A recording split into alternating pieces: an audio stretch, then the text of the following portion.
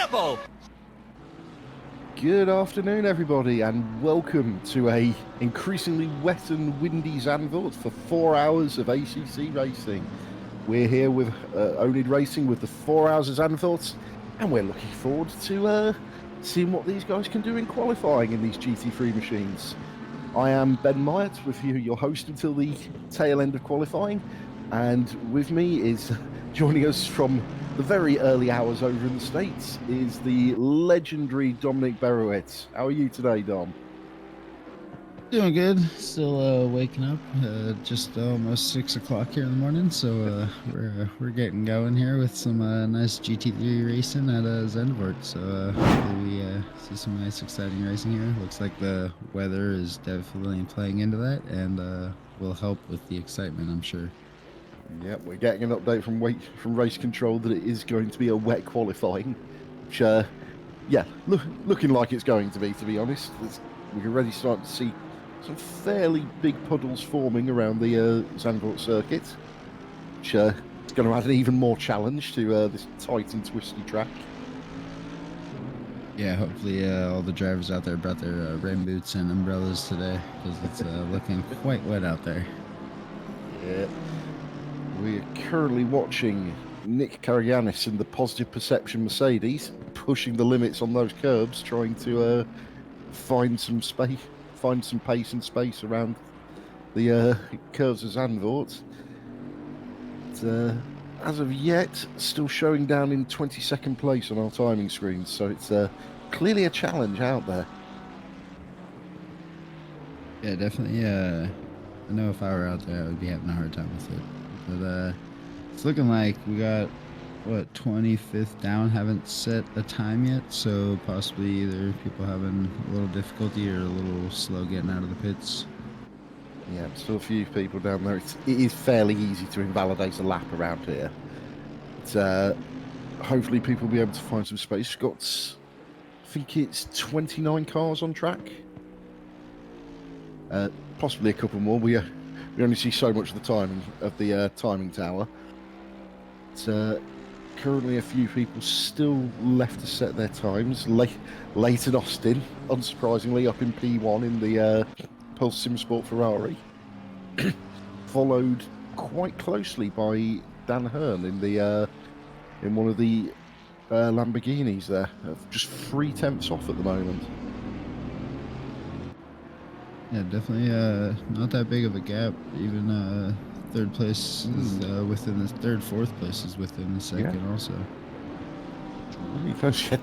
Dan Hearn rocking the Dutch livery for Reinhardt Motorsport today. Local appropriation there.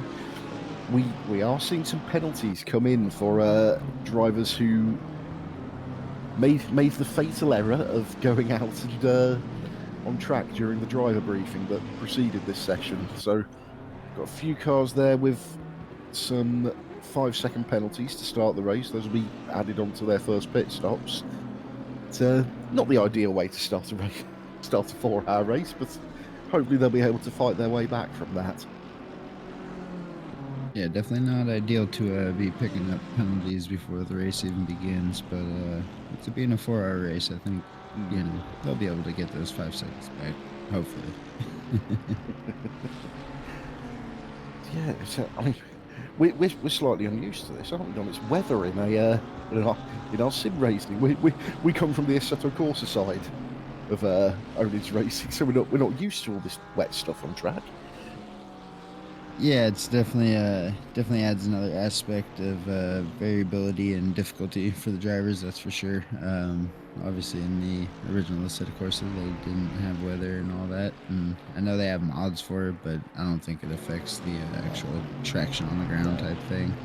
Yeah, even then, it's just a visual thing on track. So let's have a look. It's for looks, not actual feels.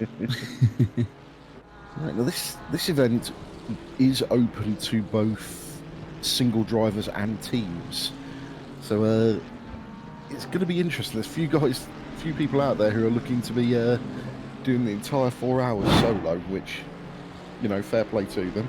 It's smacks of slight levels of insanity to me. Yeah, definitely I feel 4 hours would be like right there on the edge of what I would consider trying to accomplish by myself. I feel like anything longer than that there's just no way. Yeah, And even at 4 hours, I'd have to take a long pit stop at one point. It's like, yeah, I'm yeah, not. I'll be back out. I mean, people who've been around us know that I have a few complaints with the way my body reacts to things. And I think my knees would explode around about the 2 hour mark at the very latest. Have to get up, do a stretch break.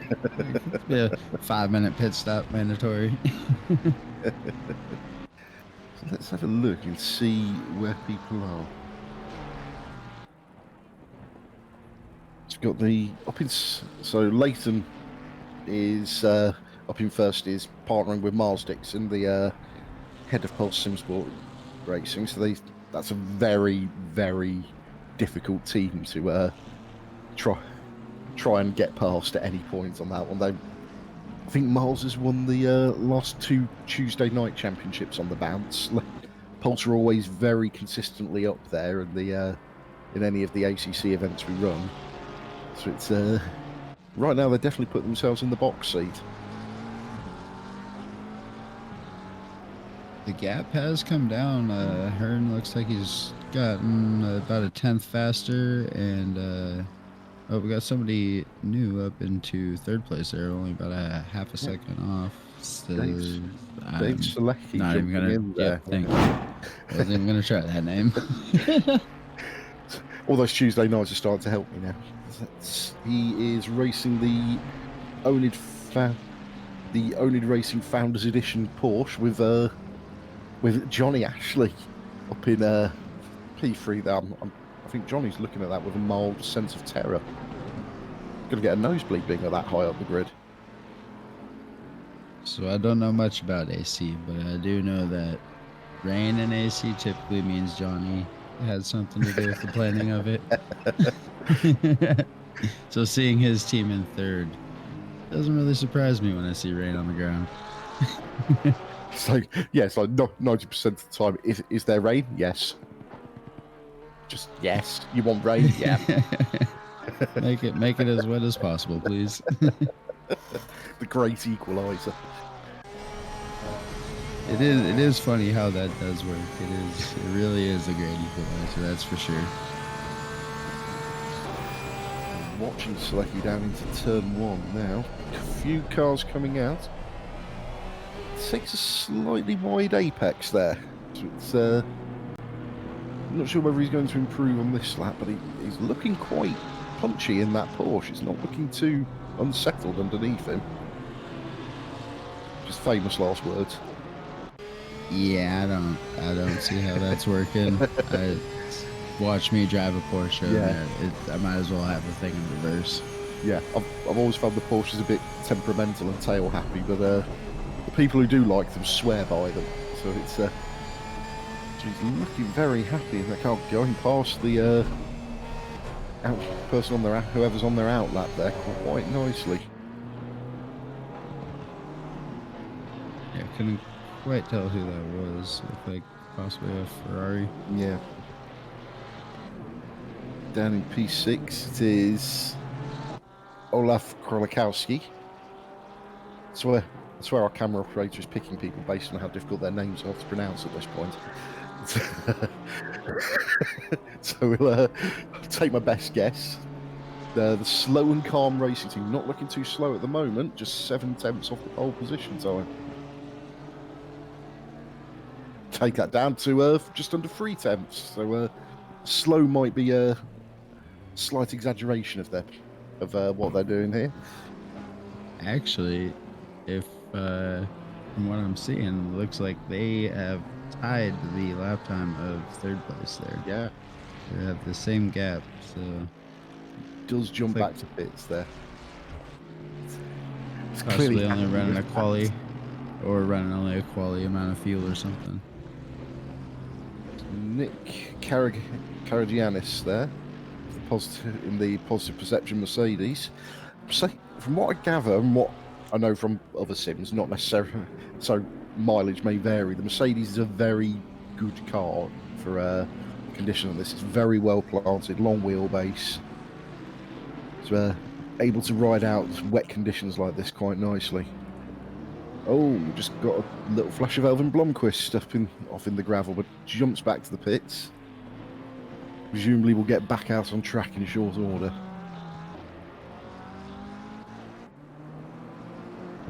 And we are now watching our number 21 runner, Geir Axlin, in the Velocity Esports McLaren. Couple of seconds off the pole position at the moment in the 88 car, but looks like they're trying to find a nice gap on track to really put the power down. Yeah, I'd imagine with the amount of drivers we got and the conditions, it making it possibly pretty difficult to find your little space on track and not have your lap compromised by either a car ahead or a car in the gravel per se.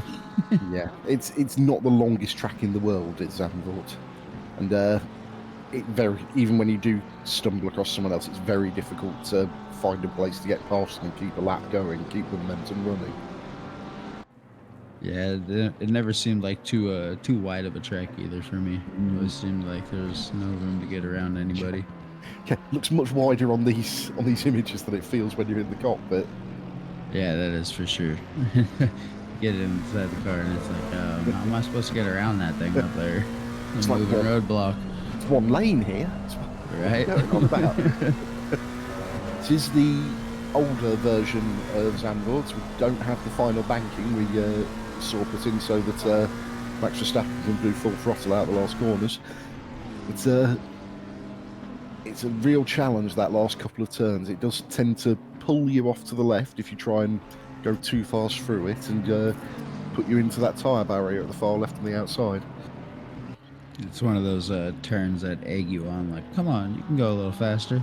You can go a little faster, and then you're in the wall, and it's like, I can't go any faster. Right, we have seen a change at the top of the timings there. Dan Hurt up into P1. Just a 10th clear of Leighton Austin in the 52 Pulse SimSport car.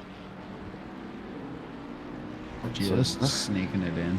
So, if I'm right, and my memory's serving me correct, that is the Dutch team are empowered by oNiD into P1 at their home race at the moment. So I think that works out just about right. Yeah, they're going to be happy. If there's one track you should expect these guys to excel at, it should be here. Oof, Aiden Oak really struggling to find some space there. Oh dear. Oof, I think we might have stewards looking at that. Yeah, that was a trip into the tyre barrier there for the Mercedes, which definitely not going to make them feel very nicely inclined towards the Apex Driving School team there. Yeah, that was an odd situation there. I wonder if there's maybe like a little miscommunication. One thought one was letting one go, kind of thing. Elvin Blomqvist back on track. We saw him off in the gravel earlier. He's back out on the circuit now. He is another guy doing a solo effort. So got to get all these qualifying laps in and then do 4 hours of racing. So, yeah, that's madness in itself, really, isn't it? Yeah.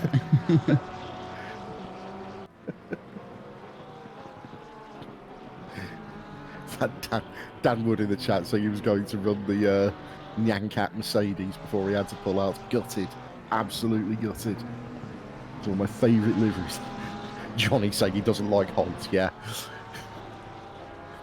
Bet the plan is definitely let Dan start the race at this point. You put us here, man. You get us out of here. Yeah.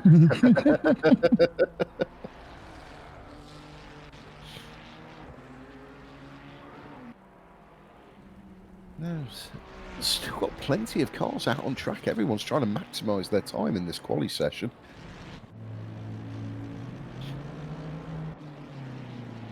Yeah, I'm sure it's just a matter of always feeling like you can get a little bit more, you know? With the rain, you're never going to get a full perfect lap. There's no way you're going to come in and be like, that was it. I hit every mark. I did it. You're always going to feel like there's a little bit more to get. Absolutely.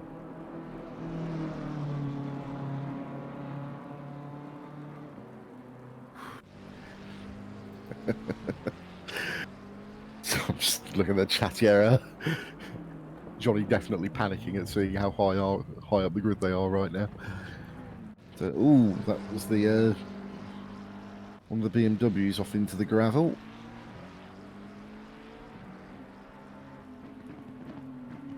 But we are just seeing a few guys. Ben Royal in the Am Sport McLaren there.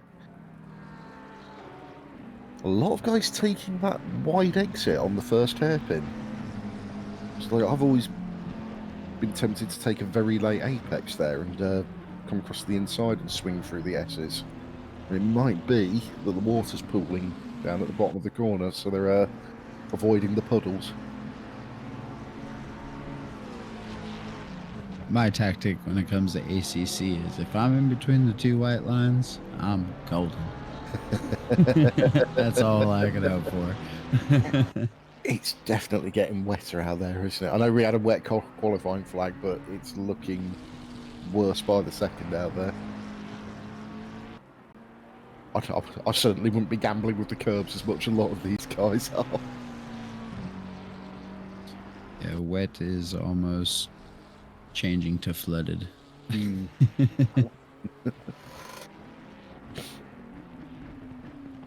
Let's see what people are doing. Watching Martin Rodriguez in the E1 SimSport Ferrari here. Ferrari seems to be a really popular car on ACC at the moment. I think it's a bit of the meta car. I think it's is the newest one, is it not? Yeah, newest one in the newest car in the game. Seems to be really well balanced and really steady from what people have been saying. And we've seen it take a lot of wins here at oNiD. But that as much as anything, that's because a lot of people are driving it. Yeah, it's looking very stable through this section. Yeah, it definitely looks like quite the popular car choice when looking at the timing screen. I'm actually quite surprised with how many Porsches are up near the sharp end of the field, honestly, with the conditions.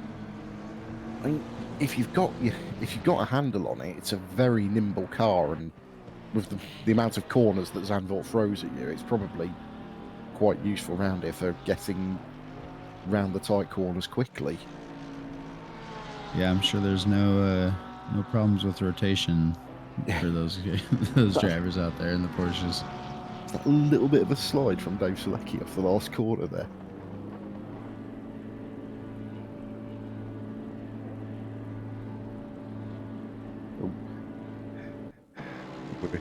Yeah, we're just trying out the replay here. Yeah, just a little bit of the tail wagging on the grass there. I think he very much got away with it there.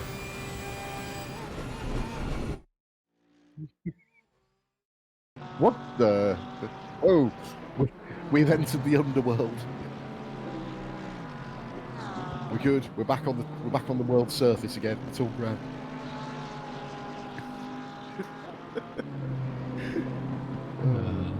Sometimes. Don't you love it when technology works? It's right. Yes. The glorious side of sim racing, you see things from different perspectives. That's Mikołaj Krzyzewski in the Marlboro Racing Porsche there. I'm liking that livery. Yeah, classic livery. Good throwback. That is nice. Third position as well. He pops it into just under 2 tenths back from Dan Hearn up in first. It is very close at the top of the field here. Top 8 covered by 1 second. I wouldn't normally expect to see that at this point, especially in this weather. Rodriguez there in P8. 5-second penalty at the race start for car number 3. That's would be the one we saw with the Mercedes earlier. So that's Oak in the McLaren. I think that was that contact coming out of the last turn. Yeah, we're going to be starting the race with 5 seconds hanging over him. Going to have to put some pace down to try and minimise the effect that has on them. Well, at least they're not alone, Absolutely. right? Few people are not looking forward to their first pit stops there. Yeah, exactly.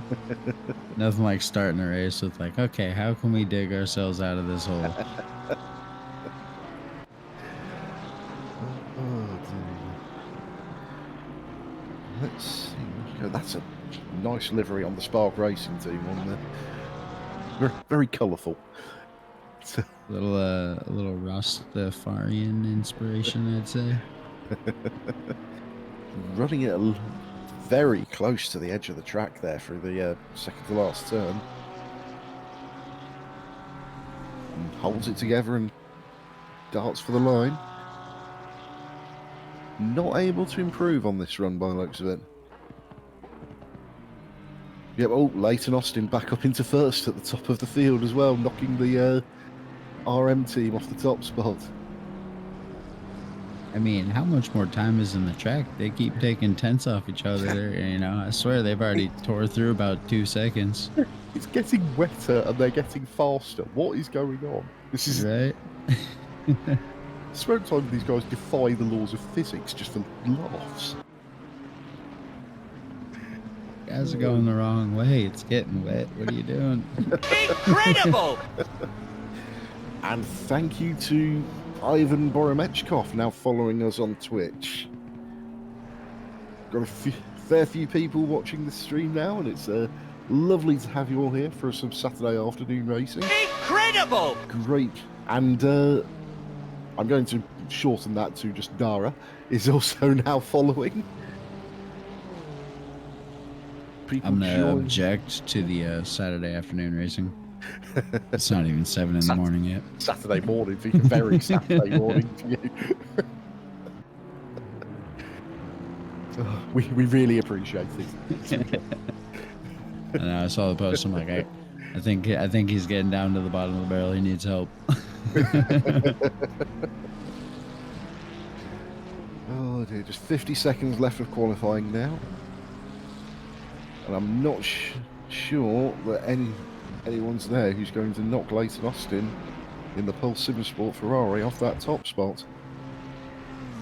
Krolikowski in the 909 Honda, just a 10th off. Dan Hearn just 3 tenths back, but not on track. Krzyzewski and yeah, one and only. I know. Coming through. It's like, look what we can do. And Krzyzewski in the... And Leighton clearly giving up on the lap there. It's off of the grass. Krzyzewski in 4th is out there, but 3 tenths back. And Amanda Scott on the solo Ferrari in the 5th place is half a second back.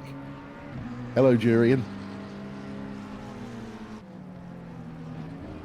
Coming to us in the chat there.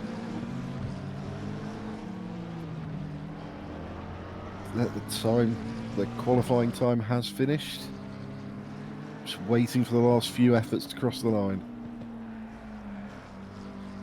Gear Axel here in the Velocity Esports McLaren coming around the last corner, pushing hard there.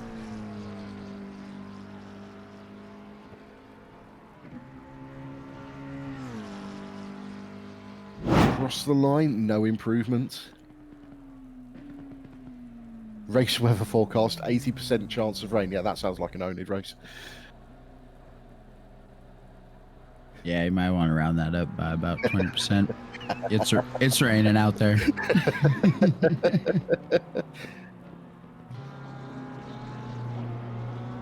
Right. Well, I think that has settled it. That will be Pulse Simsport on pole. Rob coming through with rain in the Netherlands? Nah, never. Never see rain in the Netherlands. It's Europe. It's balmy and sunny all the time. Tropical climate. I've got to say, it's starting to get a bit crowded in the comms booth here. Because we are... Yeah, we're just stacking them up now. Yeah, how goes it, everybody? Lots of people coming in for the start of the race.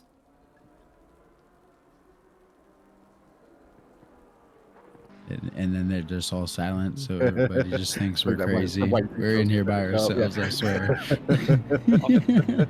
the boss is here and I'm a silent killer.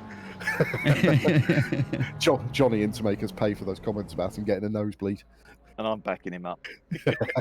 Yeah, quite Andy. I'm the protection here. We're just here to witness the carnage. Don't mind us. We're sitting silently in the corner, just enjoying ourselves. You have border? I'm in a round room.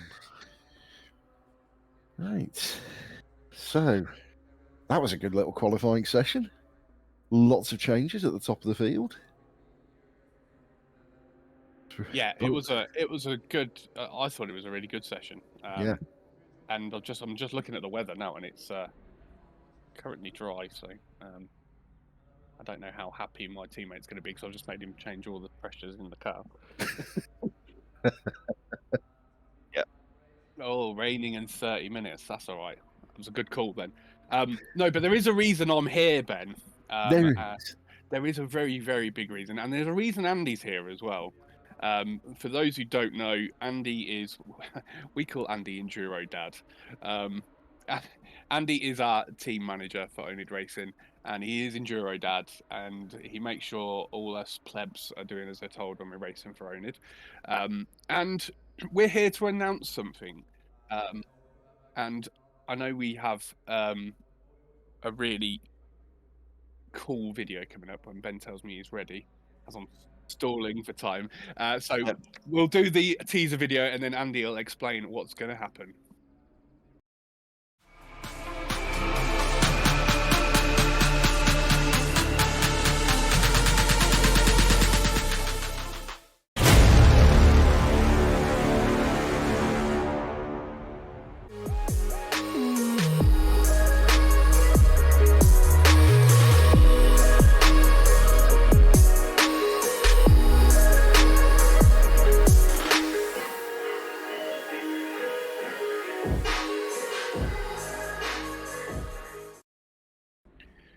So there we have it, guys.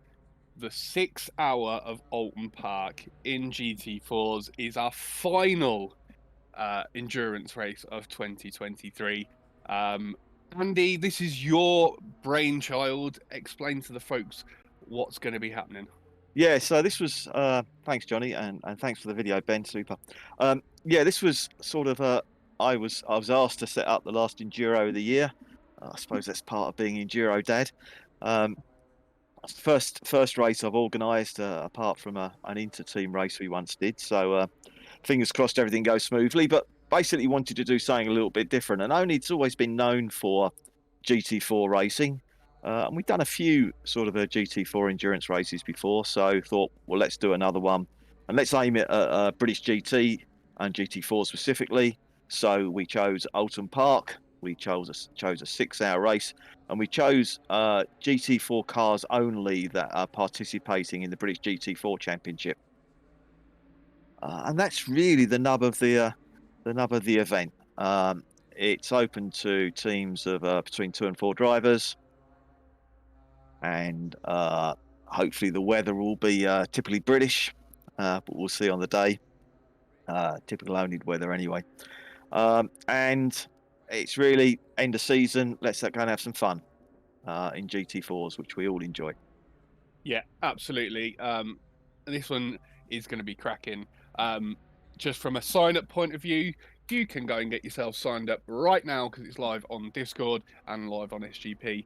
So 10th of December, we are heading to Alton Park, which hopefully is going to be wet, and it's going to be good. I love GT4 racing. It's one thing in oNiD that we've always done really well, and we've stuck with very much Ben Brown banging on about GT4s and how we've got to keep them in oNiD, and we've got a successful season beginning on Tuesday, which is pretty much full with 50 drivers. So, you know, GT4s, we need to show them some love and get the ACC gods giving them a good bop. So yeah, like Andy says, a good way to finish the year and have a bit of fun at Alton Park. But that was pretty much the announcement, guys. I hope you all enjoyed that. It sounds like it's going to be mega. Right, thanks everybody. I need to duck off because I'm starting racing. Already signed up. Yes, Julian, love it. Get in. So am I. Signed up in the Janetta. I don't know. I picked any car. We're not yet decided on. Wait, are we you are signed up too, Jurjan? Okay, well then we have So two we of have us. 2 cars. Cool. We're getting a lot of grief in the chat. Someone said we're an absolute sadists. So I'm kind of alright with that. No, I hate 60 minutes or 60 seconds on Alton, let alone 6 hours. Oh, dearie me. Well, I'm going to leave you to enjoy the start of the race, Julian and Rob. Yeah, thanks a Taking lot. over from us. Yay! With Dominic, you as well. Thanks a lot for hosting the first part of the stream.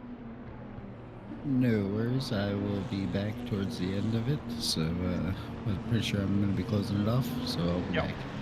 Cheers, mate. Thanks a lot. we will catch you guys later. Enjoy the race. Yeah, we will. We absolutely will. Yeah, thanks. Yeah. Well, this is a long time ago, Rob. You and me in the comms booth. How about Very that? long time ago, actually. Yeah. Well, Yeah, we do still speak English a bit. Well, Dinglish in my case. But, English, yeah. yeah, as long as it's not all about multi-class racing, then I'll be fine. Screwing up the driver's briefing. Oh, I love that driver reading, mate. Yeah, it was What a just race it's on gonna my be. I jokes. mean, Zandvoort, wet, cold, just like the real life, basically. Yeah, I've got my own little heater here in the corner of the room, just to get me warmed up a bit. You know, I always have my windows open, and yesterday I actually closed them because I was shivering from the cold. So Yeah, it is. it's a lovely weather in the Netherlands. Yeah, and we have a lovely grid. A lot of drivers in there. I'm really anxious to see what's going to happen in the first lap.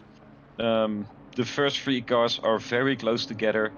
Oh, absolutely. And I know from an insider that the third car on the grid could be a bit faster, but he decided to get coffee. So Yeah, the one in the French flag. yes, the French flag indeed. Yeah, we're going now to what's now called the Hans Ernstbocht. If you're going to name the corners, it will be in Dutch because, well, that's what we do. And we can see the cars lining up right now, going for a rolling start, which it's always a hassle when you go into the first corner. Tarzan, there are multiple lines there possible, ain't it, Rob? Yeah, there are multiple lines, but there's only one good line, and it's a shallow line. I always take the high line, which apparently is not the fastest, but the shallow line is the faster one. Yeah. And being P1 on here doesn't necessarily mean you're in a good spot, because the inside is very tricky, and number 2 really has a chance to get the number 1 position in the Tarzan corner, which is the third corner. So it's let's quite see what's exciting going to happen. see. What do you expect? Carnage? Oh, I think Carnage will be in the Hugenholzbocht. Usually it goes bad right there. Yes, everybody's- Hugenholz and the one before, but I also have to rectify because P1 is on the inside. So Oh, P1 is actually on the inside. Yes. And we see Danny Hearn go on the inside of P2. Can he make it stick? He is still Trying there, to, which it is going to be difficult. no, you have because- to give up Yeah, the corner. exactly. When you go into the Gerlach corner, you have to back out there. This is the part where you can actually go all south very quickly when you go wide and you just bounce back onto the track. The curbs there Absolutely. are unforgiving. We go now into the Rob Slotemaker session. It is just a weave of full speed corners. Into Schijfvlak, which is amazing downhill. This is actually the corner of all corners. This is our Eau Rouge. Oh, Ooh, there's a and bit of that's a step little there. bump.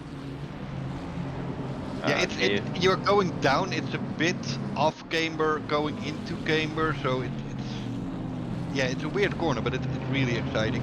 Yeah, it's where the big boys can show their real pace. Pretty Which much. Leighton Austin is actually doing. Ooh, I hear there's a yellow flag. Oh, Oh, no no yellow yellow flags flag. yet. Okay. No, it's well behaved actually in the first corner. I think they learned from first, they. I taught them well during the driver's briefing. They were all Well, they're all scared for expecting major GT4s. penalties. They're all driving very cautious to avoid GT4s. So. Yeah. We see the okay, thanks a lot, mate. We see the Pulse Ferrari creating just a tiny gap here. And there is a Honda at P2, which I can imagine is a very tricky car on this track, especially in It the is a wet. tricky car, but I heard Danny Hearn say it's really good on sand. Okay, and then yet we only see one of them driving in the whole pack, at least in the first Yeah. 23 cars. Yeah, it's not the car I would pick. But No, I feel it's a bit of, ooh, that's a nice oNiD livery. it is. Sam. Isn't that the only rookie livery? It's really, really nice. It is a nice, it's like a urban, Yeah, urban stealth. camo. Camo, Stealth there you go. camo, Yeah. yeah. Yeah, Ben does a cracking job to make a livery. Like, he wouldn't make a French flag for a Dutch car, you know? If you guys are all, if you guys are wondering, we got P18 and P19, car number 71, car number 3, already have 5-second penalties. This is due to misbehavior during free practice 2, which I don't know if it was streamed, but it was during the driver's briefing. So if you think, Not why do they have those penalties, that is from that part. And we see that cigarettes advertising is actually allowed on the Netherlands. Yeah, I we're didn't know. not gonna call the brand, No, I think. but we can all guess by the colors. Yeah, and by what actually is written on the door. Ooh, this part of the Ooh. inside, yeah, that couldn't go right. If you go into the Arjen board side by side, that is, there you're gonna hit someone. four- There is four- major understeer in that corner. Yeah, absolutely. 4 cars in a battle here. On the inside, you see side-by-side here with quite cars on. good that there are 2 lines, and the inside line is actually quicker. Yeah, normally it's the outside, but I think the track is kind of green, dampy still. Hmm. So that could mean a lot of understeers take the outside line, but normally the outside line is as quick. So Yeah. let's see how the track progresses, and maybe we'll see some really nice moves there. Bloomquist moving up a spot into P11 now. Going into the Skyvlak, this is the corner of all corners. If you're there in real life, you can see it in the background a bit. The gravel is on a really steep bank, so we're really elevated above the track. It is when you visit here, that's a beautiful spot just to go to and have a quick peek at the cars coming by. Absolutely, I went there with the Masters and a couple of Masters, and I always went to Skyflock. It's the most Yeah. beautiful corner. And Yeah. in real life, you really don't want to go out there because you're Oh. you're beached. This is also a nice place to overtake the Hans Ernst-chicane because at first you go to the right and then to the left, but Danny Hearn just sticks to it. He doesn't move. Yeah, He doesn't seems to be glitch, struggling doesn't- a bit. Maybe the tires aren't optimal for this condition, but He is under pressure indeed. absolutely, yeah. Weaving just a bit to try to break the slipstream into this corner, but we all know that the Lambo has great brakes, but it didn't help this time. I know for a fact why he's struggling actually. Oh. He's on wet tires. Ah. Has he gone mad? Sorry, I've unmuted myself. They're going to be fried by the time it rains. Well, I was looking at AC Drive because I'm his teammate, and I'm looking at the pressure, and they're 38. Oh my So- god. Well, that's your first pit stop. Yep. I'm still amazed he's still at P4. Yeah, exactly. You might as well get in. Ooh, the purple Porsche. That's Johnny, right? No, Selecki? That's like, yeah. Is Johnny already in the car or is he driving with Selecki? Don't know, to be honest. Is he driving with Selecki? Johnny in a Porsche? Ah, Is okay. he mad? Well, the We were new all Porsche is surprised actually too. a really nice car to drive. It is a really nice car, but I'm not used to Johnny driving anything other than a Bentley. So. But they are under pressure. a lot. Yeah, right now And you see here in the Kumo tires, in the Kumo corner, and also in the Ariline bike corner, there is absolutely no space to get your nose next to another car. You No, just have to absolutely. follow. And we have a bit of a Danny train here. Yeah, all wet tires. Trying to cool his tires any way he can. Yeah, you did see him go look for a bit of a wet patch there. Yeah. Yeah, he's just struggling so much.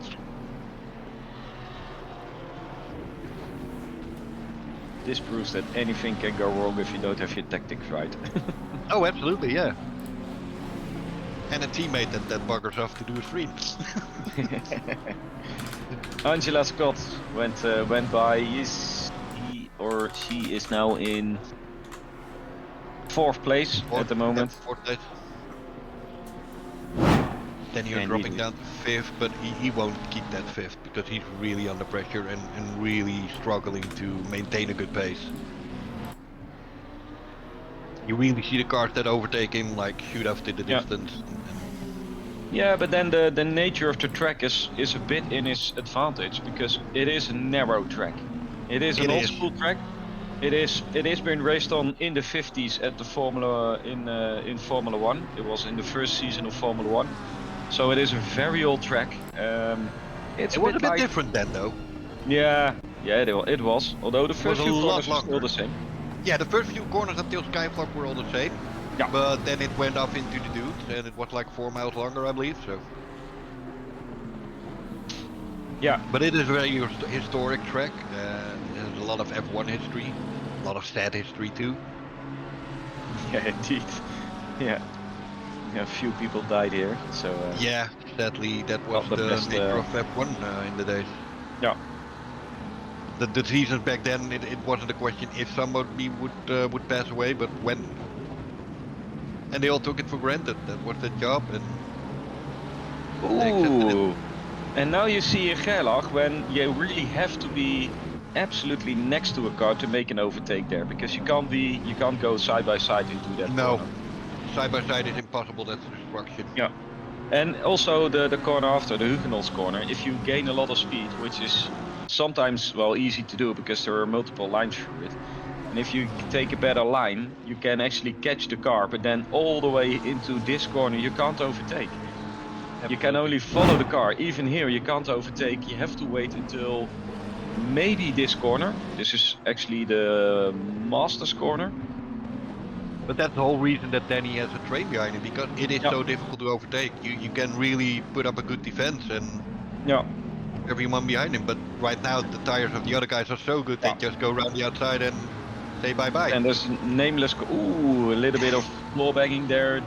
Danny trying to disrupt the ideal line, but once you're on the inside here, it is very hard Not giving to up defend. though.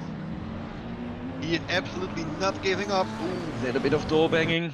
Well, Naughty, let's naughty. leave that to the stewards. He See is what's happening. defending as if his life depends on it. And then all he does, he's pushing Axelen. I hope I pronounced that correctly. Axelen Yeah, into a Axelen. fight with Selecki, which Pretty much, yeah. gives Danny Hearn a bit more room to breathe. And I think He- who is in 4th, Mr. Rodriguez, he's just waiting to You see to how see much. them screw up. Oh, There you go. Ooh. Oh, thank Oh, you. he's got lucky there. Thank you. He got lucky there.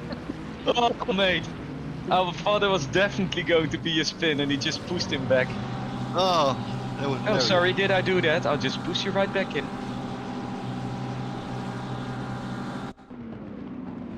Let's see what happens. It's actually a minor tap. This It is a minor not- tap, but It's just enough. And who is the laughing third? Do you have that saying in English as well, Ben? When two dogs fighting for a bone, the third one goes home with it. Something like that, yeah. Yeah. Oh, Okay. Yeah. That's literally translated from Dutch. But oh, the Rasta car went very wide there. Lost a couple of places. How many cars do... Sorry to butt in. How many cars do we reckon are running wets? Because there's a lot of difference in pace, isn't there? Yeah, there is a lot of different. I think a couple of cars are running wet, and maybe like for instance, Danny's strategy could be like it's gonna rain, so let's kick with the wets for the first session and then get back in the second session without doing a pit stop. I just hope he won't fry them until then. Oh, and got spun that's around. a definite spin around, hit the and ice. Come on, guys, brake. If there's a Wow. if there's a yellow flag, you might as well hit the brakes. Yeah. Well, now it's time to go. Well, Yeah, let's see what he does. definitely- I think he's going to go in, get it repaired. If you want, you can hop into the channel real quickly too. He got hit again. Ooh, this is He bad. got hit again. It's You really could bad. jump to the voice channel with him real quickly to have a quick tactics Yeah, team I'm gonna meeting. have a quick talk. Be right Yeah. back. Sorry, you got me for a minute. I think that was just the disparity in speed, wasn't it? With the damage and the tyres, like I think the car behind just and didn't once realise. that happens, once you go wide, this is an absolute narrow track. So once there's a car in front of you, you can't really avoid it. It's all twisty, it's all up and down, so you see them right at the last second, which makes it a very dangerous track. No, I'm It's interested just sad to see. Yeah, it's a shame. I think it's just started to rain.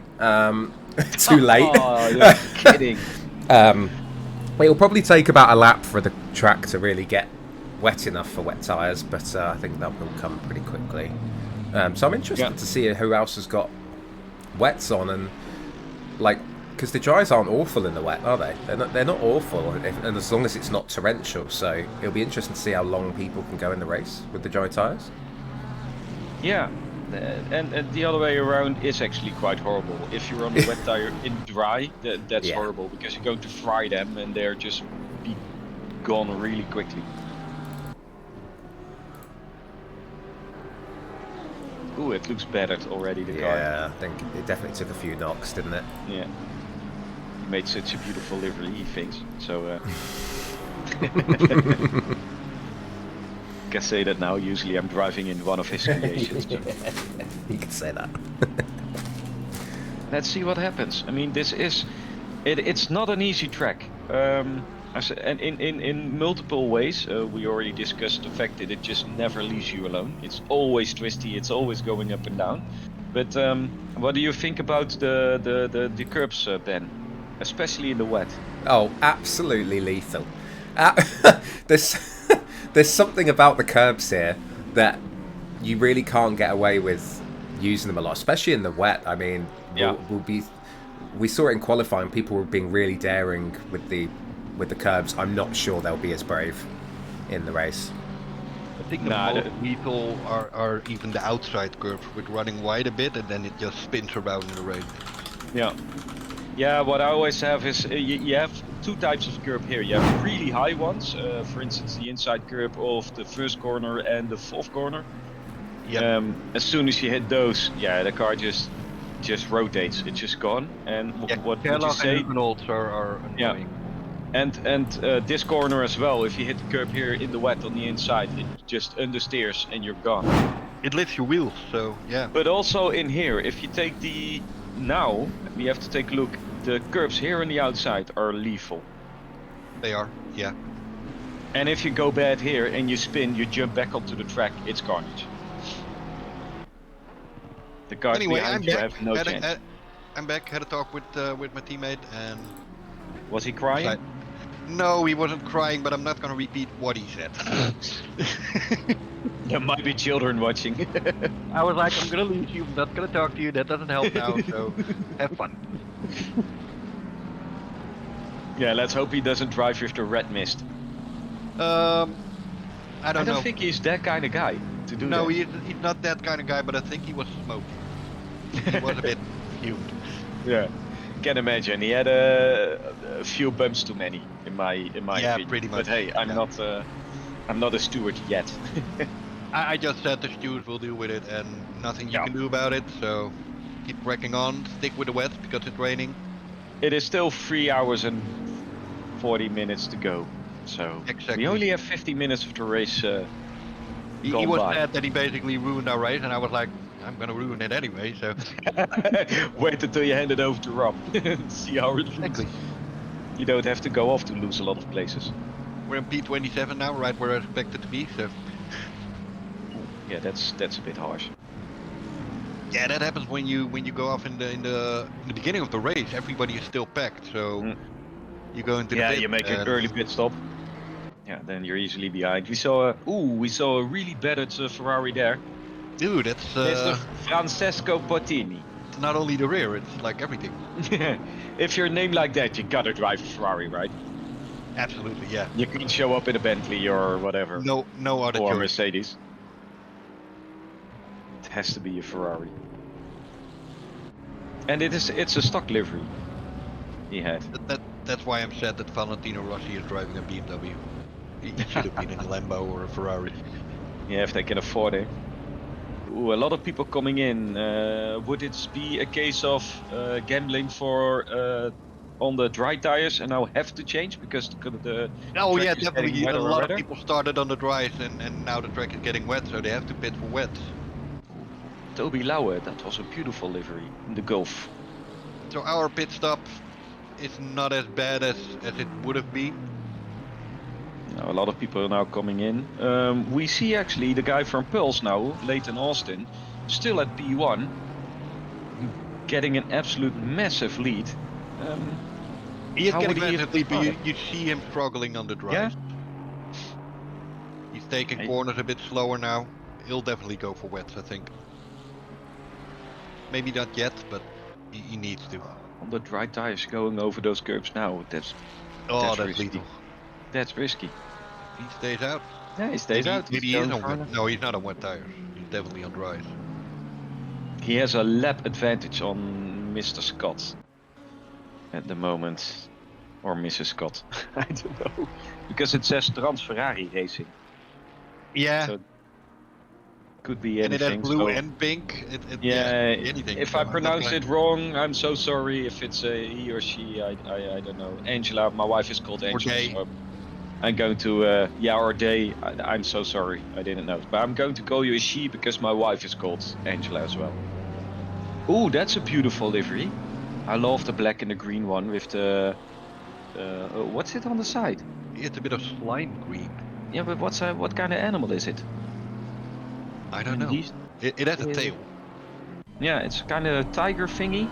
Yeah, That is beautiful.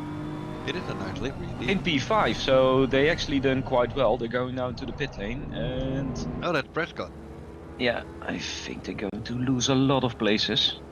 Yeah, everybody who goes into the pit now is losing a lot of places. I Yeah, reckon. because it's quite packed now still. Sony Angel. Sony. At P2. In the Ferrari. The Ferrari is actually doing quite well. We see the first four cars now in a Ferrari. Yeah, it's a good car in the wet. Why And a does good it car in say the dry. It's just a good car, I P2 in think. the right lower corner and no. Now it jumped into the overall standing. Sorry. Yeah, the overall standing is sector based, so Yeah, it's a bit slower.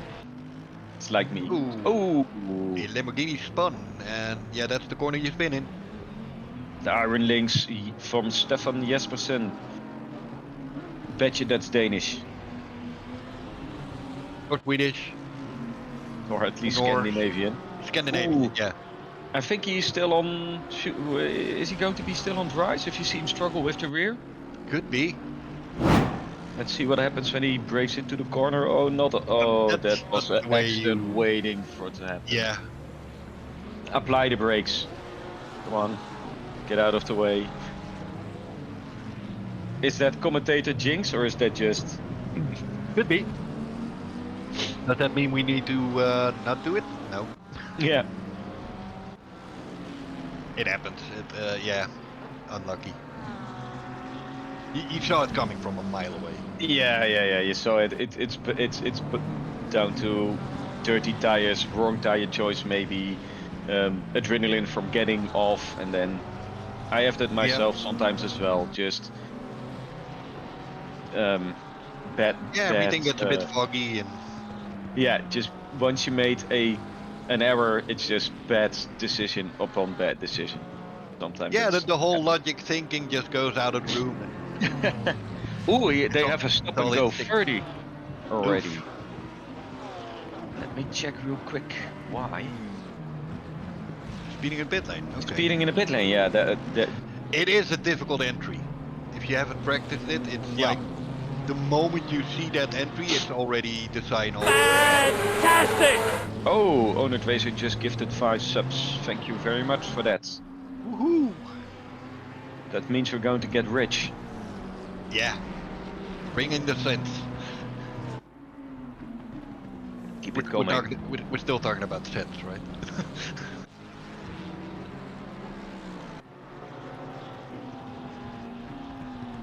So Austin's still in front.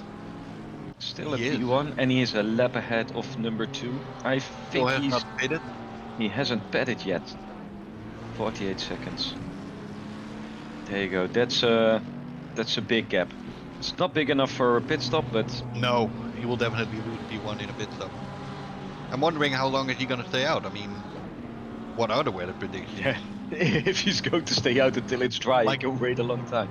It's light rain now. It's gonna be heavy rain, or medium rain, and in 30 minutes it's gonna be heavy rain. So Yeah, it's not gonna be any better. So it's a curious. Let's see how their tactic plans out. Yeah, I'm curious to the tactic of staying out on the dries. I do know the pink Lambo, the Iron Link Lambo, is really struggling. Yeah, he was now overtaking. I think that was blue flag. But will he go Yeah, in? there you go. That is Johnny's Good move by teammate. Selecki Selecki on the inside. into P6.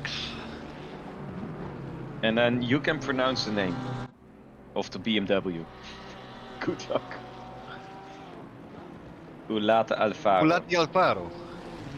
Well, actually, it Not went that difficult. easier than I thought. Do the name now of P3. No, I won't. Ah, there you go. Number 1 into the pit lane.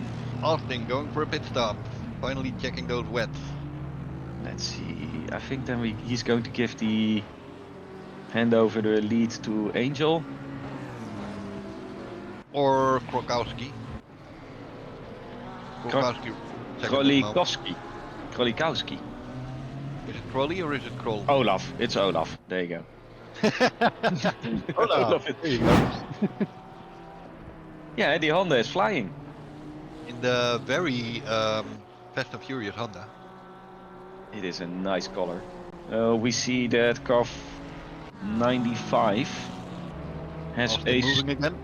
stop and go penalty. He is still in the lead, and there you go. He had just been overtaken by number 2. So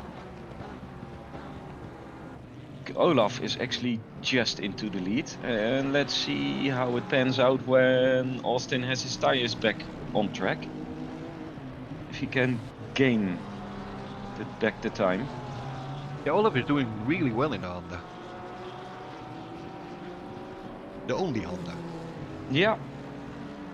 For the slow and calm team, it's not a familiar team for me. No, neither for me, but good job. Yeah, exactly. We love to It's see new also a faces. name I've not seen, and this is a name it's unpronounceable for me. We'll call him Nikolai. Nikolai. Yeah, Nikolai, he just gone a bit wide, giving, oh, this is dairy to go into this corner, side by side, but then you have the advantage into the master's corner. But the other Inside, corner is yeah, back to the left. Yeah, now you're on the inside of your pass. Nice move. That's a dairy move to go there, out of Skyflak on the inside. Absolutely, that's. I mean, in the rain, hitting the curb that hard could easily launch you off the track. So, well done. Yeah, good job from Beep Racing. Austin is already. Ooh, Austin is flying already. He is only, well, on the screen it says only 2 seconds, but I guess that's already less at the moment. Yeah, he can. Yeah, he has them inside, and for me that's hard. If I have somebody inside, I start pushing even more and more and more. While I'm already faster than somebody else, I should think, okay, I'm already faster, just stay this pace, and you will wheel them in. But all I want to do is get closer to them quicker and quicker and quicker, and I just start over pushing and I fly off. Yeah, it happens sometimes. You gotta Yeah, keep that that's- cool. Yeah, and I'm not that cool at all. Just gonna say ice cold, mate. And it doesn't happen that much that I'm quicker than somebody else. So. Like an ice block. Nice block, yeah. It has been a good race so far. It is. Ooh, he's already on the tail. That's for third place. You've seen a lot of good fights in the first half hour of the race already. Yeah, here you can pick up the pace. You see he goes through that corner a lot quicker. It's peaking on the inside. The inside here. Yep, that's done. Yeah, there you go. He has more power on the exit. Both Ferraris, so you can't blame the car. And there you see Iron Link Lambo still driving around with damage. Just go into the pit already. Oh, a McLaren. Darren Wallace has a spun off. Yeah, that's just and. We're driving slow. Is that just that's just getting out of the way for the quick guys? That's that was probably getting out of the way. Yeah. No. Yeah, that's a daring move. I wouldn't park it myself, but. Yeah, well, it is because when you're after the corner, you have until after Skyflak when you can get them by. So if you can get out of the way, he's on the inside. You see here that when you have to go. He overshot himself. Careful with returning onto the track. He did that nicely. Yeah, steering in too quick and then. You're in the gravel. gravel. Yeah, when you the curbstone on the right side corner there is high. That was really close. I bet you he's going. There was I bet he's going to need a clean pair of pants now. Yeah, absolutely. Wow, that was a lot of speed difference. In the rain, that quick hands. That's quite impressive. Ooh! And there you go. This is what happens in the Skyflak. And in real life, you would not get out. No, you're definitely stuck. Yeah, this is also called the pigeon corner from the Formula 1. For everybody who watched the Formula 1, during the race there were a lot of pigeons on the inside of the track there because they try to grow the grass and they put a lot of seeds there and the pigeons thought, well, that's nice, free dinner. Yep, free dinner. There were a lot of... there was a car on the inside there. Into Slotemaker, Rob Slotemakers, who's also a Dutch racing legend. For those who don't know him, he has a driving school nearby the track, and he was one of the greater Dutch touring car drivers we had. He gives slip training, like how to recover a spin and stuff. Yeah, he actually died in that corner. That's why they called it. Why they call it the Rob Slotemakers. Yeah, it's usually the fact when a corner is named after the driver, you can almost for certainty say that the driver is not alive anymore. Yeah. Sadly, except Arie Luijendijk, he's still alive.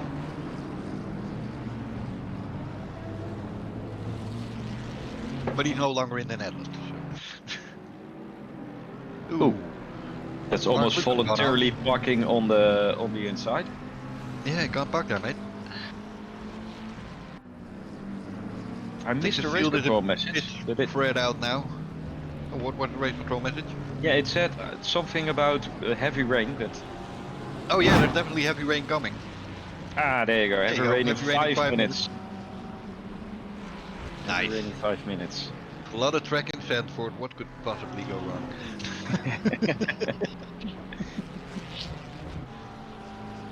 This is the fight for... Whoever chose this weather is a sadist. I'm sorry for that. I was going to say, guys, you can't blame anyone else. You guys came up with this weather. I actually said it. I'm sorry too. No, I'm a sadist. But if you look at this, the Rodriguez and Angel are actually fighting now for P5, but Angel... Yeah, they're having a good fight. Yeah, but it was like 10 minutes ago, Angel was still at P2, so he's not happy in the rain. No, definitely struggling. He is struggling a bit. But some drivers are really good in the wet and not good in the dry, and the other way around goes the same. I mean, some guys really struggle in the wet. But you still have to get past first. Yeah.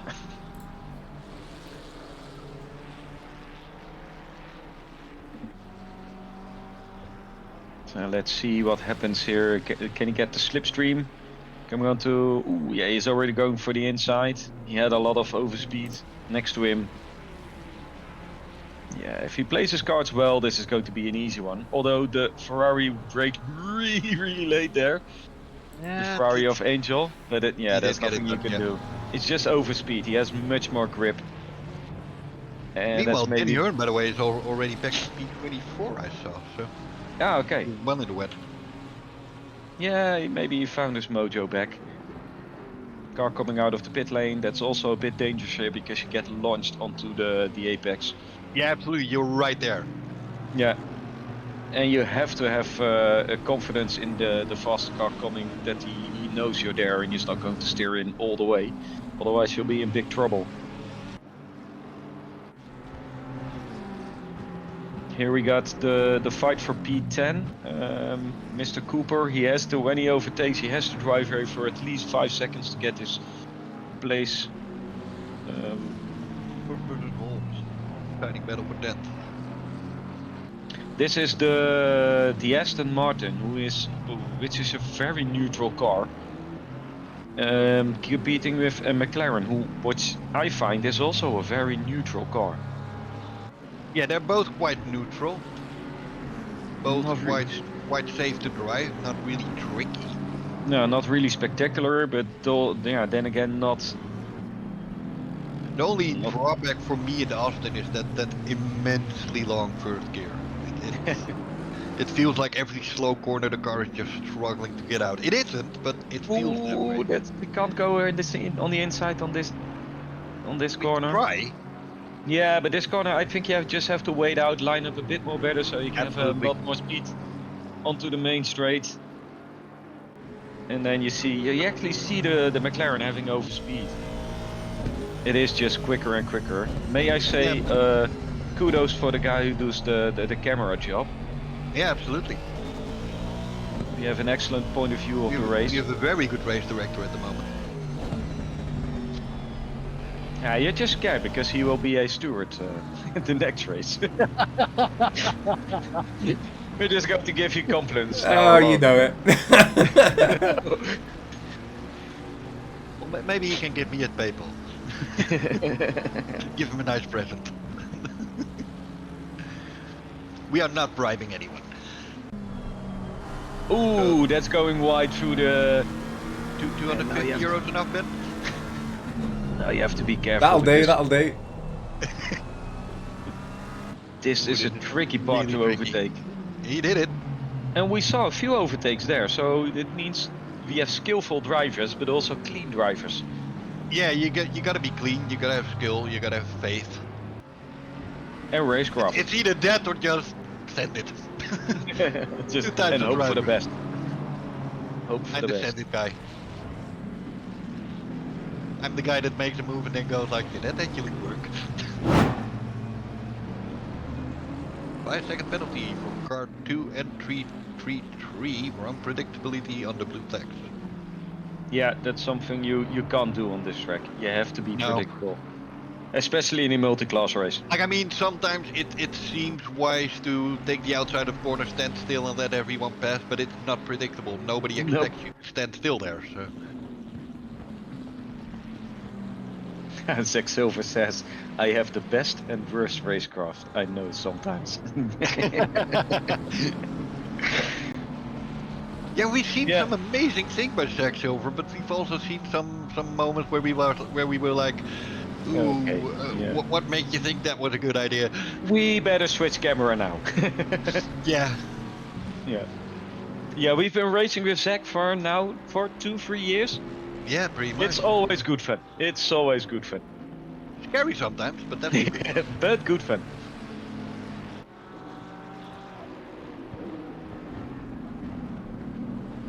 In the meantime, Austin 2 seconds away from number 1 at the moment, so he's still gaining on P1.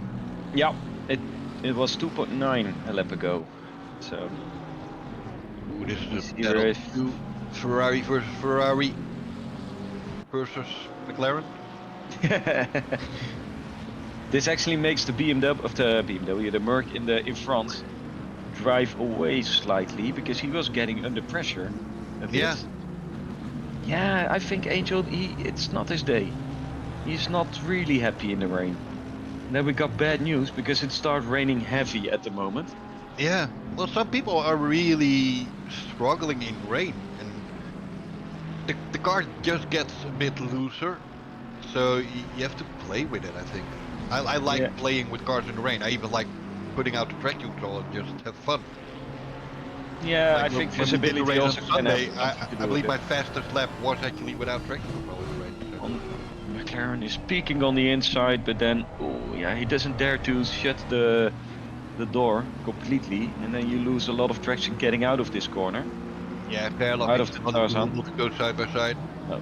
If you hit the Renault. curb here on the inside, you end up in the dunes somewhere. Yeah. Pretty I much. had my If they would first. update the track, you could actually take the high line. No, I actually had my first accident on track on that exact corner. On a Formula Ford I bought from a friend of mine, and I hit the curb, and the car just got pushed outside. Oh, you rode it up? It was between 3,000 and 4,000 euros of damage. You were like, sorry, bye. Yeah, here are the keys. I'm going home. Oh, outbraked himself you're into really the Masters struggling corner. there. But the other corner is to the left. But when you're here on the inside, you're going to lose a lot of speed going into the straight into the Hans McLaren's corner. going. Ooh, McLaren could have gone for a cutback, but didn't. Yeah, I think he's going to get more speed here and outbrake him. Ooh, second apart, indeed. It's going to be an exciting battle in a bit. Austin challenging for that. Ooh, leaders are no longer a second apart. Oh, no. Oh, this is so terrible because this Oh. is so slippery here. I think we're going for a replay. Yeah, we're definitely going for a replay here.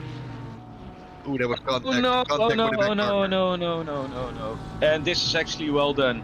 Hitting the brakes and stay there. So that's amazing racecraft from the leader, the former leader of the race, but so unlucky.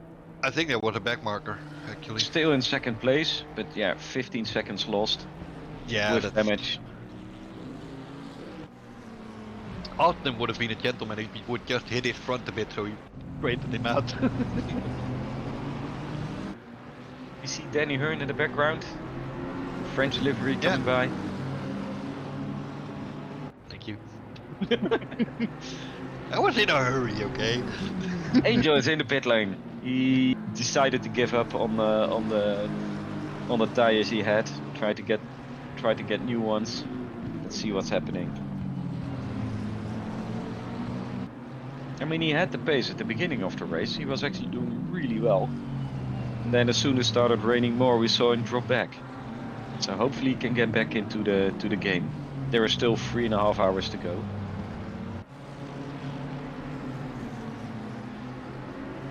Yeah, Sabrexy says, go Pulse, Lating is flying. Yeah, he is.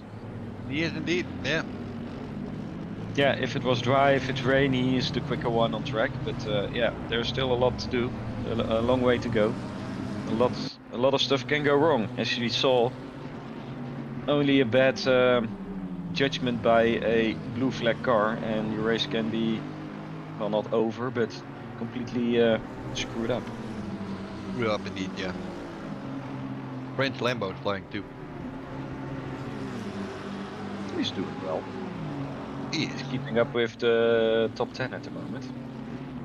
Maybe gaining Well, better a bit. be.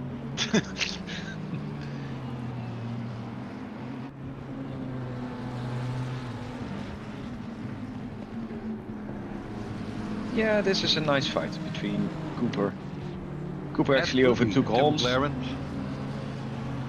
he's closed down the guy in P8, Royal.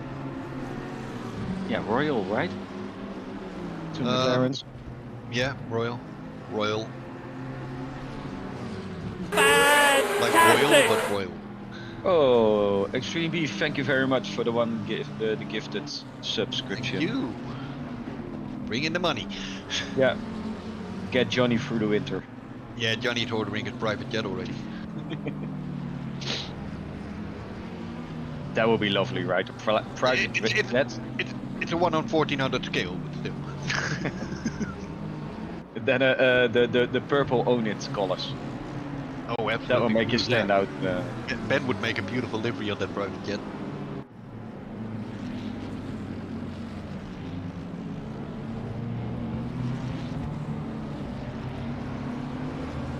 Then he's struggling to get past. He wants to get past, but he's a back marker, so. Yeah. You have to unlap yourself. You have to be really you don't get cautious. a blue flag. Yeah, you better ask that to Ocon. He has a lot of experience with it. Yeah, he didn't do it the right way. Oh, he do it a way. Yeah, he definitely did it. He would just like send it. Made him famous. Oh, absolutely. Kaskulaya. You're just doing this to let us pronounce the names, aren't you? Yeah, Ben is like, I'm gonna get the most difficult names to pronounce. Next up is Karaglanis. Ooh, penalties. Yay. Penalties come flying in. I bet you the 95. That was for. Was he involved in the car 96? accident Then second with lap penalty. 1? Car 96 is 95. It's a Ferrari of. And a 5-second car for car number 5. 10 second for car number 5 actually. Car number 5, that's O'Brien in the McLaren.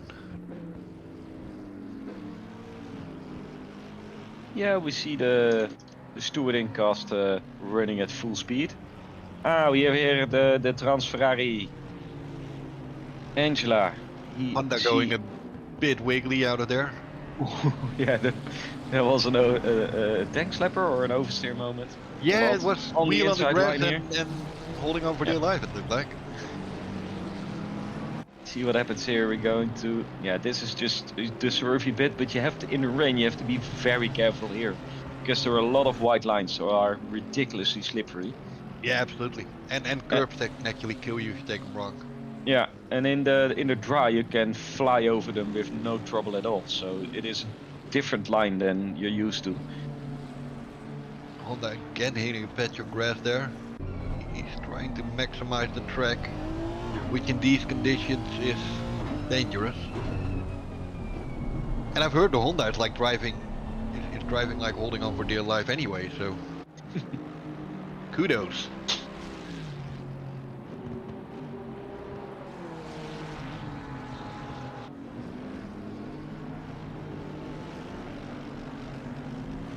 Yeah, this is a beautiful part of the track. When you go to big races like DTM, the Hans Ernst-chicane is a nice place to sit. You have a very elevated dune, so when you sit against the dune, there's nobody in front of you. And there are usually big screens to follow the rest of the race. So a small insider tip of us. Yeah, that's a beautiful spot. And going into the chicane, you see a few overtakes. And we are talking about normal races. It's not like F1 where there are grandstands everywhere. Yeah. Normally those aren't there. That's just for F1. So normally you can just walk around and sit in the dune and have some fun. Unless it is weather, you don't want to sit in the dune with rain.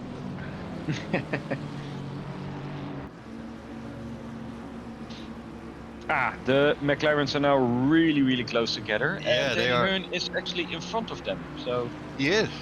that was a dangerous move. Coming onto the main straight, I think he lost a few meters there, and from Cooper. But Royal actually braked really later. You saw him getting a little bit ahead. After 45 minutes, still a lot to fight for. Really fun. It's a good fight too, behind the Angel train. Yeah, this is difficult, and when you're overtaking blue flags, get out of the way really nicely, the Merc. Well done. I mean, you have to give up sometimes your own fight because, you have to get out of the way for the other guys. Yeah. It's sad but true, but Well, it is doable, but the worst part is if you're in a battle yourself, Ooh, you're you up have one to spot, take them mate. away. Yeah. But then he's doing a cracking job at the moment. BMW is driving a bit of a weird line, but He was a lot more up the field, Mr. Ulati Alfaro, if I remember correctly, the beginning of the he race. was, I think, yeah. So you see now that the... Ah, okay.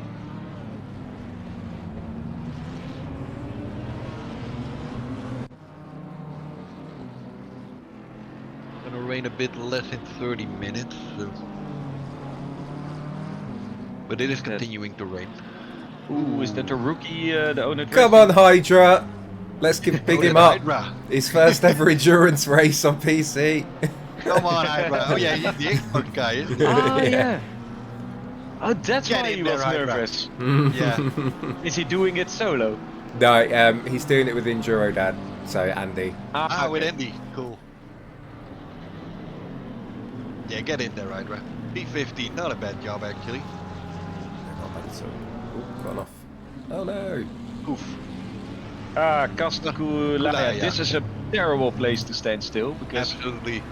you just jump into the racing line. I would just continue on the grass a bit and then enter the track because in that corner you could just gonna stand there. Yeah. Endlessly. So continue in the grass and then join the Or track have your again. teammates then it's shout safe. at you Yeah. when you can drive. No! Well, I would be shouting now, I mean. Imagine what is it for me to drive with Maarten. Oh, I've driven with Maarten, remember? Yeah, me too. There were a lot of moments where I was like, Mamma mia! Well, I got up. Extreme Beef asks is that Merc livery the mystery machine from, I guess, Scooby-Doo. Ah, there you go. Looked. It has That a one? bit of the same color, but I don't really see what's written on the door. No, it's not.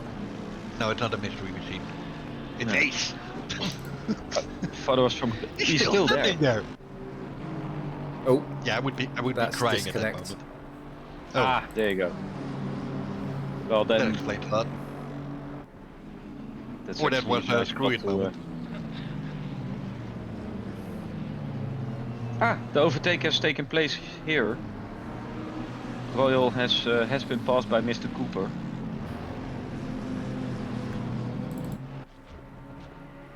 It has been done indeed.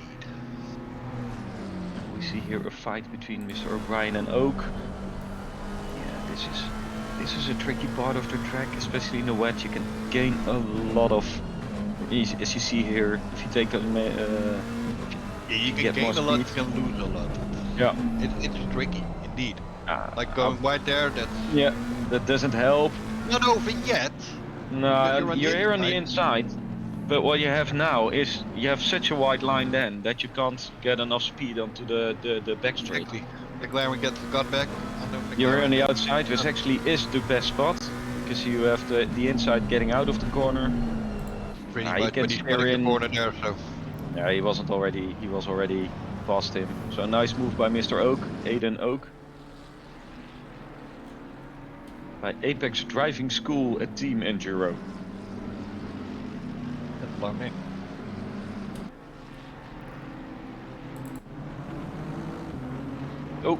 Oh, yeah, if you go on there full throttle, then it is a track cut. Ooh, careful with rejoining, but did that quite well. Try not to be that much in the way of these fellas. And it's still very bad at Ferrari. Yeah, it has seen better days. Absolutely. Samwise. Sam Grant. Sam Grant in the oNiD rookies in P12. Very well. He's doing Absolutely very doing well for the great, yeah. rookies. Where are the other? Zelecki is at P4. That's also a oNiD team. So they're not beating the oNiD masters yet, but they're right on their tail.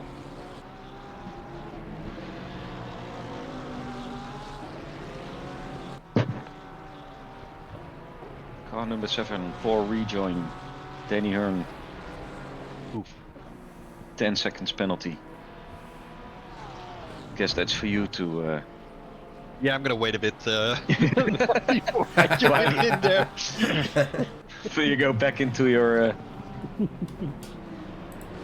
Probably me Well. driving the next 3 hours. Yeah, you just okay. Then you do it on your own. Bye.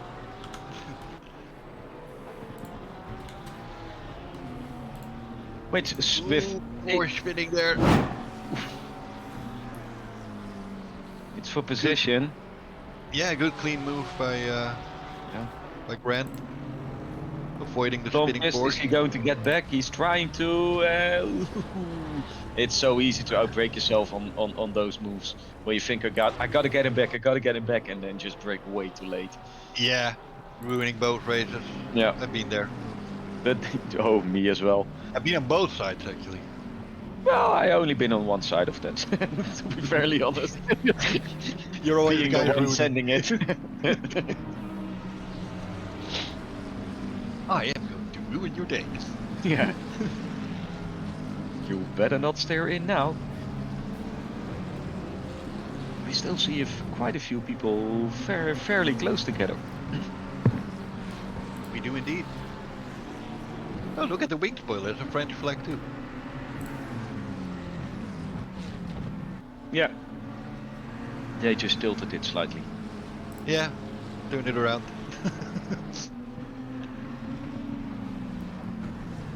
But this is the Ferrari actually gaining on Cooper. And Cooper He is gaining was on both of them, gaining yeah. on... Yeah. Inside there, boom. The yellow McLaren running wide there again. No, that wasn't for position. That was for... Oh, okay. It was a blue flag. Flagging. Okay. Yeah, it's the grey behind that one. That is Mr. Royal. Ah, I get it, yeah.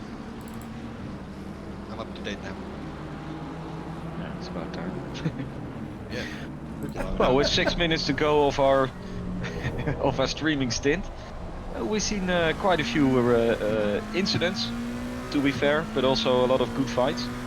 Oh, absolutely cracking fight, but yeah, sadly a lot of incidents. Mostly meaningless.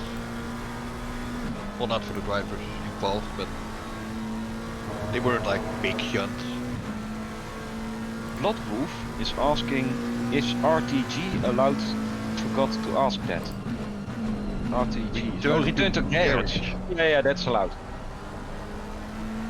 Yeah, it gives you a waiting time. Yeah, it is. If you are a hazard on track while driving back, just return the garage. Yeah. I've had cars where they were completely undrivable, so it's not worth trying. And that's when you haven't even crashed it. Ooh, that was a big moment of... Yeah, the McLaren went Mr. outside Cooper. in the grass and had a bit of a slide. Yeah, and immediately the French Hovenzaten Laurens, the Dutch That's guy. very good. Yeah, exactly. He overtook him, and now he has Mr. Royal all over him again.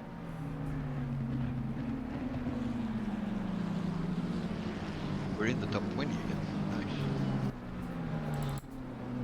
With a lot of penalties. Nice. Nah. Which I bet there will be more, but...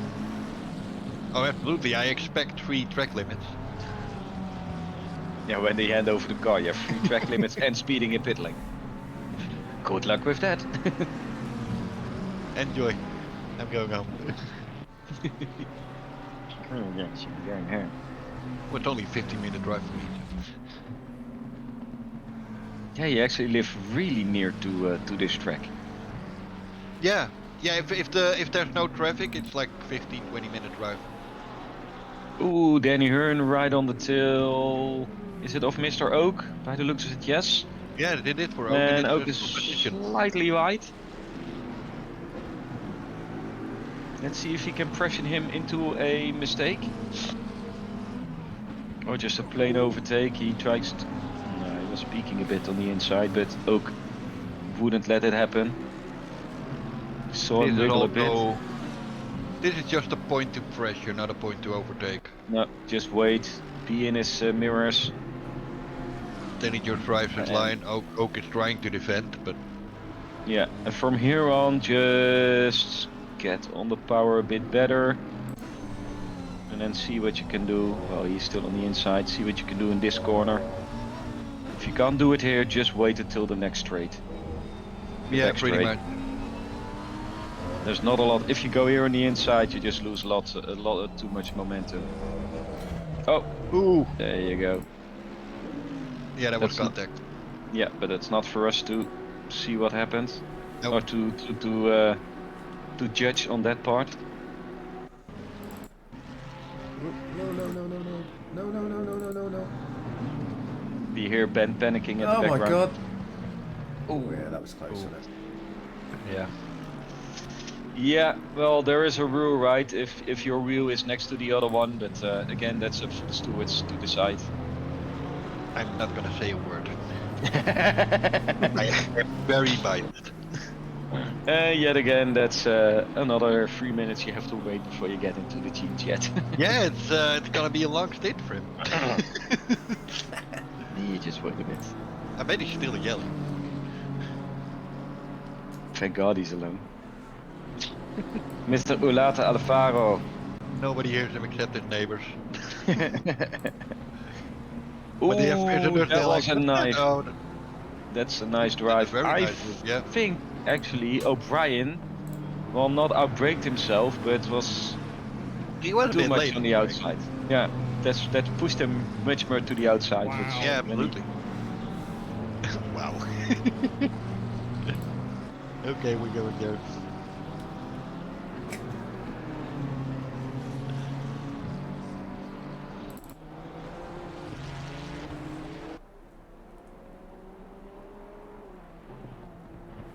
Yes, the fight for second place, by the looks of it. Yeah.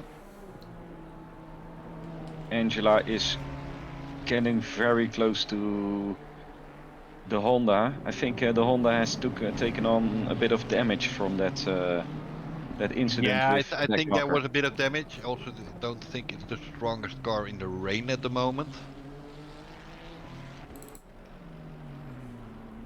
Ooh. Oh, Mark Lucas, we saw him on the grass before. Yeah, Be careful with the rejoin. not is the not- best way to drive around the track, but No, Do but maybe he's trying to make his way back to the pit lane. yeah. Careful with speeding. It's easily done. Especially when you have damage. Ask that to who was it? Who went just sideways E11. in Zolder? He went sideways over the pit entry board with, I don't know, 90 miles an hour. GSF. G-Slav. And the 90 miles per hour was the miles per hour he went in too fast. Yeah. He was a ridiculous speed going into the pit lane. Yeah, he was just like full throttle and it. And he wondered why he got Oh, remember you that got- one time I went into Spa pit a bit too fast, slid around and was stuck? We've all been there.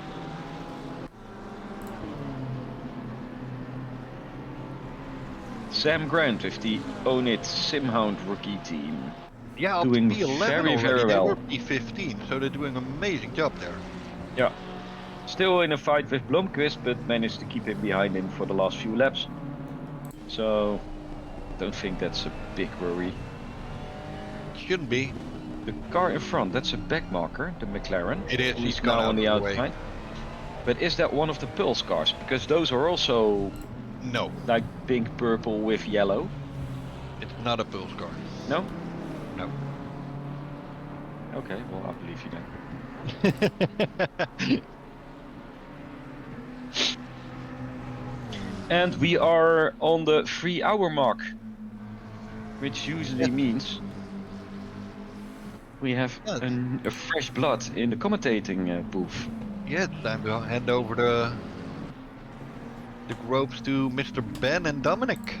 We're lurking, don't worry. Hello, guys. Yeah, right. Have you been enjoying the first hour, guys? Yeah, we do. Hopefully the it was viewers fun, did yeah. as well. Yeah.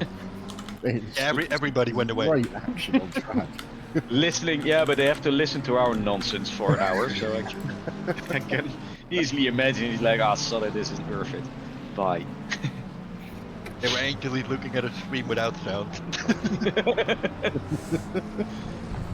We're gonna go to a video and we'll swap over. Yep. So yeah, one.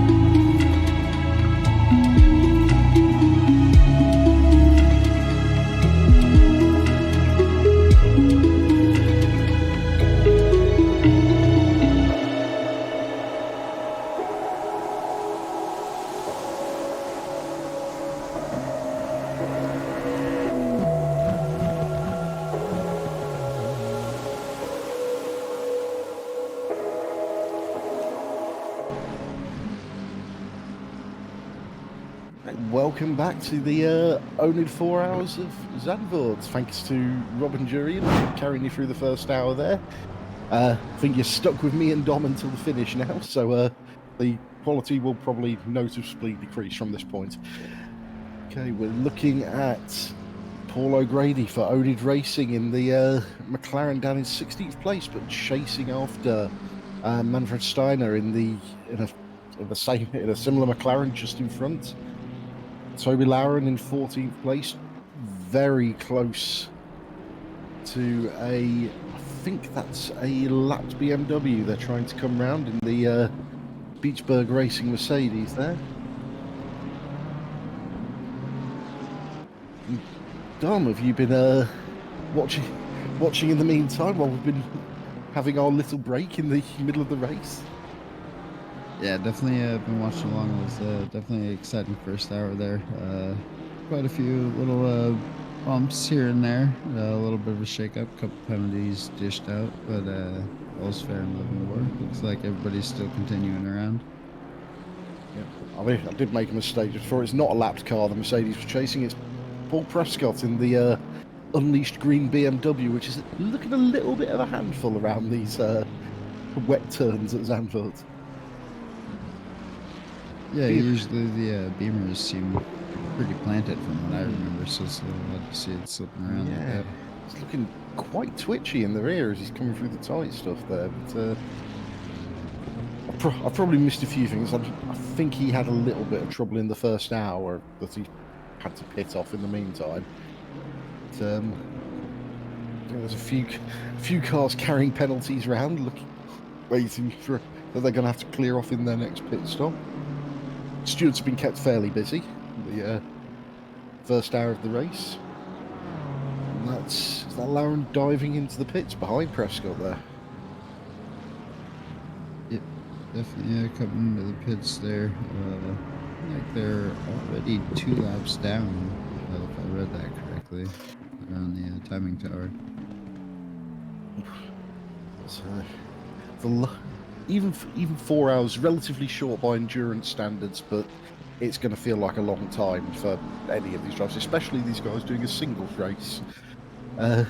So Angela Scott there in the Trans Racing Ferrari, up in 3rd position at the moment, chasing down Olaf Kolakowski in the 909 Honda, just in front of them. These two have been locked together for the last few laps. There's got to be at some point one of them might decide to take a bit of a risk and go for the overtake. Yeah, definitely been a close battle between the two of them. we'll see if they try to go for the pass on track or in the pits. I feel like this track, you might be better off trying to do the passing in the pits. With the battle being so close, being so close on pace, actually clearing that car and getting around would probably be quite difficult in the conditions.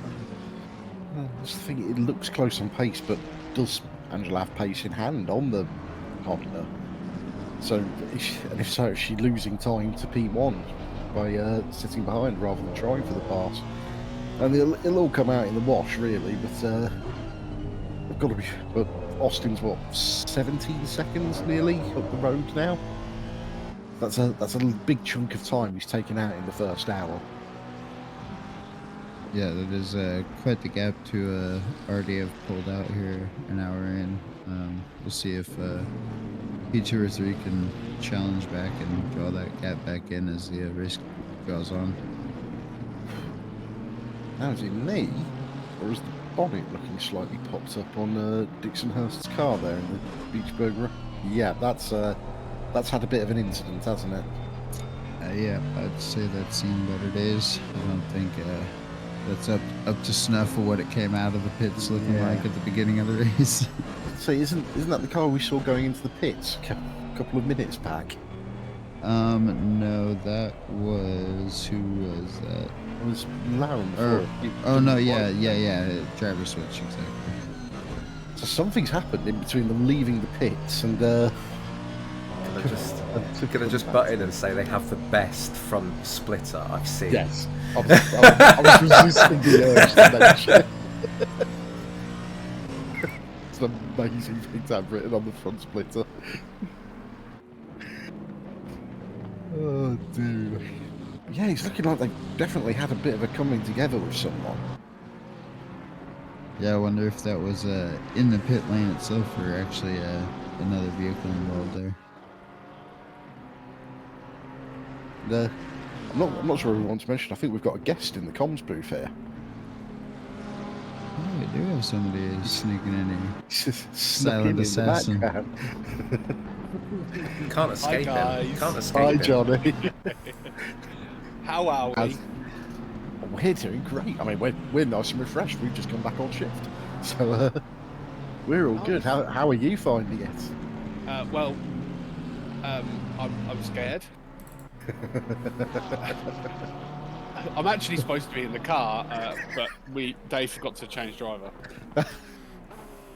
which actually worked out for the best when we were pitted for wets. So he's seen us through till when the dry weather comes in around 20 minutes or so, and then I'm jumping in the car.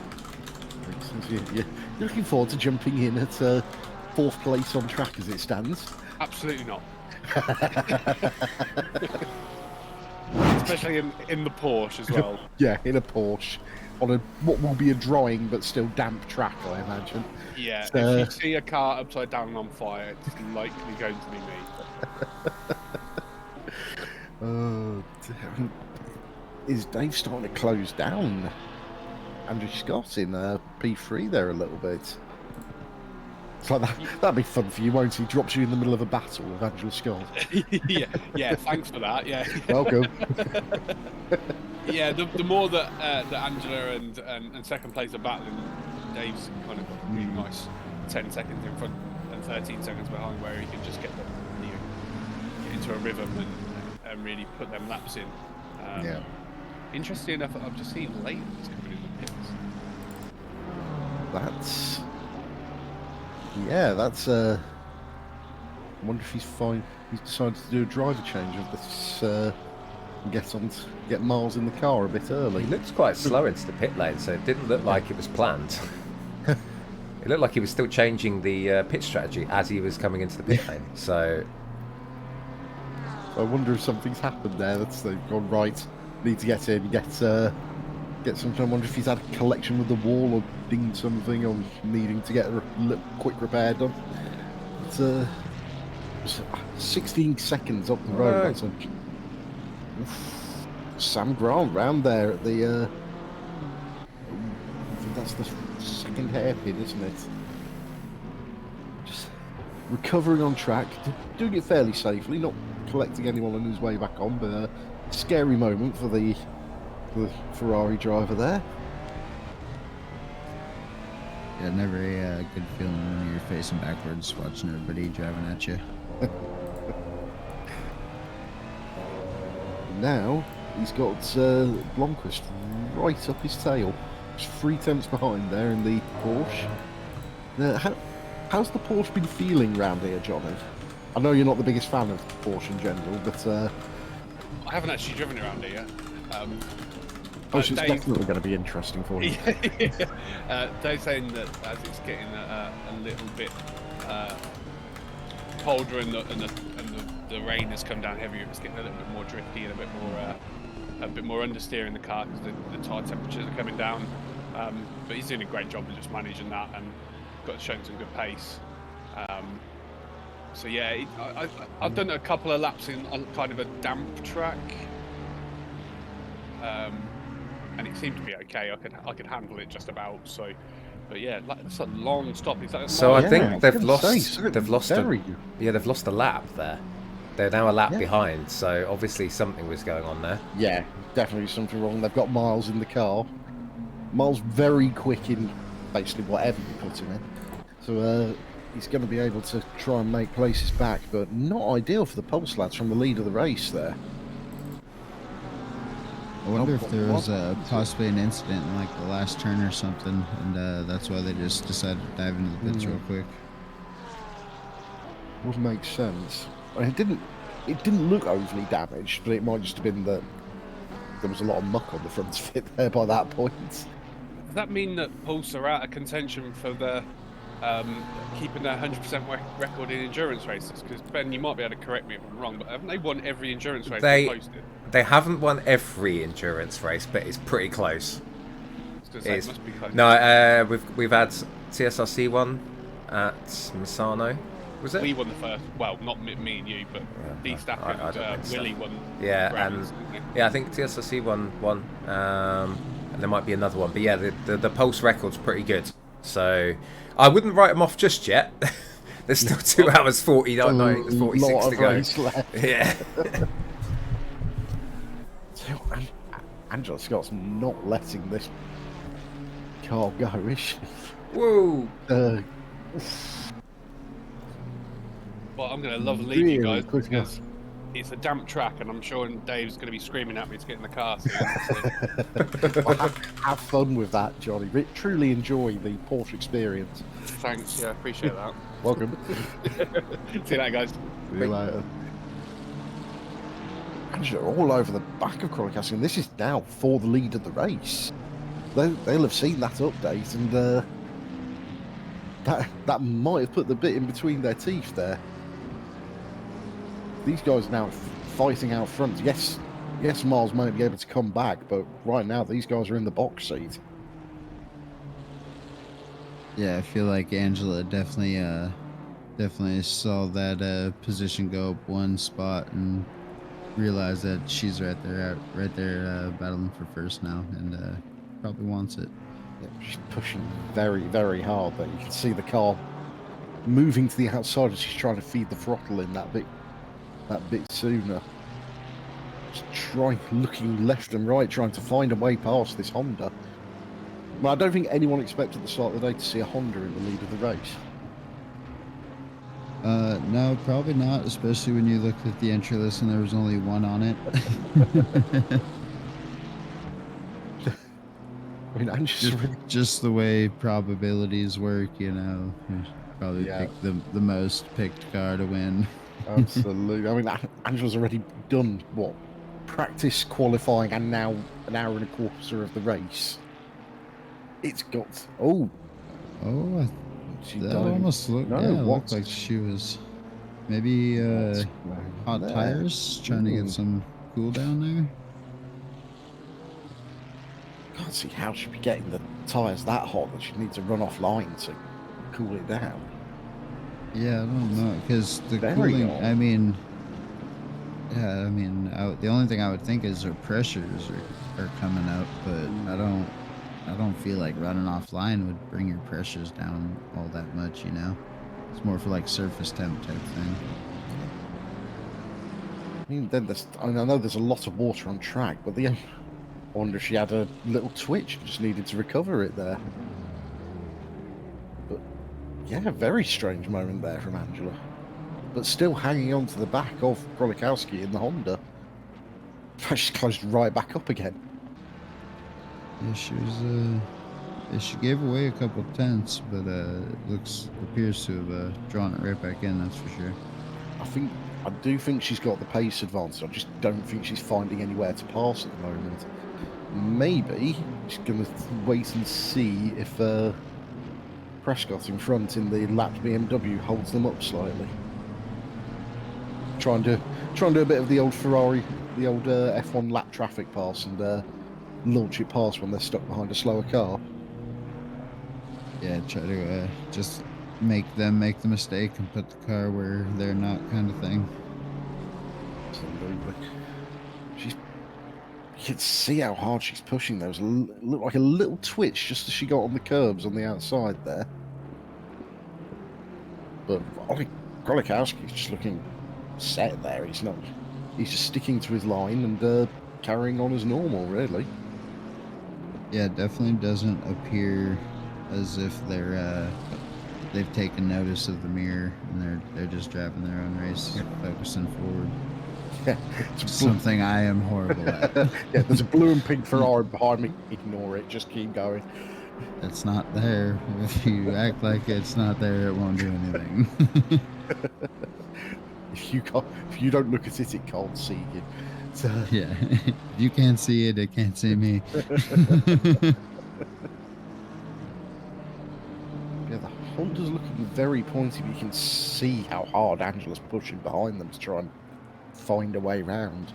She's not finding any gaps to try and make a move. Yeah, I think it's just the characteristic of this track. It is definitely there's not very many heavy braking zones, I feel like, aside from obviously like the first, the straightaway into the first turn. So you can't really get a run on somebody unless they make a mistake coming out of a turn and you just you really dial the turn in.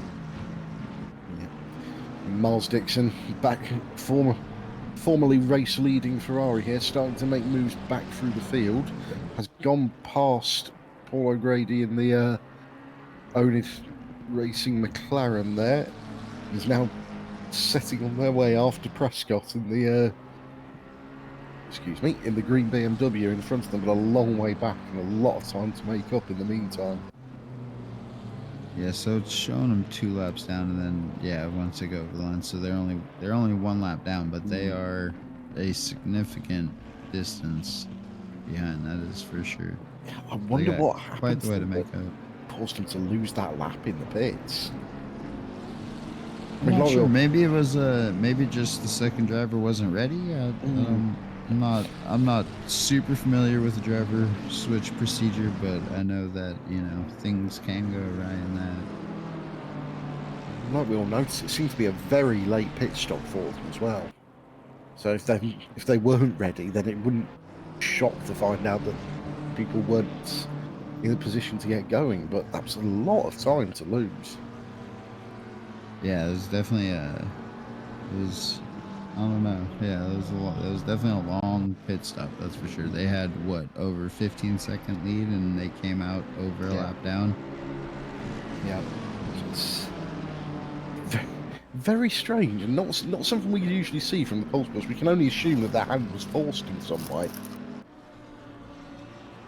Yeah, is there possibly like not a driver's stint length, but I suppose driver's stint length, where maximum time you can only be in the car for one time before you have to get out? No, we weren't able to put one on for this race because we're allowing solo drivers. Yep, so they're able to.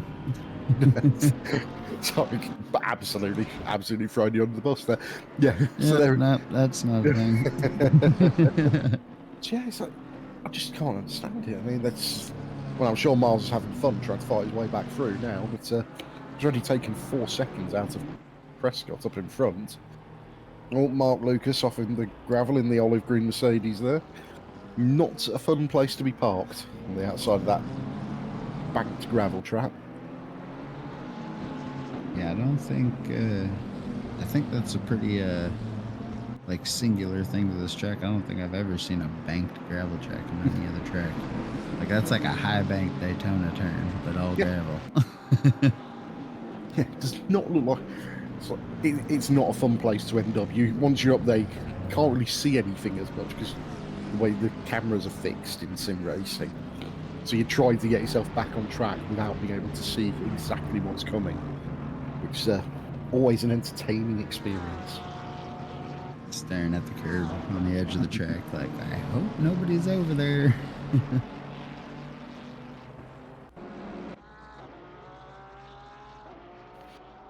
Big gaggle of cars coming down the main straight here.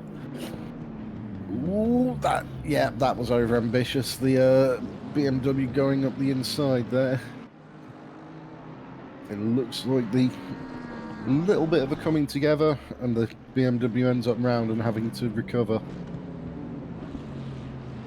Which I'm sure the going a little deep on the brakes there. I feel like making their contributions, keeping the stewards busy. Making sure everybody's involved in the race.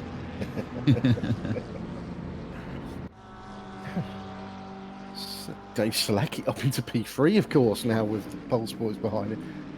Johnny has got to be absolutely terrified right now. Well, the rain has stopped, so the track is now drying. How dry it will be when he gets in, that's a whole nother question. But it will be drier than it was last lap. So, presumably, with the rain stopped, we're going to see drivers starting to think about slicks. And there's going to be a little bit of time to let the track properly dry off, but no rain for the next 30 minutes. Yeah, it's I wonder if that's going to help or hinder people that are looking at or in the window right now for needing a pit stop. Yeah. You know, it's like if you need one right now, you don't quite want to go onto those slicks just yet, but you don't want to put a fresh set of wets on, that's for sure. Absolutely. So we all like a nice slick tyre, but it's not so much fun with those puddles across the track. And you can see when they go through the dip sections of the track, the water's still coming up from underneath those wet tyres. Yeah, definitely a spray coming off the backs of the tires here, so it's definitely still wet out there, that's for sure. On board with Adam Habibovic for Wacker Racing in a very colourful livery. So looks like it's been in a paintball fight, that thing. The oNiD McLaren going to the inside and sweeping around the Mercedes there. Paul O'Grady in the 666 goes up into 11th position. Yeah, got an amazing run out of that last turn there. Oh, and Dan Hearn into the pits in the Dutch liveried Lamborghini there. I'm assuming he's about to hand over to Rob Szymanska. So you say Dutch livery, but I'm gonna have to agree with Rob. That's a French It's flag. French. It definitely looks French. I was going to say this. See the wing ends here? That's a Dutch flag. Yeah, I'm making the assumption. I was going with the assumption there. The livery's got to be turned 90 degrees, and it would make more sense. Selecki's slow on track.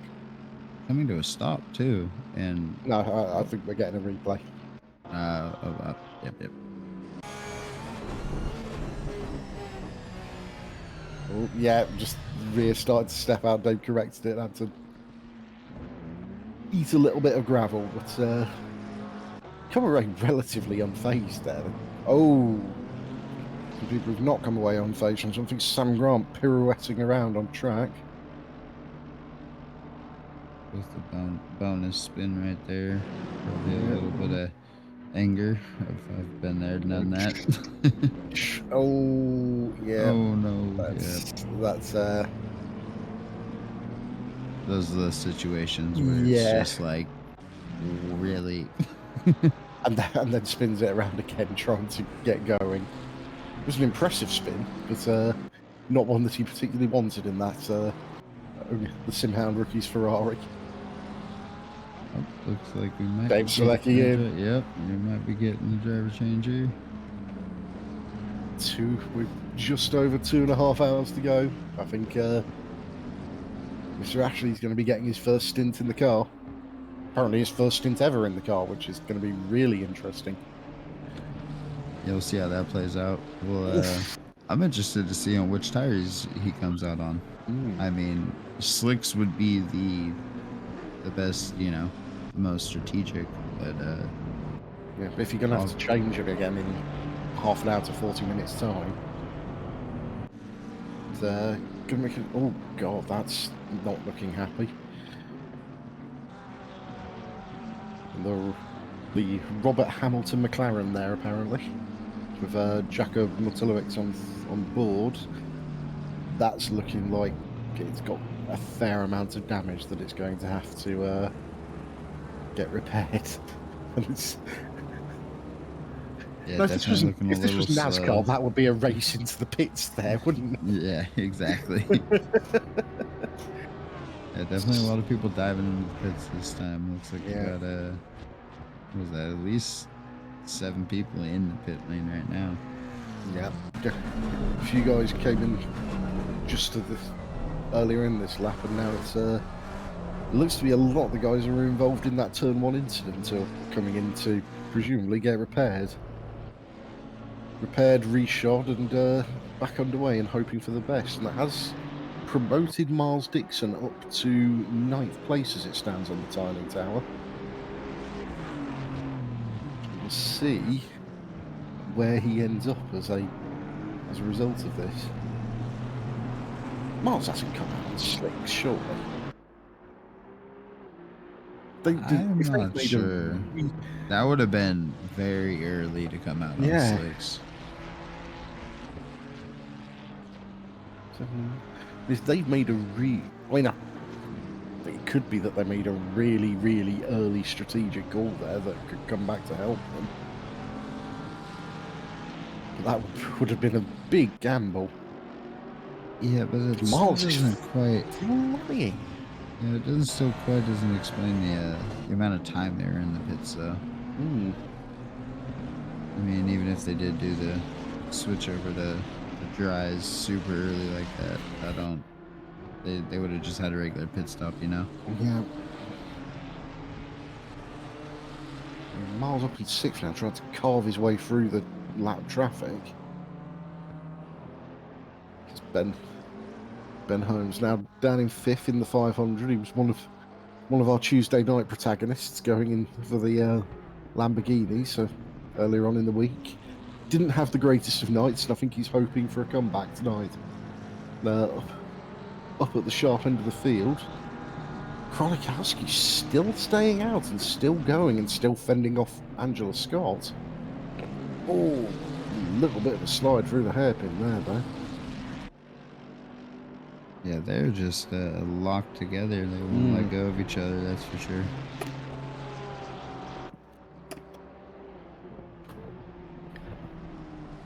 I mean, this might be an assumption that this comes from a non-ACC racer. Does changing the driver cost more time in the pits than just doing the tyres and things? Ben's in our ear telling me No, so no, it's still 30 seconds. Worth checking. Yeah, worth checking. No, it's 30 seconds for tyres and 30 seconds for the driver change. They happen at the same time, so... Right, makes perfect sense. The only thing I can think of is Angela's not finding a way past. She's going to try and get past in the pits. She's really struggling to find a gap to make her way through. They're really defending very, very well at the front of the pack. Yeah, I definitely feel like she has the pace. So, like you were saying, I think maybe an uppercut might be the way around. Alright, and we're just seeing that a 10-second penalty for car number 5 has been upheld by the stewards. Angela diving down low again on that front straightaway. maybe thinking about a pass, but once she's moving out of the slipstream, she's just not got the overspeed to make it work. Probably just playing that psychological game. Just if I can get their eyes in the mirror. Oh, right That's there. Yep. that Hunt's looking very tail happy through there. Tires possibly coming off. These guys seem to be going Or overheating. One of the two. These guys seem to be going very deep into their tyre stint at this point. And I think, is that miles a lap down behind them there? I believe that is, honestly. Yeah. I think, yep, just out of shot right there. So, yeah, so hopefully he's going to... He might be thinking he's got to try and get past these guys and get that lap back and then set off to try and catch back up to them on track. That's an ambitious plan if that's the case. There's a lot of traffic to get through.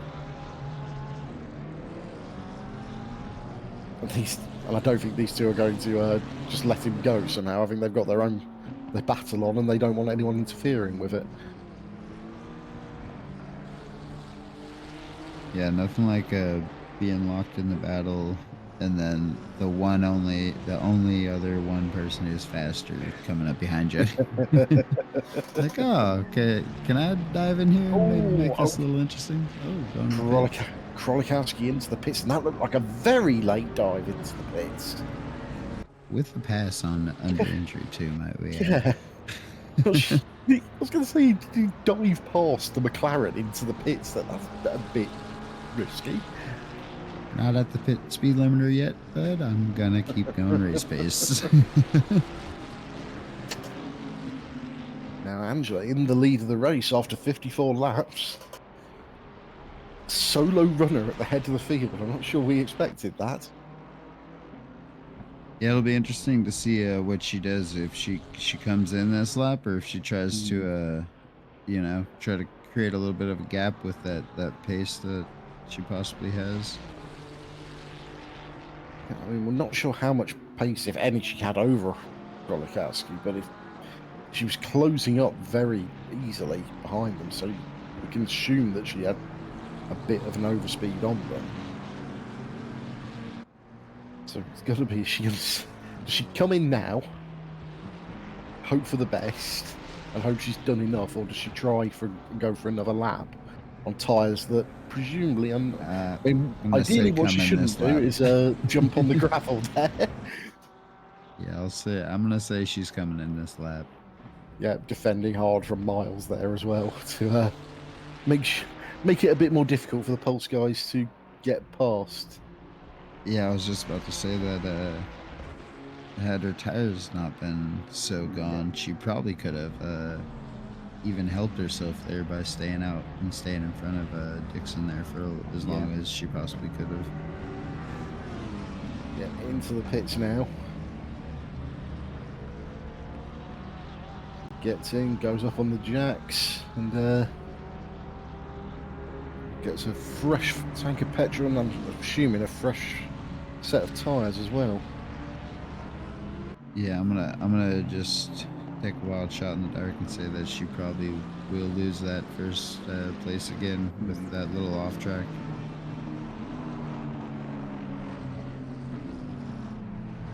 Oscar Fernandez down in 8th place, just taking a little nibble of the glass there. Oh, car 20-second penalty for car number 40 for a poor rejoin. It's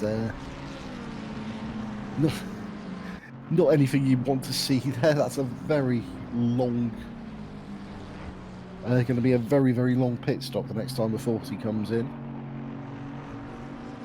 I mean, it's that's better definitely than a stop and go, but not by much. Yeah, but if you would have had you just waited one more second on your rejoin, that would have been the penalty itself. Oh, Fernandez here. 5 second. Yeah, causing a collision. That's definitely Stuart's definitely keeping busy today. They're like the stewards wait till they have like 5 penalties, and then they're just like, bam, bam, bam, gotcha. Like, let people go for a little bit. They're like, oh, we're good. We got away with that one, and then like 10 minutes later, bam. Yeah. Oh man. We know our guys wouldn't do it, but you would be tempted to just wait until someone's really looking like they found their rhythm and go, steward up, can we get a cup of tea?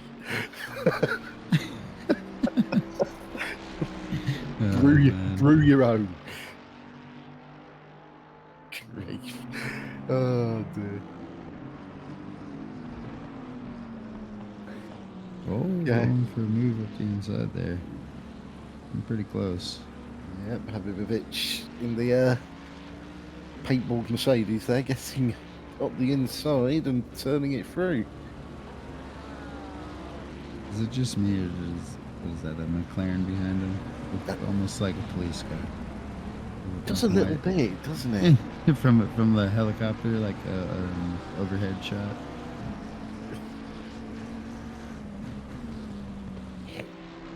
Cops and robbers. Run. Great set of corners. Oh, Mark Lucas off the corner there, trying to recover. Not a great place to be. No matter how much steering lock you put on in a race car, it's always going to be difficult to get on without coming onto the racing line. But makes it back on and gets going again. Yep, that's definitely a Ferrari, not a McLaren. Alex Lafouris in the Wolf and Wesley Ferrari there. Good looking livery, that. Yeah, definitely good looking. Is that a red or whatever, blue, white, and red, white, and blue stripe rather than? I think it was. Yeah, rather something than like that. The green, white, and red. Winning the chat. We're going to look at enjoying a break in the incidents coming through. No break for you. Angela Scott out of the pits and still in the lead with a 6-second gap. That's very what happened good.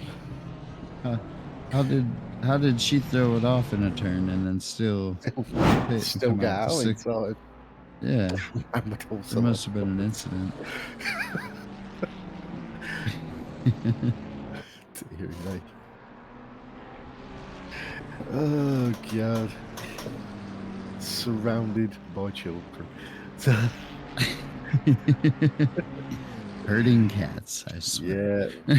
Yeah, that's a big chunk of time that Angela Scott's managed to take. I didn't think she had that much pace in hand over the Honda. Well, yeah, I mean, I feel like there was an incident there for P2. Something had to have happened. Either getting caught up in lap traffic, possibly something along those lines. I don't know. Yeah, something that would have slowed them down on that out lap to keep them from being able to catch up.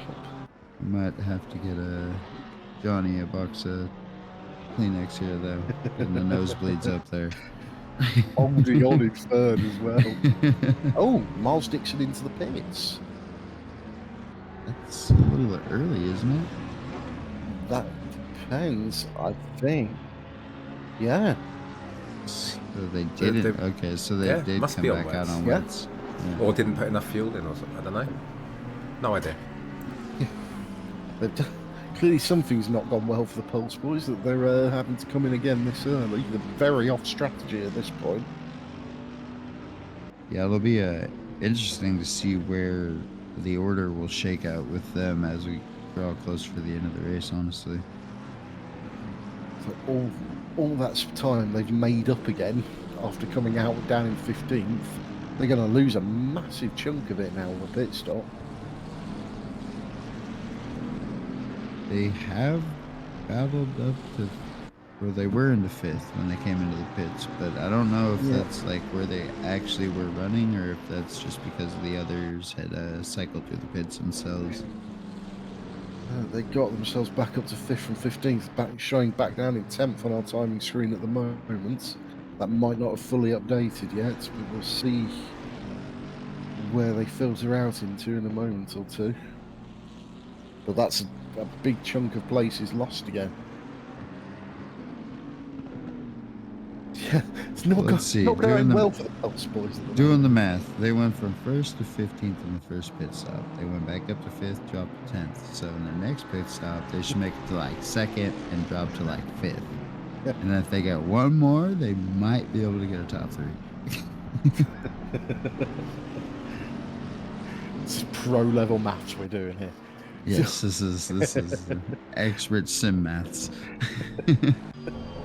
It's gonna be. It's like me on Tuesday trying to work out who was going to win in the Porsches. It's still really getting it wrong. fail-proof math. You just look at numbers and say, "Hey, it could happen." When all else fails, blag it. It's all good. Yeah, if they don't do it, it's not my fault. Right, half the admins are asking each other to bring each other chicken down in the chat at the moment. So it's no, Zach, I did not do well in GCSE maths, which is a damning indictment, frankly. So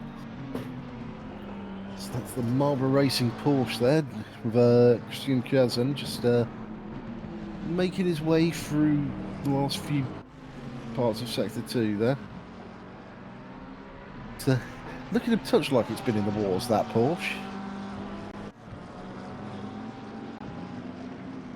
It definitely looked like it's seen some better days. Yeah, through the chicane there. Yeah, those sideboards definitely look like they've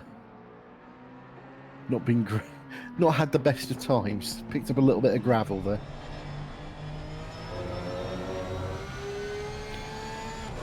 Might just be accumulated muck from the race, but yeah, it's. Oh dear, Mark Lucas having another little off there.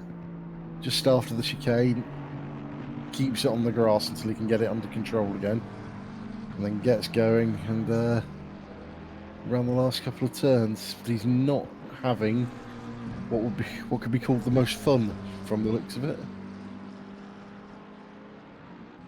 Yeah, definitely seen him off the track a few times in the grass, so looking like maybe the conditions getting the better of him possibly. Yeah, 7 laps down, still pushing, so fair play to him. But, 6 laps down, just hadn't ticked over yet. But yeah, it's not going to be fun for him. But keeps going. Rain expected in 30 minutes. Weather update from race control there. So all these people who've jumped onto slicks will presumably have to think about coming back on in the next half hour or so and getting back on those wet tyres. So there's still a lot to play for and a lot of stuff that can happen to change the complexion of this race. Yeah, for Dixon, I feel like that's gonna be a really big impact because they literally just came in for those slicks and now they're probably going to be right back in for those wets once it starts raining again. Yeah, half an hour of running, and then once the rain starts, they'll have lap, maybe 2 before they have to get onto the wets.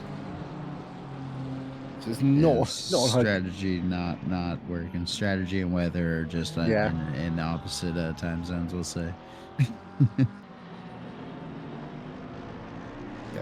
Yeah, the weather has absolutely thrown a spanner in the works for a lot of drivers here. So some of them seeming to be reading it more than others. But yeah, the Pulse guys definitely coming afoul of the conditions here. It's put them very out of sequence. And still down in 10th, but currently watching Aaron Tiggy in the number 71 McLaren for SimRacer. Assuming that's just a mispronunciation of SimRacer there, but yeah, pushing onwards. Decent place there. Not sure whether they are a solo team. Nope, they are a 2-man team. Aaron Tiggy and Manfred Steiner, who we saw earlier, so I should have gotten on to that one. But, Rob Samanska in the car in 16th place, and thank you Skies Q12 for following. Hope you're enjoying the race. Rob in the French-Dutch pan-European liveried Lamborghini there, who's pushing onwards. I think Rob is still on a controller, so this is going to be an interesting experience for him as he comes through the chicane. He's on a controller. He's looking pretty good. He's pretty used to it at this point. He's done a lot of these endurance races on a controller, and the idea makes my hands twitch slightly. Yeah, about I don't know, 7 years ago, I might have been able to do that, but I haven't touched a gamepad in so long. Yeah. Yeah, I don't know how he does it either, to be honest. It's tricky enough with a wheel getting these cars around. But I could not go back to doing racing games on a controller. Yeah, I don't even think I could go back to like a first-person shooter on a controller, which is kind of like, you know, the first thing anybody does on a controller, right? You know, Absolutely. like the most ingrained thing in your mind. Like, I think I would just be horrendous. I mean, of course, the reason Rob plays all his racing games on controllers is presumably so he can buy more flight sticks. So... Yes, he is quite the flight sim addict, and from what I hear, he's used to be at least an ETS Euro Truck Simulator fan. Ooh, Johnny getting a little sideways coming out of the second to last turn now. Johnny's holding on up in the Porsche, up in third there. I've cursed him now, guaranteed, but yeah, he seems to be holding nicely in place there. He's got a decent gap behind him, back to Axlin. He's got quite a bit of time in front of him up to Kulikowski, but yeah, he's not looking too bad at all out there, is Mr. Ashley. Now sufficiently gets to the backside, it'll now that we've propped him up real high, and let's see what happens. See, this is how we ruin him. And Miles Dixon making the move on Latourus there up to P9. Ferrari on Ferrari action, but Miles just sweeping by there. Yeah, I think that was a little more of a I'm not waiting anymore. He's not quite there yet, but if he gains a couple more seconds, he's basically going to be in a net P8. So Fernandez in front of him carrying a 5-second penalty. Yeah, that was very true, actually. Definitely gains a couple more seconds, and he'll automatically be at 11. He's got to try and make his moves now before they have to come in a pit again for whichever tyres will suit once the rain comes on. Yeah, that's got to be really frustrating, seeing the, you know, knowing what you have to do. You come in, you get the tires, and then the weather update, you know, updates, and it's like, really? Like, come on. Yeah, absolutely. I mean, I don't know why we're talking like we know what it is. We don't play with weather. Ignore that weather stuff. It's always sunny in Assetto Corsa land. Right. No, I played this competizione for a little bit, and then I don't know what it is. Me and like physics or something, we don't get along. Find me in the sand trap more than you find me racing on this game, basically. 100%. Ralph Vest down for Apex Driving School Team Enduro. Number 3 car down in 18th place at the moment, but starting to close down on the... No, I'd tell you, that's not the Ferrari they're closing down in front. I think that's Angela Scott who's gone past them. Who's just lapped them. So, who is still holding out in place at front, but Krolikowski has closed the gap down to about 3.2 seconds. It's clearly the Honda's finding some pace as well. Right? How the tables have turned. How the turns have tabled.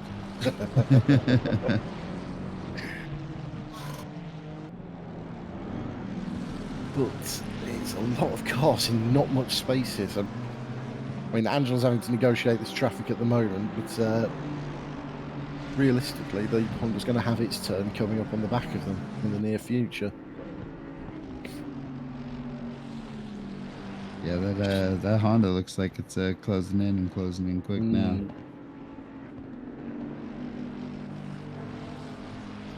And Angela now seemingly slightly stuck behind the Mercedes there, trying to make her way through the traffic, but looks like she's making the move up the inside. A little bit of a twitch there. Gets going again. It helps the McLaren through on the way past. Definitely always more difficult beating the lead car, catching the lappers. They're, unaware, not so much unaware, but, first car catching them, they're like, oh, cars are coming now, and now they know, and then second place, third place, so on. Usually gets by a little easier. Yeah. Gronikowski in the slow and calm Honda, which sounds like that should be the next ad campaign. Starting to chase down, but they have got these two cars in front of them now. They've got the Mercedes to get past first, and then they've got the McLaren just in front. So either way, the more cars that Angela gets in between them, better it's going to be for her. Flash of the lights from the Honda there. It's a permissible flash of the lights, just letting them know that they're there and they want to come through. Yeah, just a little bit of a heads up. I'm going to be right behind you very soon. Merc lets them through, plenty of space. And they're off after the McLaren in front. But they didn't lose much time there behind the Mercedes, so they're still pushing onwards. Yeah, definitely doesn't appear that they lost that much time behind them, but it looks like the Mercedes definitely lost a lot of time to the Merc that it was battling, letting them by. Meantime, Miles Dixon on the back of Habibovic here. This is 4th position, and the Merc is planting themselves on the apex there to try and keep the Ferrari behind. Defending hard. Gives Miles the space there, concedes the position. You can sort of see in the way the Merc was pointed there, were thinking about sweeping across the front, and they thought, no, let's not ruin someone else's race and probably our own by doing that.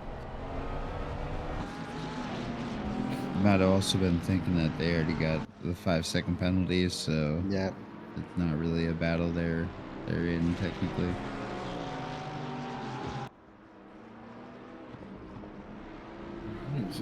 So who's next, Dixon? It is Ben Royal, 11 seconds up the road from them. That's a big old gap to close down. There will presumably be other cars in between them as well that have been lapped. But Ben Royal doing his best to help them by dipping 2 wheels onto the grass there. It's very, very conscientious of him, probably not good for his race pace. Yeah, I'm sure that grass is pretty slick still. That's for sure. It doesn't even look like there's really a dry line forming on the track, honestly. Not yet, no. I mean, it can't have drained all that quickly. Last update we had was the track was damp. But I'm assuming it's still largely the same way. Right, showing as green now. Ben's whispered in our ear. So, still not exactly going to be the fastest track out there. So, yeah, I don't think they're ever gonna see any sort of traction out here. If it's only green right now, we got, well, we're probably closing into about 10 minutes now till rain. Yeah. And then they're all going to have to dive in for wets again, and hope that they've timed it properly. You'd assume back up to 7th, so yeah, making some spaces. He's making the moves. Fastest lap for Dixon there. He closing down already. The 11-second gap down to 8. Eight's up to Ben Royal in front. I'll come off mute. Miles is 2 seconds a lap faster than everyone else right now. Oh, God almighty. That is So- ridiculous pace. That is Maybe, absolutely mad pace. Driving with a little bit of intent to make up some time. Yeah. When the phrase bit between the teeth is doing a lot of heavy lifting there. All right, who took away the success medals? So Miles just did a 36.7, and the next fastest car on track was Blomqvist with a 38.9. Gee, man. So that's 2.2 seconds a lap faster on the last lap. Yeah. That is mad. So it's astounding how the pace the Pulse guys keep showing. So we know they're all fast. We know they're fast lads, but they just seem to be able to push it to that extra level. Yeah, I think everyone else is sat in the 38s or 39s, and Miles just done another 36.4. Yeah. So, I mean, to be fair, if they've got the pressures and they've overpressured the tyres to deal with these conditions, that will give them a good advantage. So, if they've got the tyre pressures right, it's very difficult to get right in these conditions. So, Yeah. Yeah, I'm guessing Miles has fixed his pedals. Now, Miles did break one of his pedals a couple of weeks ago. And yet, weather expected in the next 10 minutes, so we'll see whether that shakes up the order yet again. But with just over half the race left to go, the Pulse guy is definitely setting a maddeningly quick pace out there. Gear Axlin down in 4th here, the Velocity Esports McLaren is just pushing on. He's just setting a nice composed lap. Three and a bit seconds behind Johnny Ashley in the Porsche in front. He's within sight of him though, so he's going to be thinking, right, time to get after that podium position. That gap's come down quite a bit, huh? I want to say it was closer to about 10 seconds last time we checked in with Johnny.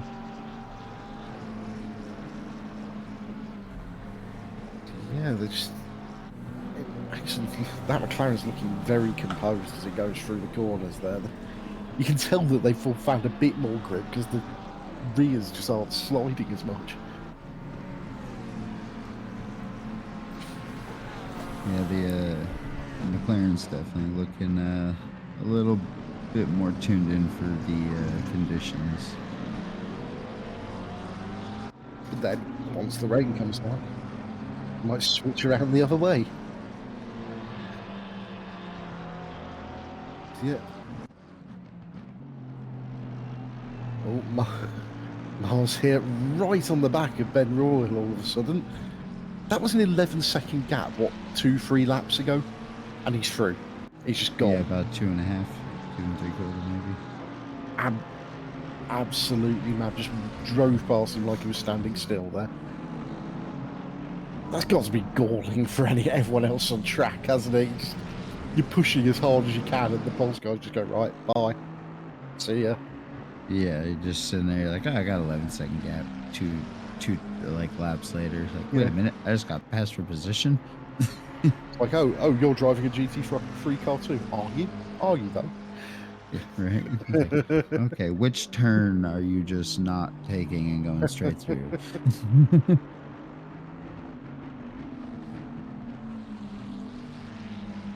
Oh, for goodness sake. Zach pointing out Ankler is now on 69 laps completed. Nice. Nice. We are such children. We really are. While Ben's going to drink, I'm going to point out the fact that he hasn't donated any more subscriptions, but I'm willing to bet for the simple reason that he's stuck on 69 subscriptions donated in the stream there. Funny how that happens, huh? Yeah, strange that, isn't it?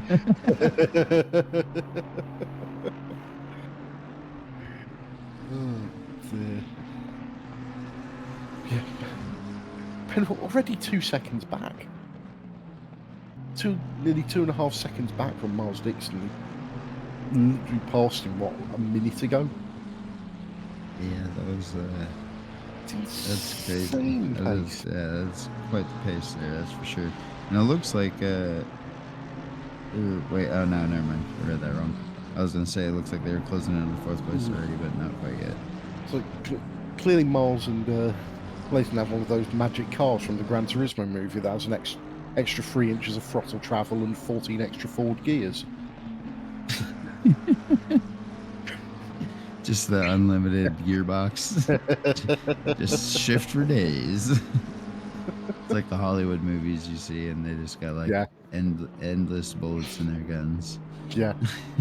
But honestly, my mother-in-law went to watch.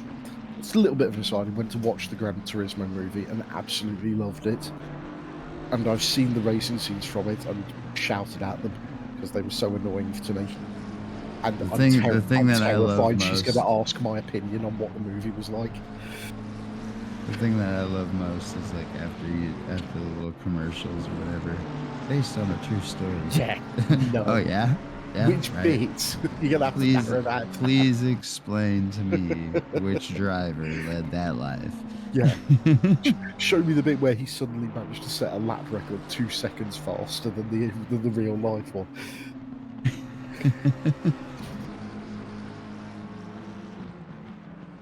Are Miles and Holmes going to recreate T1 at Valencia from a few weeks ago? I think they're hoping not. Oh dear. Well, even that bit was largely a lie, Zach, because they put it in completely the wrong place in his career. So that it was a teachable moment for him. Teachable moment. Yeah. Yes, they decided to move a crash that he had where someone else died to earlier in his career so that he could overcome that adversity. It's all about the storytelling. Oh, God. I mean, I'm a writer. I write fantasy stories that have more truth in them than that movie does.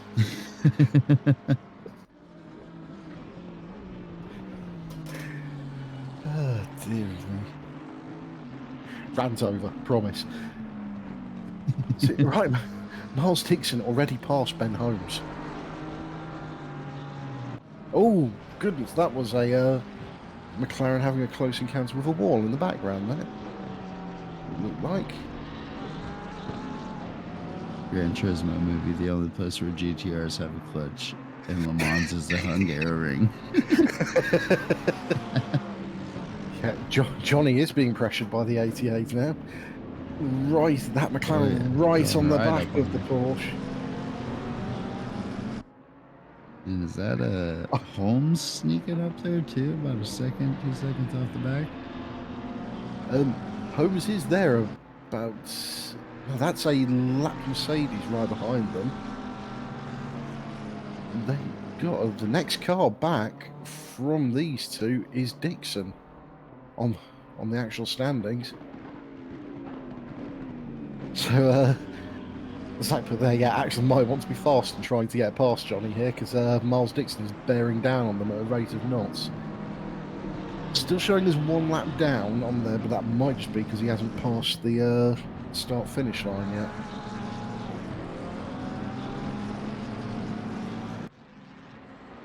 And update there, he's 30 seconds back from them, so that'll be, what, lap and a half?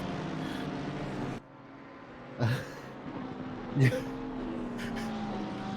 He's ridiculously fast. Yeah, Axon right under the rear wing of Johnny Ashley there. Johnny is going to be feeling the pressure. And not sure. I'm assuming he's going to fight because it is a podium position. He might feel a slight sense of relief if someone gets past him at this point. He's going to be fighting for the next year.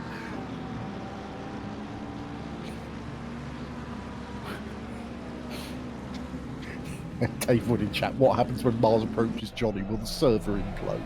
Yeah. Oh no, red flag. We'd never do something like that. Not the sort of thing that would happen here. We wouldn't. Johnny's another story.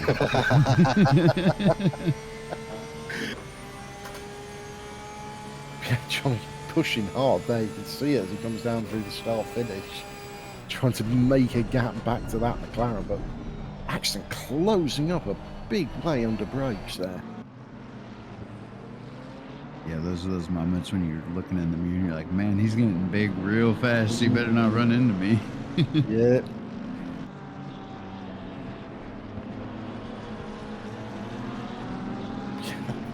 Through this, I could see the rain is definitely coming in now.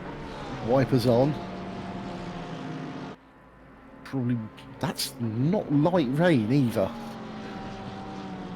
So I think Nope, people that did not transition. That just started pouring. that's tipped down. Oh, you guys want rain? Well, here you go. Have all the rain. You can have rain, and you can have rain. Everyone gets out rain. there like Oprah Winfrey. Everybody gets rain. Expected to last for at least 30 minutes. So that's that's going to get twitchy for all these guys who are on slicks at the moment. I think there's going to be a few people diving for wets in short order.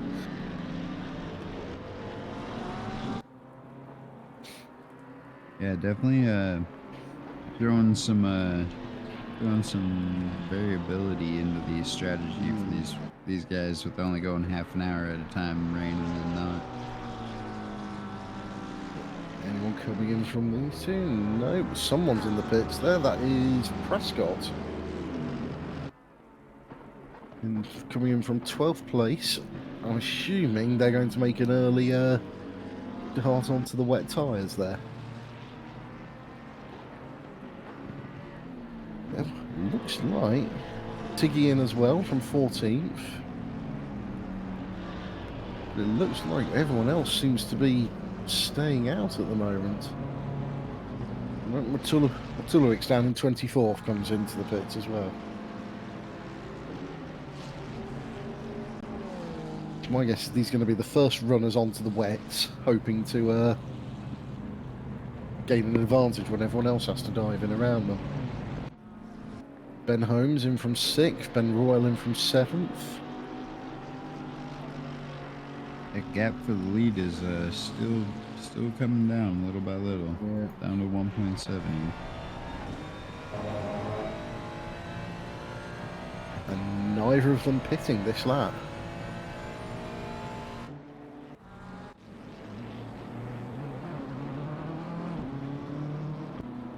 There is a lot of people splitting their strategy here to try and decide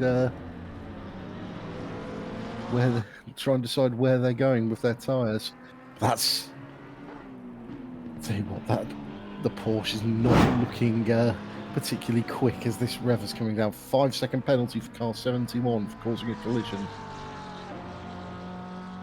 That's a lot of water coming off the back of that Porsche now.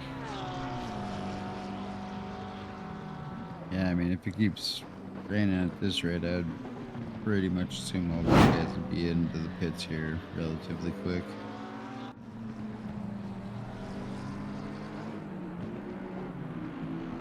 Car 71 is the SimRacing car, so that's Aaron Tiggy and Manfred Steiner. So I'm assuming they came in just as they got their penalty by the looks there, because it's not showing next to their name. If not, they're going to be very irritated when they see it coming up. Yeah, Axel's still right on the back. Oh, no, there it goes.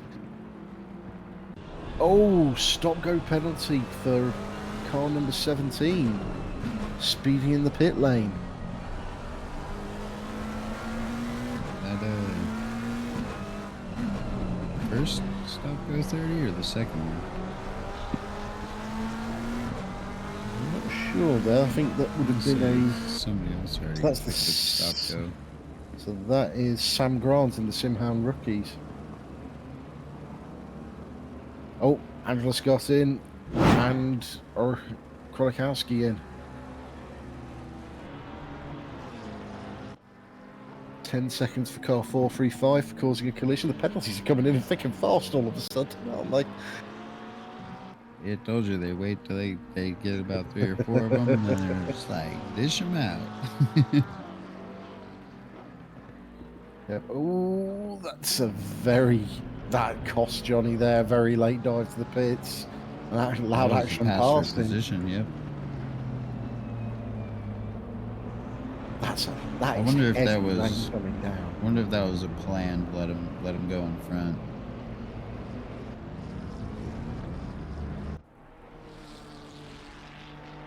Now, Miles coming in.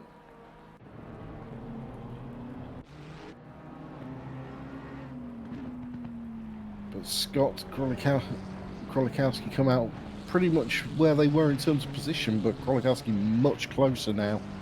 Just 8/10 back from the Trans Ferrari Racing car.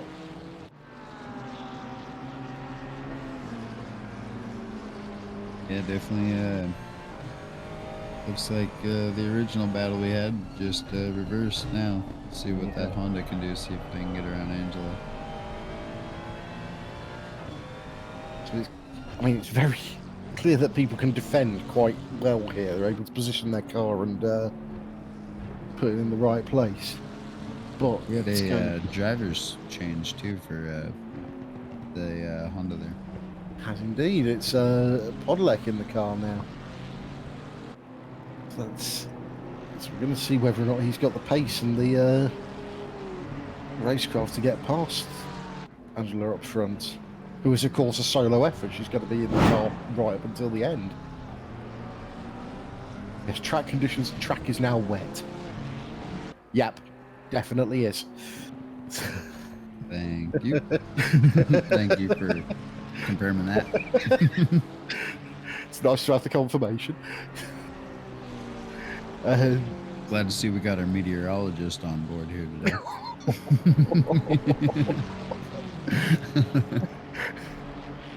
Angela making her way past that Dayglow McLaren there, down into turn 1.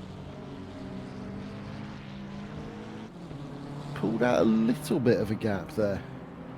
I think it's going to depend on how long it takes Podolek to get past that McLaren.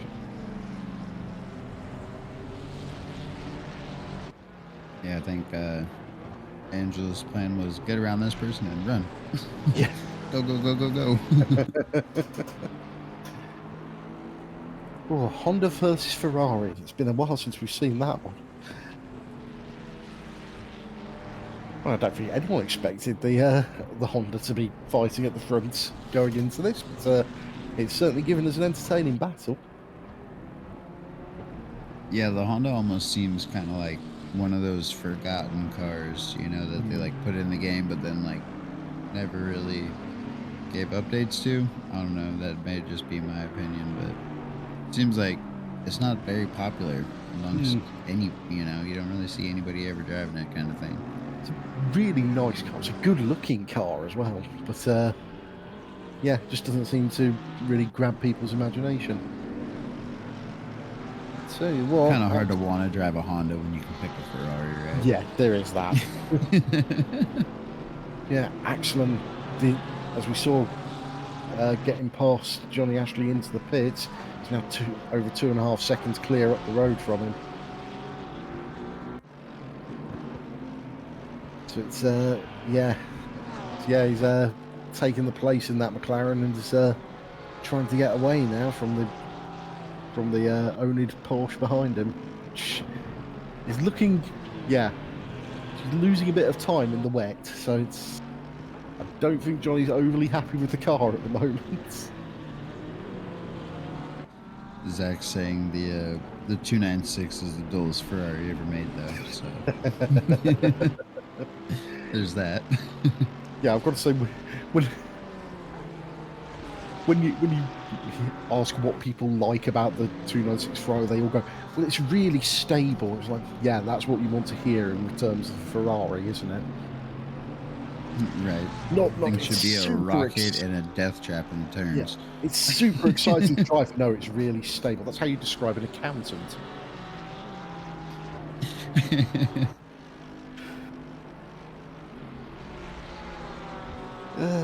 Dearie me.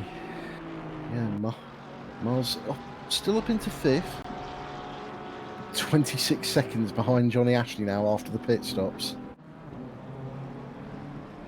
So it's Is it's that Ferrari, 2? Honda, McLaren, Porsche, Ferrari in the top 5. Was that 2 penalties handed out to the same car right there? Right, I think that was. Yeah, it looks like Habibovic has picked up a 20-second penalty there. Yeah, 20 seconds in the form of a 15 and a 5, right? I think that was what I saw. Yeah. Yes. Oh man, what happened there? Have a quick nose. Yeah.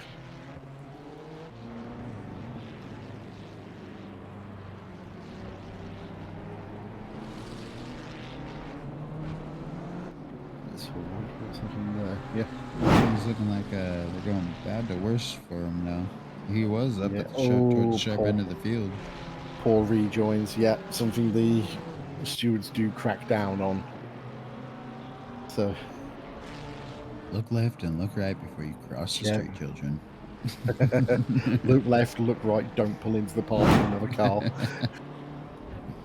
Another This is poor racing, not rejoin. Frogger. Oh, dear me. Yeah. So it was quite quiet for a while, and there was a load of penalties all came through, wasn't it? But, yeah, the pushing on was Angela Scott, 2 seconds to the good up front there. Yeah, looking like she's opening up that gap a little bit more. So maybe things just kind of evened out now. Might be that she's happier in the wet than she was in the dry. But yeah, possibly just had the car set up for the wet conditions there. A little dip wide from the Riders Motorsport car. They just dipped those left side tyres into the gravel. Seems to have largely gotten away with it though. This car started off That's in another third place. driver change too. Yep, Dan Hearn back in the car. And with no disrespect to Rob, and he will freely admit this, the fast driver back in the car. So I was like, oh, it's raining. I'm out. Yeah. Screw this, get back in the car, Dan.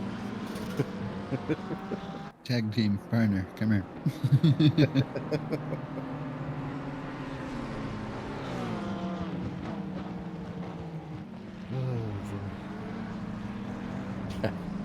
Orange oNiD logo on the side of the right, it's got Orange Army out in force. Yeah, you'd figure that they would just went with like an orange livery or something, you know? Or is Well, that wait? No, that's a Netherlands thing, isn't it? Yeah, Or- it's. yeah. I think they've left the pure orange liveries to the Dutch racing team contingent Yeah. to turn up for a lot of things. What? Grumpy Car is asking what happened to the 243. 243 Laturas down in 50. They did pick up a couple of penalties, as I recall. So that will Yeah, have that drawn is them true. They back. were what, up around like 7th, I want to say. Yeah, so I think they grabbed a couple of penalties, and that will have dropped them back in the pit stops. There plenty of time for them to fight back. We've still got now just under an hour and 40 minutes of the race to go. Ooh, bit slidey round there though. Last turn can catch you off guard.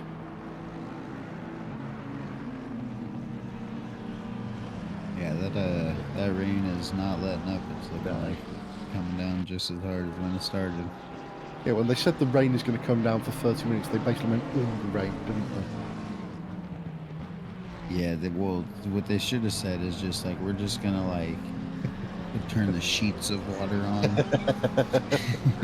There's no longer rain. This is sheeting down now. It is like all solid water. It's like you know Noah from the Bible. He'd say this was a bit much. Oh, that's a big hit for the 243. We were talking about them look. big off into the Possible barriers and stops on the outside and returns straight to garage. LTG. That's no good. That'll be a definite one more lap down. Yeah, that's going to be something went very wrong there, and they just fired off into the barriers at high speed.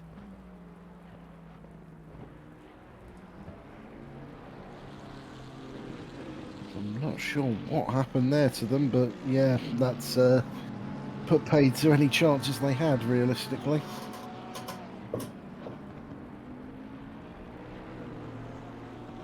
Okay, now were those just was 667's penalties acted? Yeah, it looks like they have been. Okay, yeah, so they're appealing it already. Yeah. Appeal in progress. Clearly they feel there's compelling evidence that needs to be looked at. Yeah, Just they like, hey, oh, wait a minute, that wasn't my fault. looking at the I didn't chat. do that way.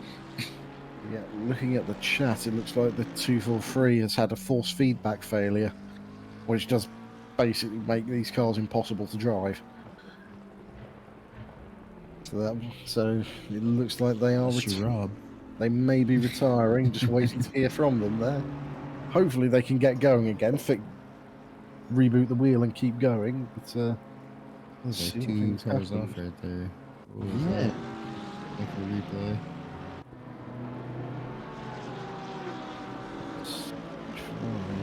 It's the 95. Oh, yeah. That Porsche seemed really slow there, no? Yeah, they were going slow, but It was kind of odd. so that's a not hard place to encounter another car, and both fired off in different directions there. It looks like we're getting confirmation in the chat that the 243 is retiring. It's a great pity. We don't like to see anyone have to forced out the race by a technical failure. But hope that they've at least had fun in the part of the race they were in. Yeah, definitely. Glad to see with an hour and a half to go, making it just past the halfway point and running into some technical failures like that always sucks. Now we're on board with Dan Hearn trying to chase down Elvin Blomqvist in the number 6 Porsche ahead.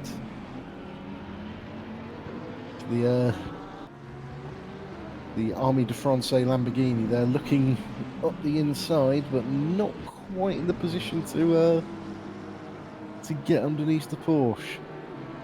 Maybe going to try down into the chicane. Very brave place to make a move.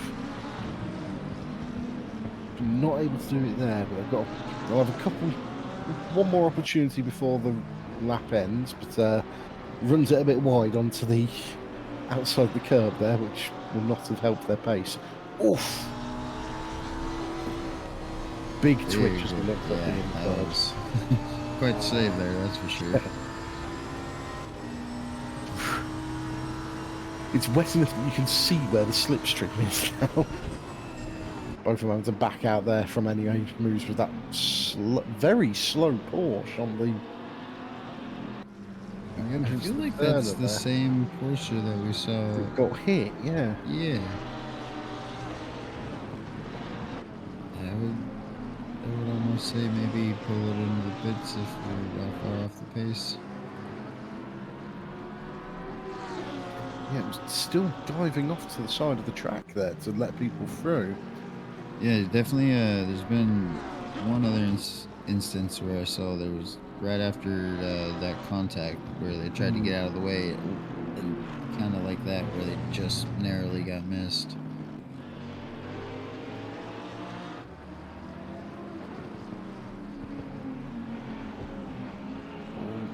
Trying the outside line. That's ambitious. Makes it work. Quite the move there, honestly. Yeah, gets through. Starts to pull away from Blomqvist there.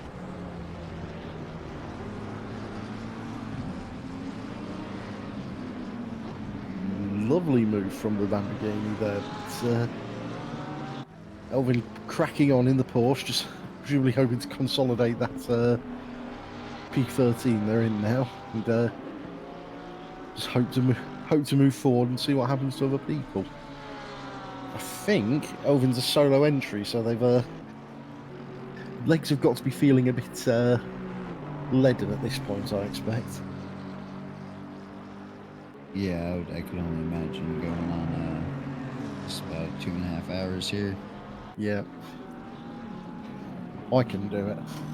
I would be crying by this point. My knees would have given up and cracked into about 14 pieces. Yeah, but yeah, I think I'd be closing in on that point too about now, where my knees and my ankles would be like, hey, like, stop. Like, Yes. you're not 20 years old anymore. Give it up, bud. Or we start going, why did I do this to myself? Why did I make this decision? Right? It's like, whose ridiculous idea was this? Ben Holmes in the 500 kart. I think are they the lone Aston Martin in the field, the 500? I think they, yeah. Great car. It's doing quite well round here as well. Nice Weird red. to see nobody decided to bring the boat out. Mm. You know, it would have been a perfect race for it. Yeah, this field is decidedly lacking in Bentley. It looks like you can see the on-screen flash there. The penalties have been upheld for the 667. So they have got their 20-second penalty back on. Stewards reviewed, give you a penalty, you appeal, they re-reviewed, they say nope. Yeah. Here's a penalty anyways. Stewards say no. They're back out and stewards are like, here's 20 seconds. Yeah, it's going to be a lovely 20 seconds hanging over them when they come in for their next pit stop, which make it a leisurely changeover at the very least.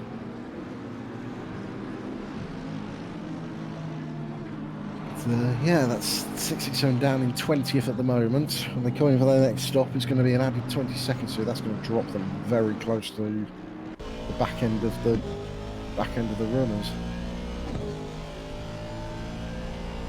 But you crack on. It's an endurance race. You do what you can. It isn't over until it's over.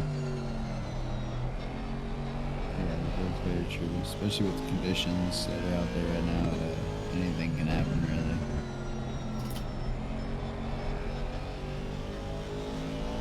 Yeah, looking back for Ben Holmes now for 6th place. Yeah. Is that the battle? Oh yeah, that is. Okay. Well, I was gonna say the battle for the lead is opening up a little bit even too. Yeah. For seconds now. Yeah, Andrew Scott came out just about a second ahead from the pits, and is now just over 4 seconds ahead. So they're finding some pace on Podolak, and it might be the advantage of a single person. Having one person driving, you know exactly where the pace is in the car. You don't have to worry about someone having to take time to settle in. And eventually, when you can walk again after the race, you'll feel very good about it. Yeah, another thing too is there's only, you're the only one driving it. You can make the car however you want. Usually with multiple driver teams, cars typically feel better for one than another kind of thing. Yeah, got to find a compromise. 10-second penalty for car number 2 for blue flag etiquette and causing a collision. That was that Porsche that we were seeing off the pace. Yep. Let's come back to haunt them slightly.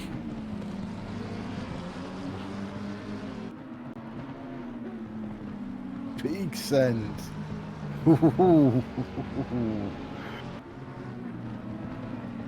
That Dan Hearn on Aaron Tiggy there getting past. Dan's looking racy. Paul O'Grady not far in front of him as well. The Rhinos Motorsport team is making moves up through the field at their home race.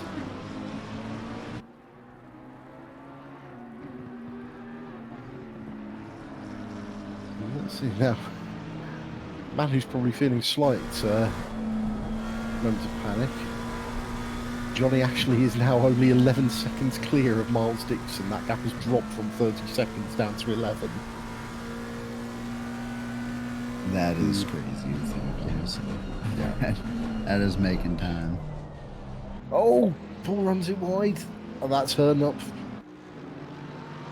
the inside and up into P10. Yeah, that's 2 positions in about a half a lap, it seems like. Yeah. They've got this car dialed in the wet. It was looking okay in the dry, but now that the rain's coming down, it's flying.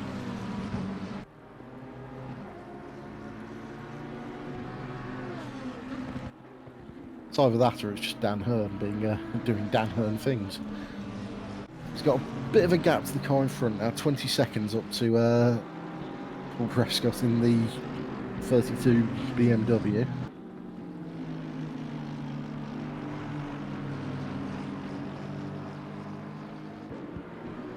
The number 2 car has retired. They are in the Discord. They've announced they've pulled out. So they're not taking any further part in the race.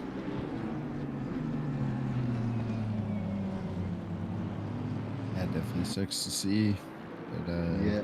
if that's that's what they feel the best decision is, then it's, definitely the smartest thing to do.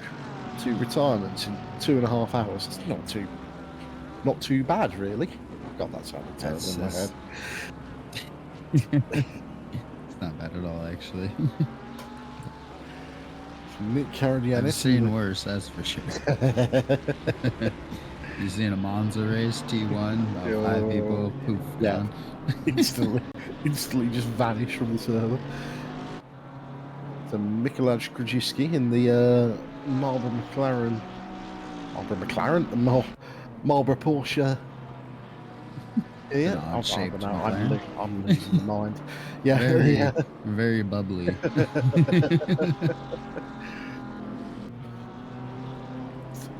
Pushing their way around there, trying to keep up the pace and keep Karadianis and the Mercedes behind them. About 1.8 second gap back to the Mercedes.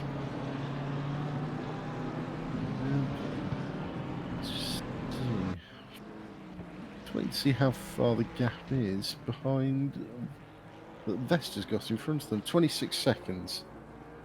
That said, Krzyzewski is carrying a 10-second penalty, so Karadianis is ahead of them on the net time anyway. That was a big slide right there. Yeah. Nice save.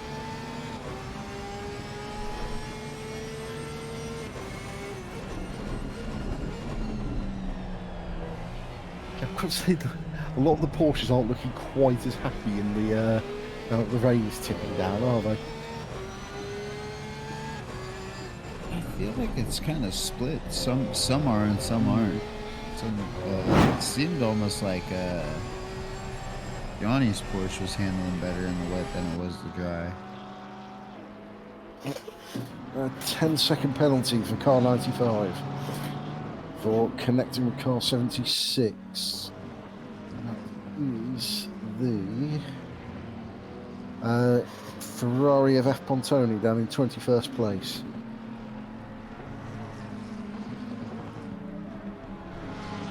Yeah. 8 seconds back from Johnny to Miles. That gap is closing in. I'd say I'd be able to see him in his mirrors, but all we see is spray at the moment. So see how wide Johnny can make that Porsche. yeah.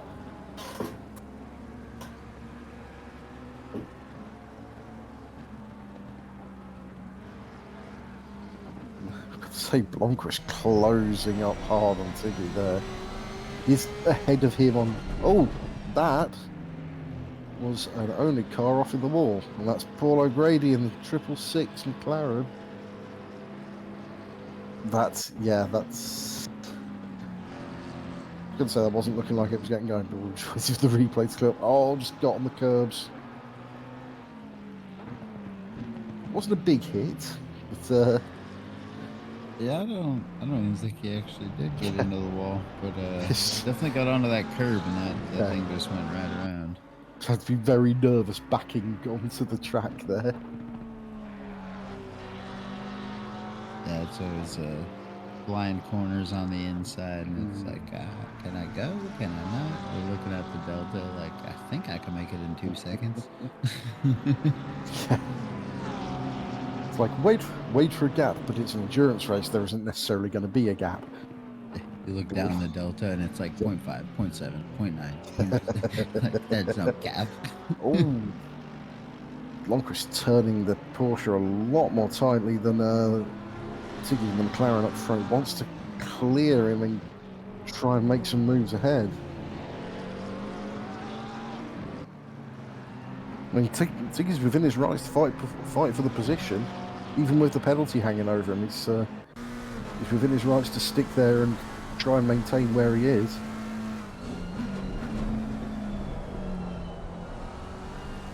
Yeah, definitely not required to pull over, that's for sure.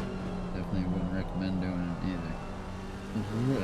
Try to keep in front, and hopefully you make him make a mistake trying to get around you, and you won't have to worry about that 5-second penalty. God, Miles is 4.5 seconds back from Johnny. Oh no. What is that read in the chat? So the insurgent Jaws theme, yeah. Oh dear.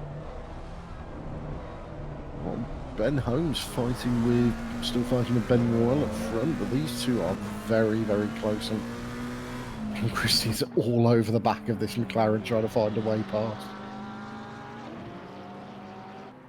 It does seem like you've had to be very ballsy to get a pass done round here today. So there has been a lot of late braking going into the tighter corners to try and get the moves done. Yeah, I think it's that's just kind of how the rain makes it now. You know, there's really only the one optimal line, not to mention the tracks quite narrow for the majority of it, I feel like.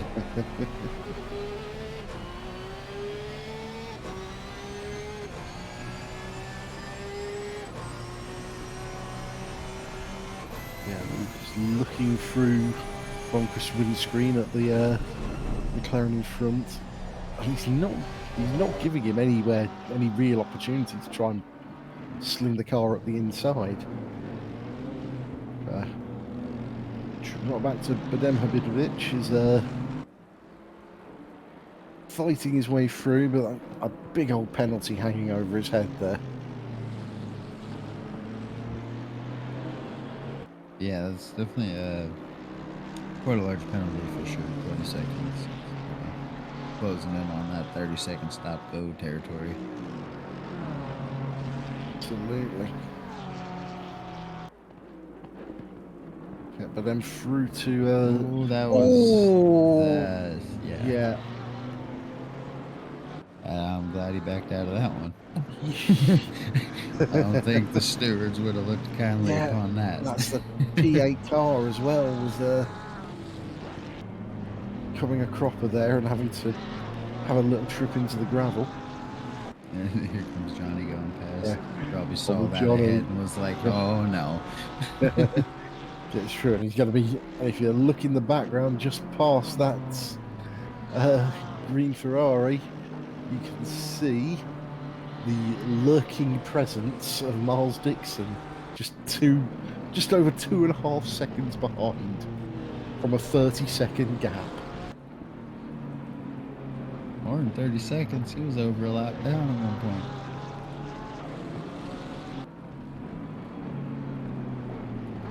Yeah, Johnny's not going to know which way he's looking, is he? It's like, do I look forward or do I keep an eye on that on those Ferraris approaching in the mirrors. It's mad pace. 1.5 seconds. Some mad pace from Miles. Yeah, that is definitely pretty crazy. Closing up there. Oh, nicely slid up the inside there.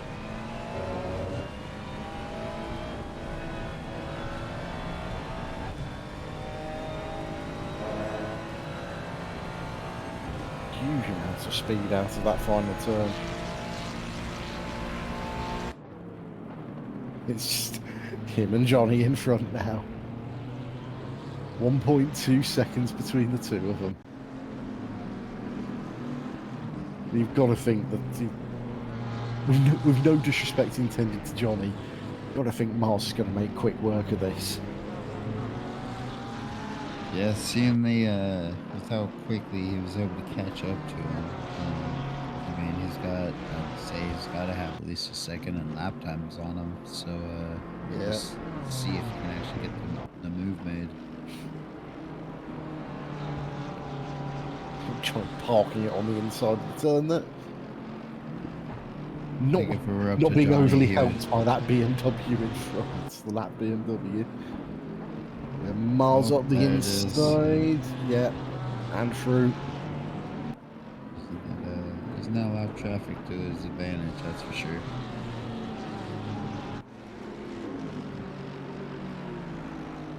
Ronnie doesn't Johnny- look too happy. Getting Yeah. a little tail happy coming out of that turn. It's like trying to roll the throttle on a little quick. Drops down to 5th, and Miles goes up to 4th place, and just 17 seconds behind Axel for P3. Well, we've seen 30 seconds disappear. Let's see if you can take away 17. So these guys were down in 15th at one point. Yeah, and have come back on pace alone, too. No full purpose cautions, none of that. Full on pace. Insane. But now away, and we're back on. Now that's done, we're back on with Elvin Blomqvist, still trying to get past Sticky on track. Still not quite there yet. Tiggy already picking that defensive line into T1. The Porsche content to sit there for the moment. Rain expected to end in under 30 minutes. So that's going to make the end of the race interesting. So it'll take, what, 2-3 laps to dry up?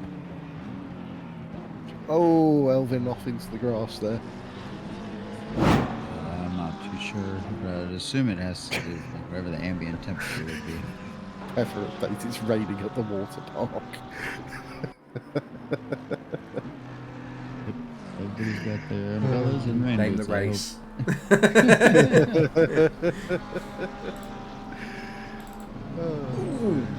Oof. It's a lot of traffic coming across there, but gets up the inside of Prescott and passes the BMW. Prescott back on him into the chicane. A little bit hip and shoulder. Excuse me, but I will be having this position.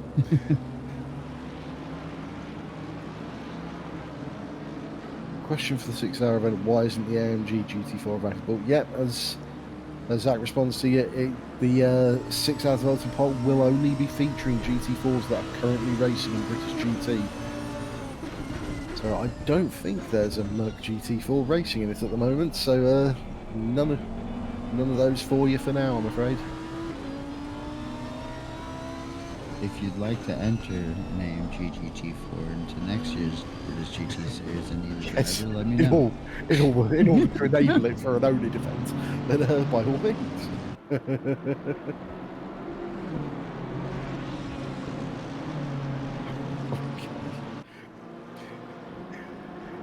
David, I might do a British livery with Rishi Sunak's head on it for the 6 hours. Like, yeah, that's going down like a lead balloon. He's already sent me a taster of his Trump livery that he's going to be using for the GT4 Championship on Tuesday. But it's a thing.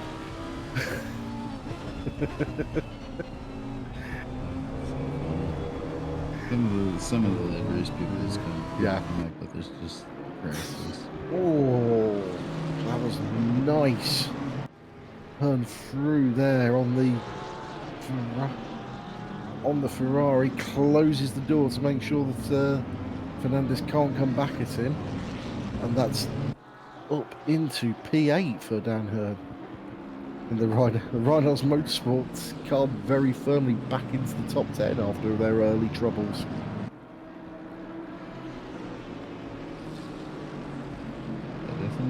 Definitely on its way through that pack of cars fairly quickly, honestly. Yeah. Couple of laps up back from Ben Holmes though, so I think this is going to be where they can get to. That said, still just under an hour and a quarter left to go. Plenty of time left for everything to change on this race. Never know, they might go full thunderstorm any time now. Might have a tornado blow through here. Wouldn't be surprised. One day ACC under brake 8 5 seconds. 26 is P Pillow in the BMW down in 19th place. Now net 20th.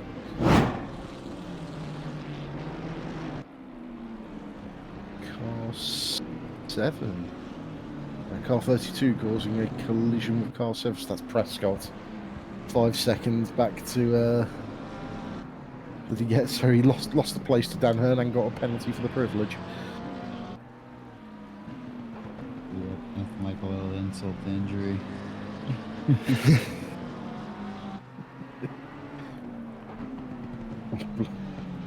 Blomqvist still on the back of Tiggy. Is closed up to within 2 tenths, but he just can't find a way past. He'll get the position at the pit stops, but he wants to be through and chasing after Prescott now. Yeah, he definitely. I can only imagine he's sitting there like, man, like if I could just get around him. Yeah. They're closing in on the next one. He just never seems to get close enough in the right places. Like, close for all the really twisty stuff, but when it comes to the end of the straights where the real overtaking spots are, it's just not quite there. Yeah, like right there, you can see coming out of the last turn, it looks like I had about a half a second lead, so it's like just too far to do anything going into that first turn. Yep. Dave Beckett down in P20, and he's trying to make the move on Pillow in front. He's already got the place once the penalties are cycled through at the moment, but wants to get it done on track. Then hope that the penalties just ruin it for them behind him. That's a very Dayglow McLaren, that one. Yeah, it's nice little. I'm definitely a fan of that color.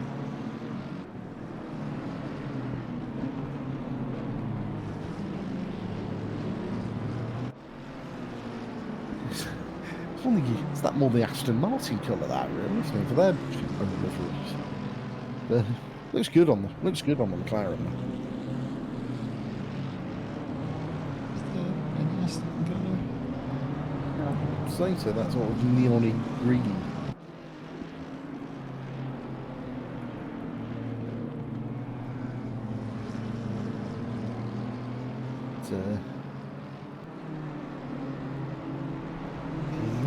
Now and see where everyone is at the moment. It's a couple of close battles. Beckett on Pillow, just about half a second. Still got Blomqvist come off the back of Tiggy slightly. He's now 7 tenths back, but still within fighting range, really.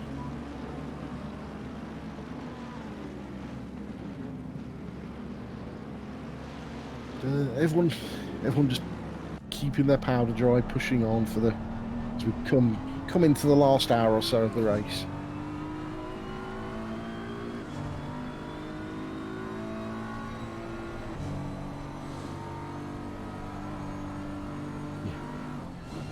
The field has spread a bit now. There's in first place we've got Angela Scott 2 seconds ahead of Podlek.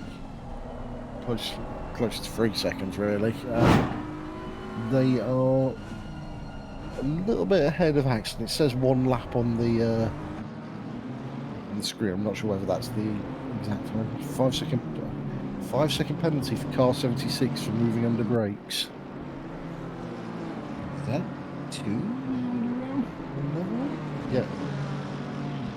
Looks like so. Oof. Oh, that's Tiggy round. Gets back on track. I wonder if they had the same problem we saw earlier for O'Grady, got on the curb and just lost the grip and went round into the corner. Could be that, or possibly could have been pushed. Got themselves And back Puss was moving. right on.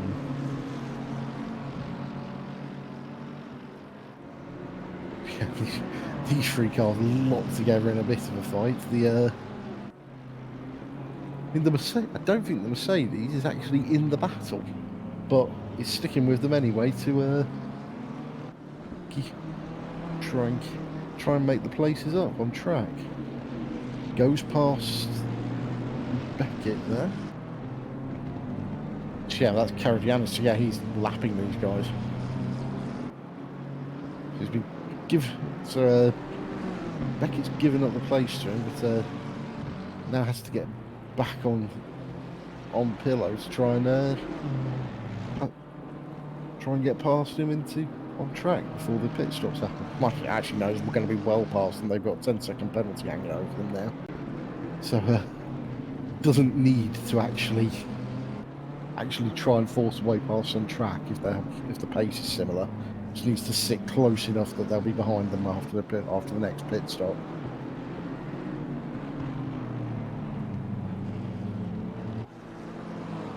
Fantastic! Oh, and thank you to Bloodwolf NL for your resubscription. It's been great having you here, man. Gutted the race didn't go well for you. So hopefully you'll be back for the next one, and I hope you had fun while you were here.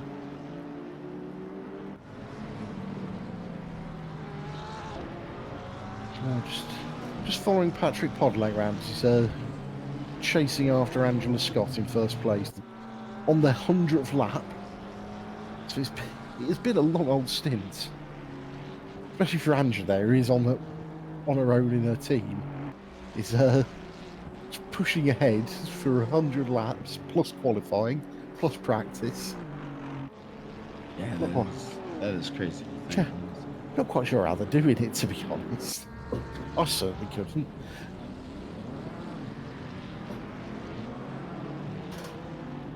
Yeah, I would have taken about 2 5-minute pit stops by now. BMW rejoining in the background. It's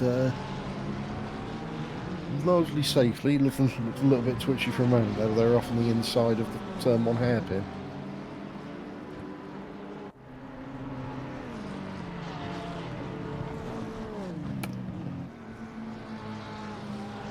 Yeah.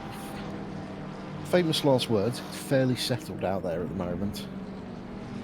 Podlek's chasing after that's Angela. what you don't want to say. Yeah. Looks like we've settled down.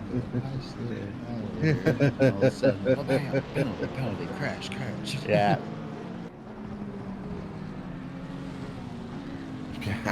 Angela trying her best to prevent another post-sim sport victory. Very fairly so. She's doing great work up front there. Which led for what, hour now? Maybe more. Yeah, I'd say about an hour. About right before the last pit stop when they got the lead. Or no, that was 2 pit stops ago. Yes, that's a long amount of time to be leading the race. So coming onto the 101st lap now. So that's 100 laps under their belts. That's a lot of time to be fighting. And she has been right up there since the very early parts of the race. Yeah, she was locked in a battle when she was in second place with that Honda. They can't get away from each other.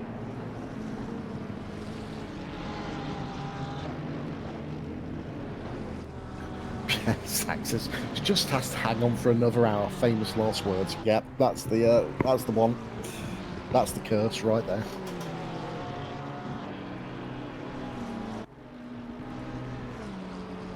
Tell you what, Podlex, you know, got I think that's Blomqvist chasing after them. And that black and red Porsche. Poofy Pillow, number 76 in the pits, serving that penalty. Ben Holmes about 8 seconds back from Ben Vaughan in front. Oh, runs a bit wide there. And the lone Aston Martin entry gets it back on track and back up and running. But that will have cost them time to the guys in front. Got a decent gap back to Dave Selecki behind the number 992 Porsche, but obviously the more you keep it on track, the less gap you'll have.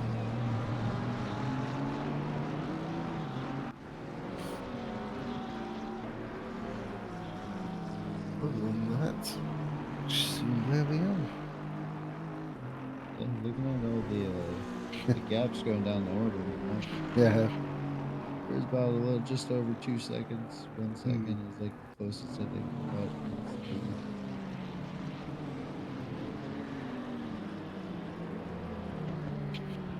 I'd say Miles hasn't closed down to excellent as much as he has the previous ones. It was, what, 17 seconds when he came past before? yeah, that is true. It's only down to about 11 seconds now, so Still very quick, but he's not.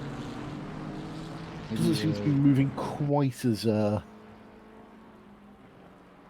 forward. Maybe. We pushing so hard the last tire wears finally catching. Looking a little sideways. Yeah. Slidey. I mean, are they going to put Leighton back in the car to finish the race? So it's. That's a good question. Miles. Put the faster guy back in, right? Yeah, Miles got in about an hour and a half in. So he's done what, an hour. Coming up to. Well, it'll be about an hour and a half that he's been in there. So I don't know. It's going to be a strange choice. Do you put Miles? There's no stint timers, so does Miles go to the finish, or does he hand back off to Leighton to bring it home? I mean, if you're in it, if you're already in the car, and Yeah. you already know the conditions, you might as well just stay in if you're good with staying in. But if the other driver's a second lap faster, Yeah. You're trying to that's decide. my excellent race engineer. We're gonna put the faster guy in the car. Sorry. Yeah. Trying to decide who's the outright faster between the Pulse boys is always a bit of a risky venture. Yep, Johnny in the chat saying, demanding Dave brings it home. Yeah, still holding on in P7, the oNiD 992. So decent position there.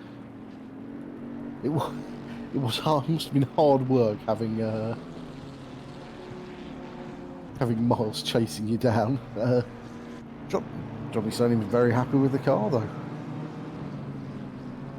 It's exactly what you want.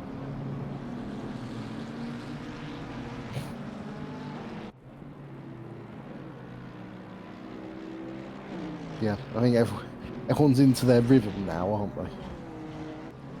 Yeah, I think everybody's kind of everybody's pace is now kind of evened out to track position essentially.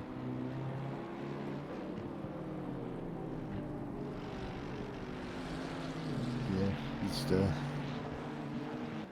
people are going to be pushing. I think it's going to be the next pit stops. That's the next the next big shake-up, to be honest, because there's going to be people with penalties, people having to make their strategy calls because the other cars are behind, because the other fast cars are behind them. But yeah, it's going to be Yeah, I'm interesting. sure the excitement isn't over. I'm sure there will be some kind of shake-up right at the end, as there always is. Yeah, absolutely. Johnny's saying there's just over 10 minutes left for the rain, so that give them about 50 minutes left of the race, plus a couple of laps for it to close down. Say 3/4 of an hour left, and they'll have to make the decision of whether to go to slicks or whether to stay on wets. So what you're telling me is the last 10 minutes of the race, everybody's going to be on slicks, but it'll be Incredible! Thank you, Cry5Ticks, for the follow. Lovely to have you here. Hope you're enjoying the racing. Or Christix could be. I was Who just knows? about to say, I believe that was, I think that was supposed to be an S. I don't know. I'm too old to be spelling words cool like that nowadays. Numbers in my letters, it's more likely than you think. Right? Like, that's just because of my dyslexia, not because I'm trying to be cool.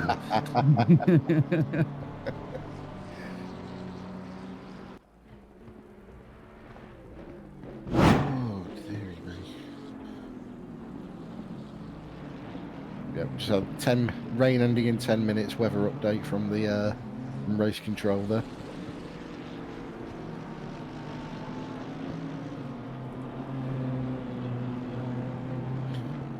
So, see what, tell you what, Podleg's starting to close back up on Angela Scott.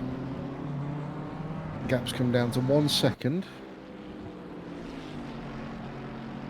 Yeah, taking about 2.5, 3 seconds out of that gap now. Yeah, they were cheering for Paul Prescott in the chat there. Doing well, as in P10.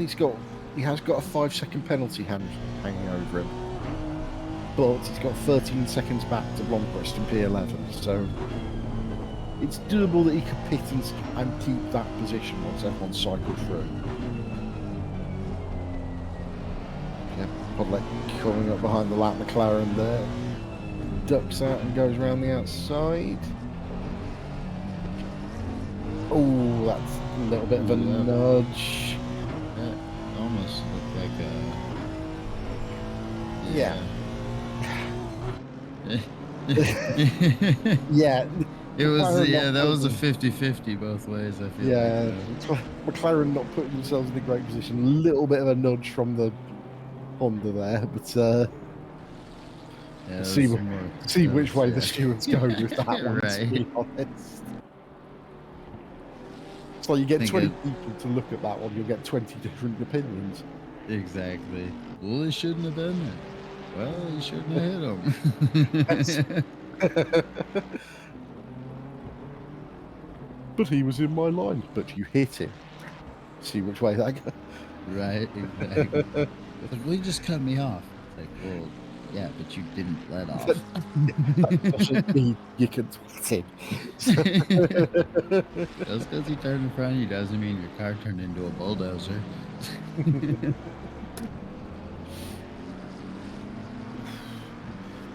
Miles Dixon has closed down to within 10 seconds of Ashland up front. Still not quite seeing that gap come down as quickly as we did, though. No, since the rain, he just doesn't have that flying pace that he had before. It's still good, great pace on him. But it's just not quite Has as everybody close switched as to it the was rain before. tires by now? Must have I done. mean, surely, right? Surely everybody's got to be on the rain tires now. Well, if he's been driving on slicks this whole time, then even the fact that he's taken time out would have been a miracle.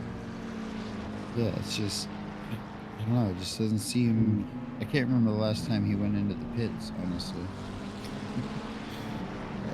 Sam Grant here, a bit of a Ferrari on McLaren action, trying to get past the mean purple machine of Paul O'Grady for oNiD Racing.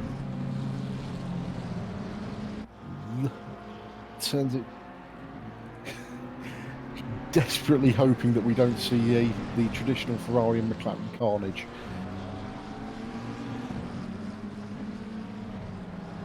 Paul keeping Come it on, nice everybody and loves a tight McGarry. there.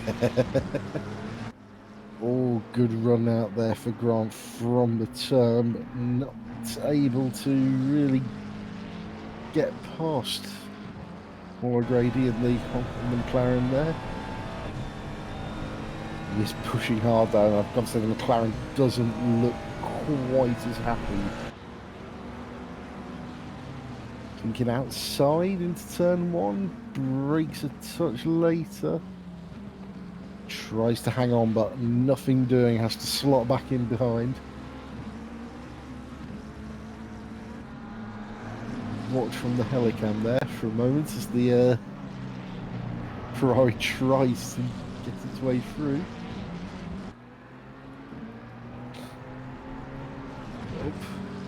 Up through these, it's such a good feeling going through these S's. Though every game has it slightly different, whether there's a bump or not, as you go on that last kink of a right-hander.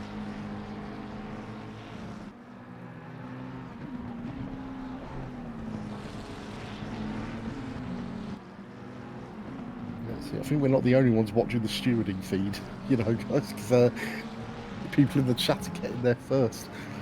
No further action for the 909 Honda on the with its moment with the McLaren there. So people need to read. Yet, no further action for the other car for driving unpredictably. So we'll wait and see.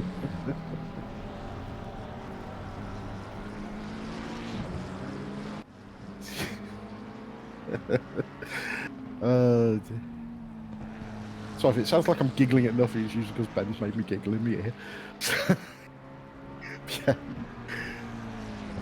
Yeah, still on board with Sam Grant, trying to close. Oh, he's right underneath Paul O'Grady now.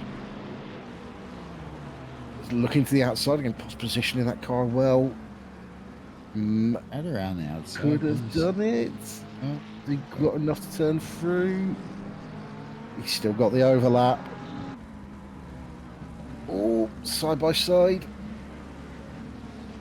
Little bit of a door bang. O'Grady comes away with the place for now and keeps on going. Keeps on going ahead, holds on to that 13th position. But Grant is not letting up on him. He's still right behind him.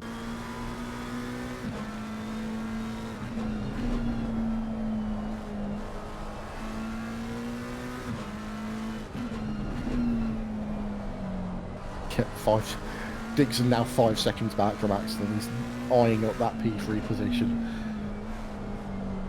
Yep, definitely just drawn in ever so little by little.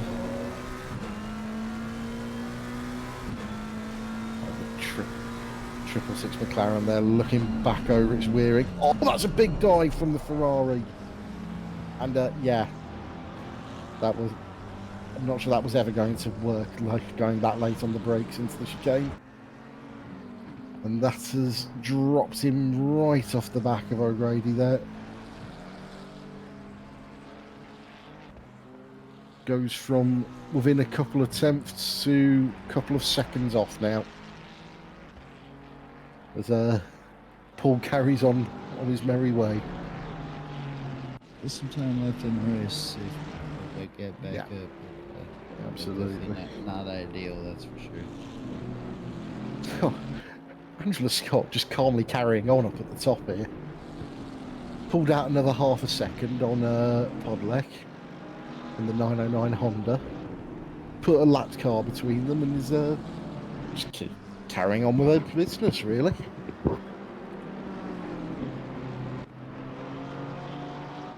It's pretty crazy to see how close that gap has been, but how little the battle has actually been going on, if that makes any sense. Like You know, they've been within like 1-2 seconds of each other for almost an hour and a half now, but yet like have very rarely gone like door to door. So on with Dave Selecki now in the Founders Edition oNiD Porsche. Closing down. Ben Holmes got it down to just under a second to the Aston Martin. So Porsche and Aston, battle of the true GTs, really, isn't it? When you think, Getting a little wide on the exit there. yeah, pushing hard his days there. Closing, not quite close enough to try and make a move up the inside.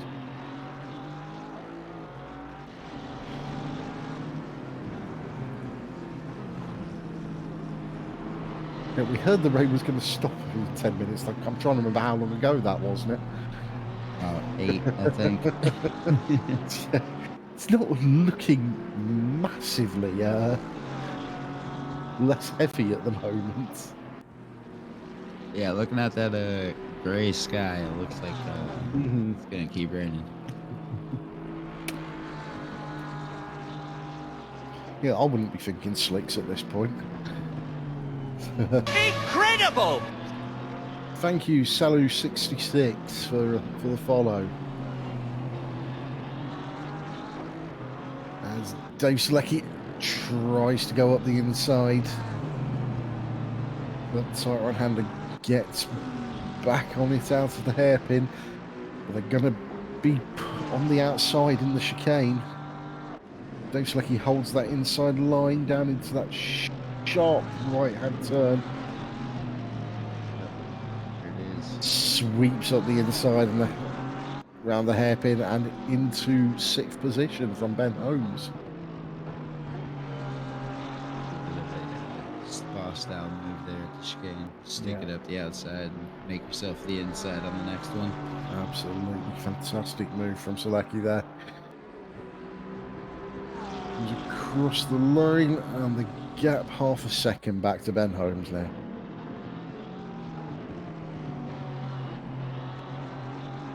And we're going to continue with this battle because as Ben is just posting in the chat, he's making a brew. So see that So nobody brought him a cup of tea No. and get up and get him. He's had to get his own. Yeah. Rough. And Podlek up to 7/10 behind Angela Scott in P1. Yeah, I just noticed. Yeah, that gap's closing a little bit there. Looks like Grant's closing in the back of the Grady there for 13th too, Yeah. possibly. About a little over half second. We'll wait till they go through the next set of timings. Still about the same gap from P1 to P2. Grant are down to within half a second of O'Grady. Rain has stopped, so we should see the track start to dry now. With about 45 minutes left of this 4-hour race.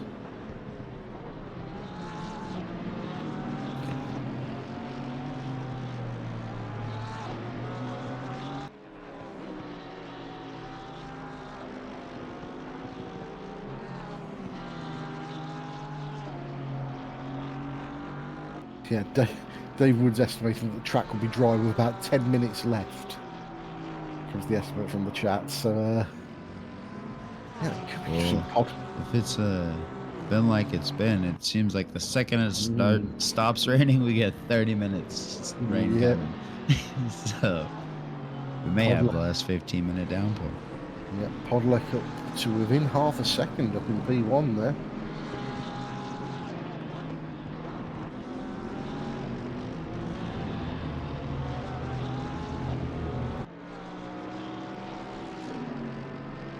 So they are just pushing through.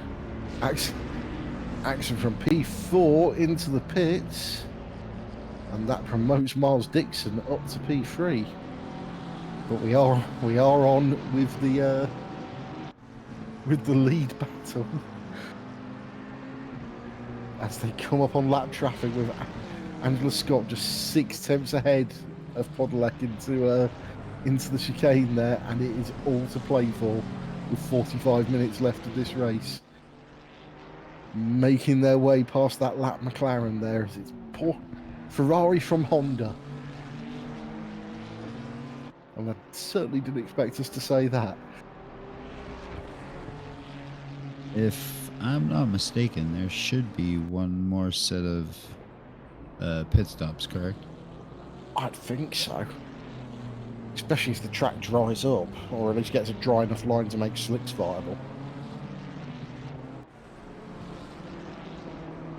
Could you imagine putting slicks on and then the last 10 minutes of rain comes? It absolutely belts down, yeah. Like, no, that was bad.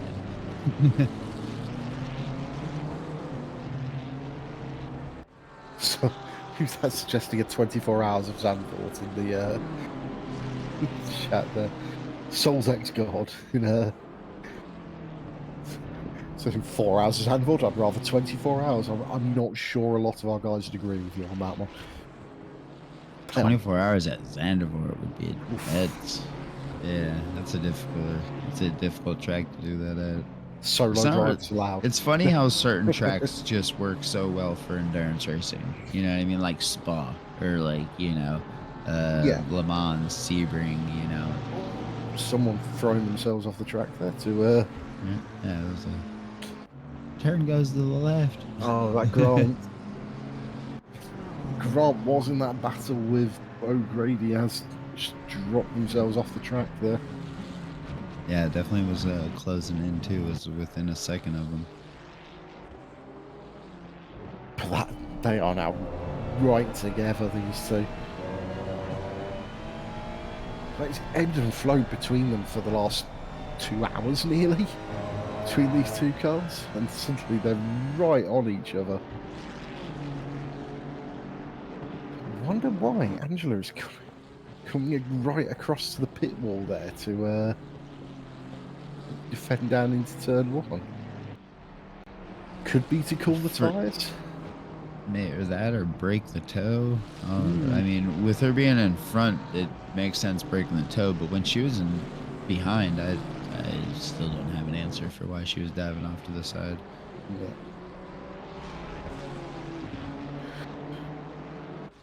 So Miles Dixon still in third, back from these two, still showing us a lap down.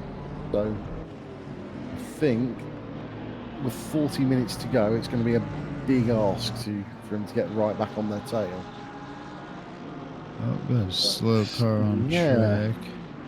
Metellix in the Robert Hamilton McLaren stopping just after turn 1 there. Not quite sure what happened there. Gets going again. Control Alt Delete. Restart my force feedback and let's go.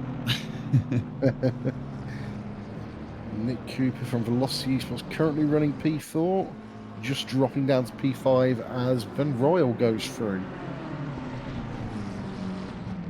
So he's been having a few battles, Ben Royal, but he's a very composed drive up to P4 here.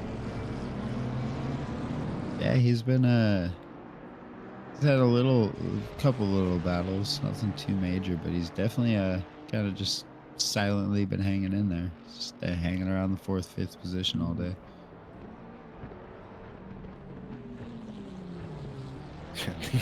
These two still glued together. Podlek just behind Scott, not quite able to close up enough to try and make a move into T1.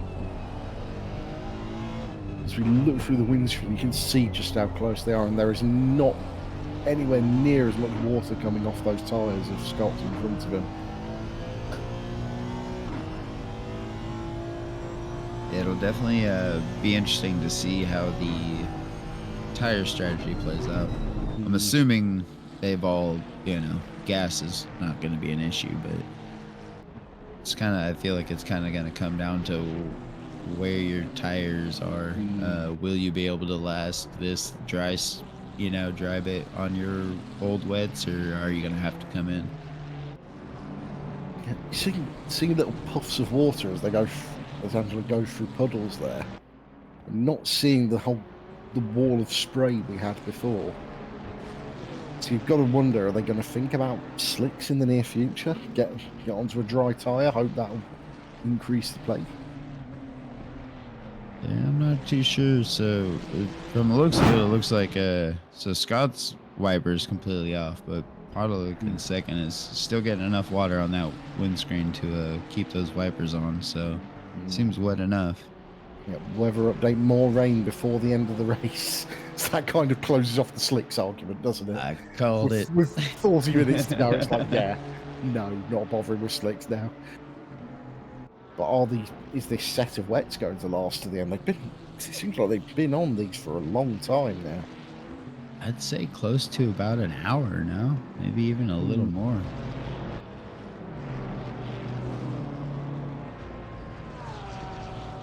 That is Ralph Vest coming in the number 3 McLaren coming into the pits.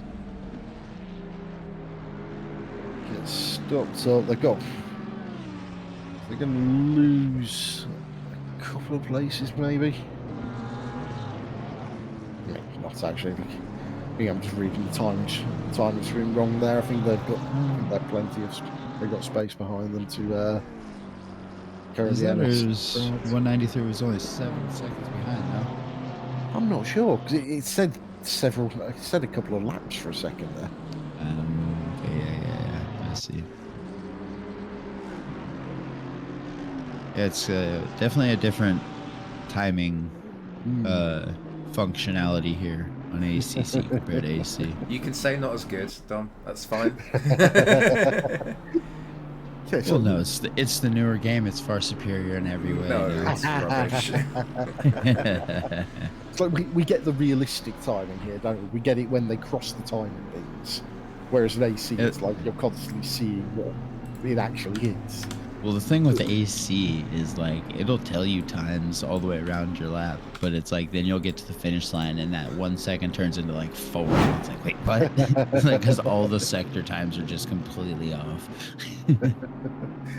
A penalty for car number 7 causing us a collision with car 17. So that is Rob Samanska in the number 7 Rhiners Motorsports.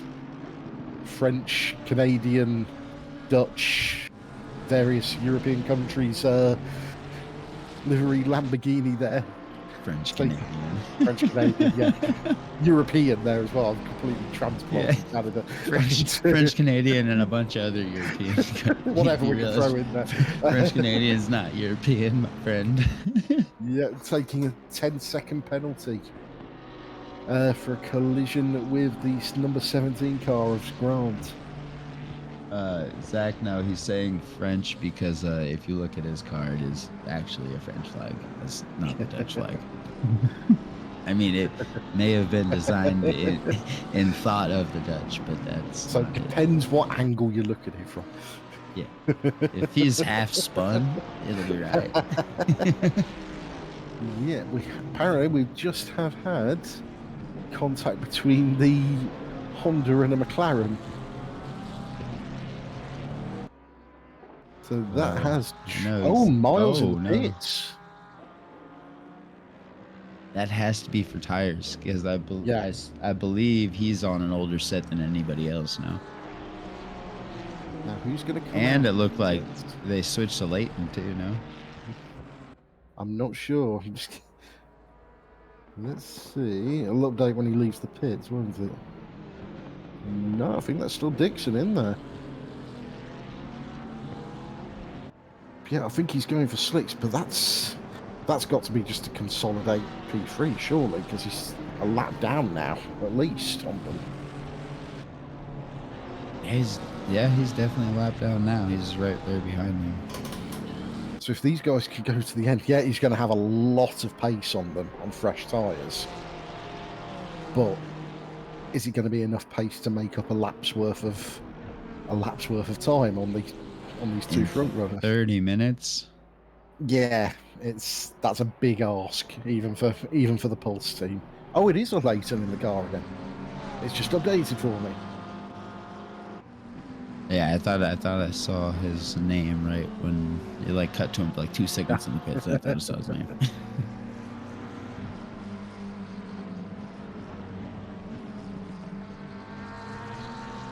That is a very good question there, Zach. I don't know if they can get to the end.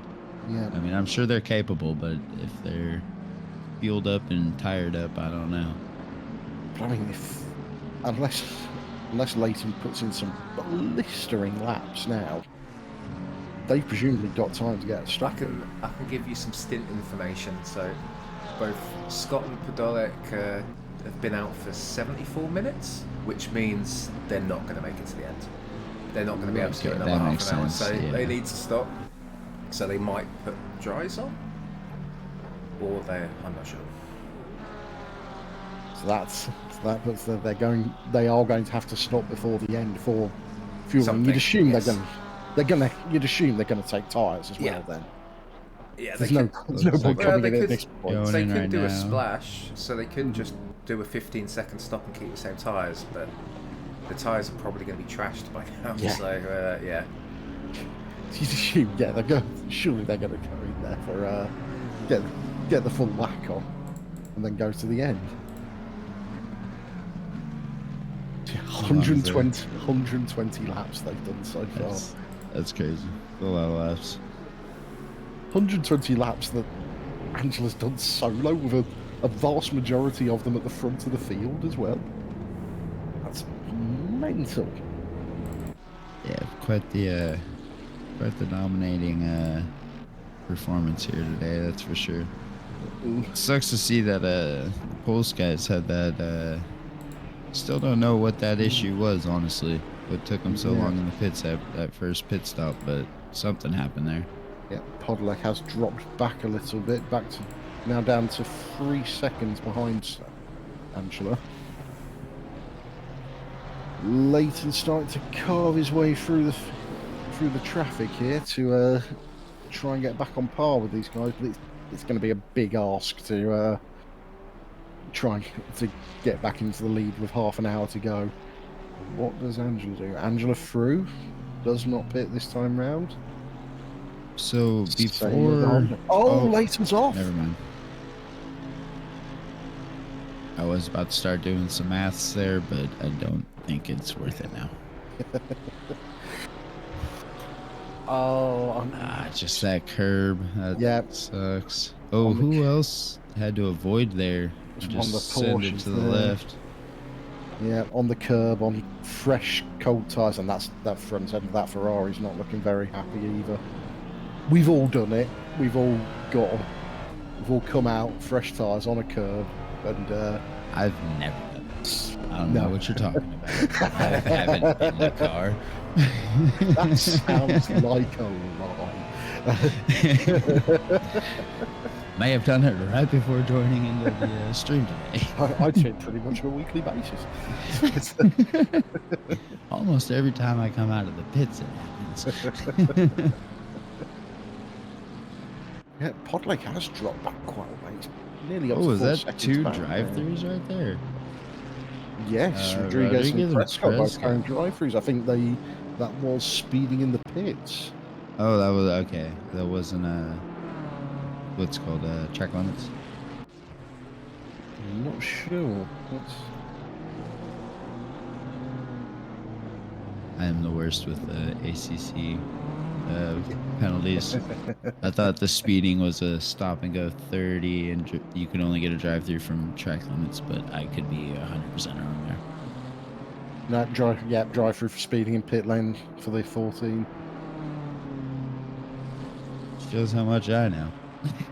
So, I mean, is that a second one? Have they just tried to do their drive-through and then give themselves another drive-through? No, it's just laps remaining. I've done that. Yeah, I've done that. Stupid drive-through going too fast again. Like, Yeah. all right, I'm just gonna park it. I'm done.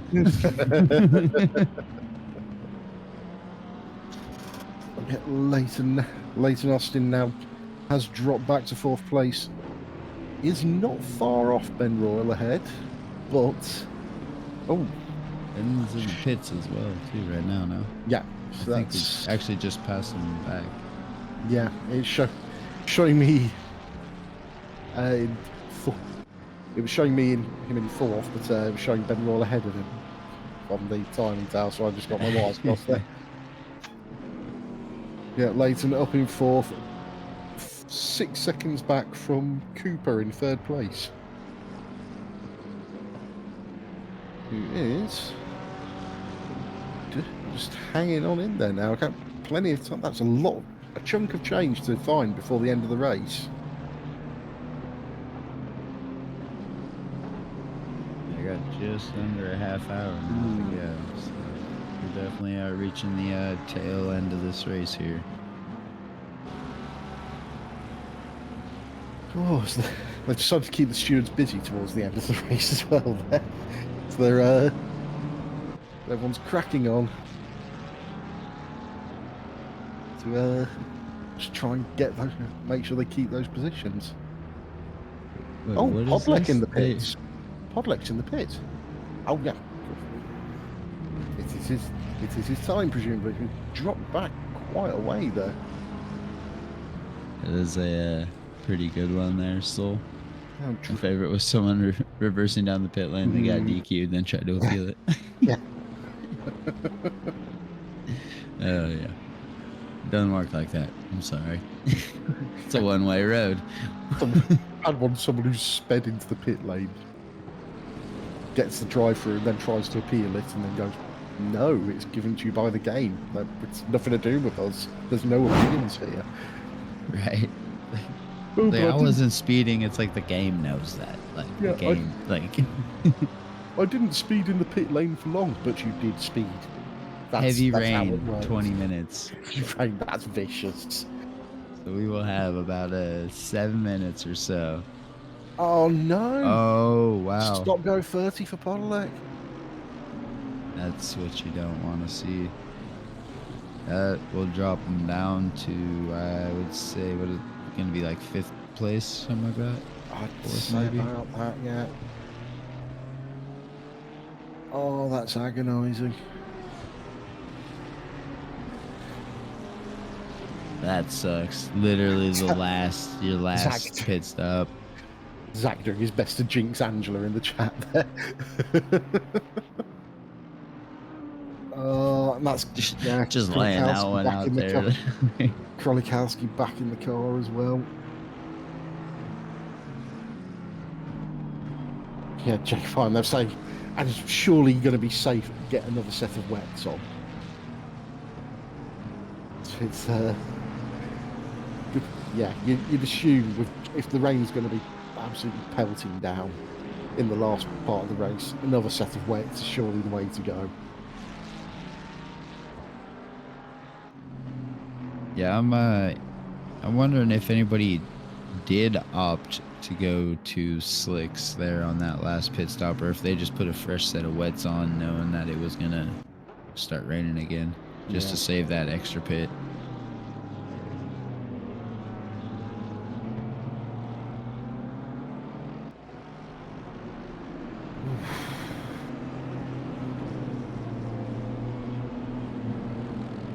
So 909 not clearing their stop go this time. I think they're going to try and push that to the end of their 3 laps and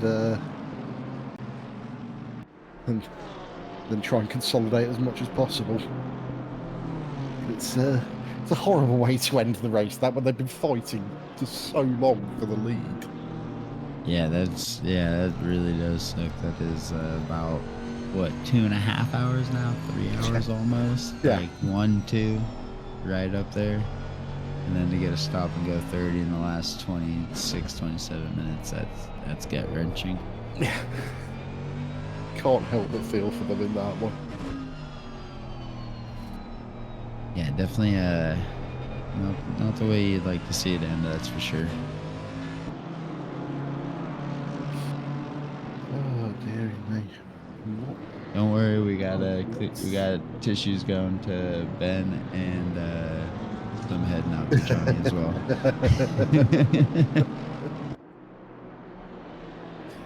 Yeah, Dave's still up in 6th. I don't think that car has dropped out the top 10 for the entire race. Even with Johnny at the wheel. Sorry, that sounds harsher than I meant it to. But I meant it to. He kept it up there.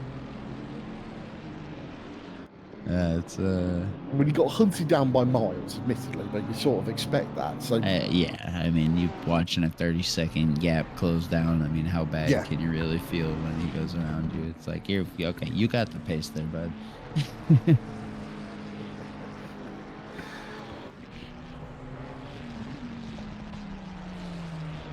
yeah, there's been a lot of hard racing throughout this racing. Just even now, we've got 25 minutes left, and Steiner is on the back of Rodriguez.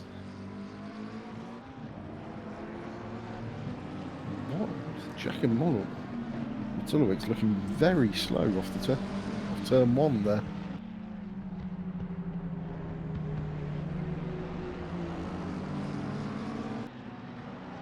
He's keeping out of people's way. I wonder if he's overestimated his fuel, perhaps.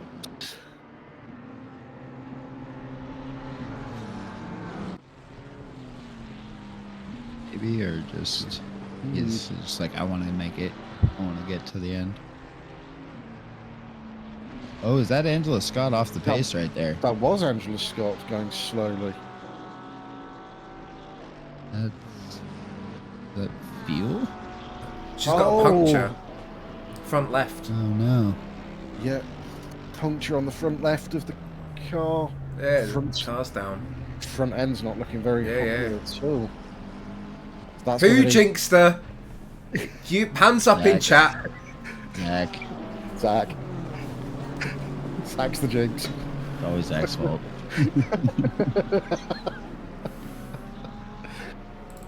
He literally did say that though. He's like, hey, it's not just me, it's been you too. Right there. Don't blame me.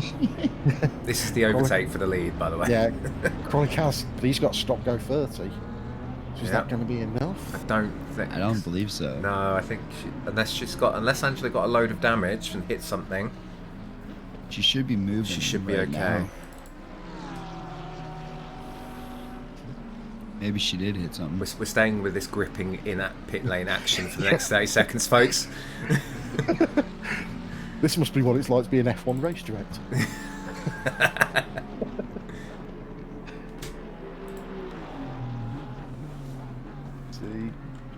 No, if you're an F1 race director, you have to cut to this right as there's a pass going on track. Yes.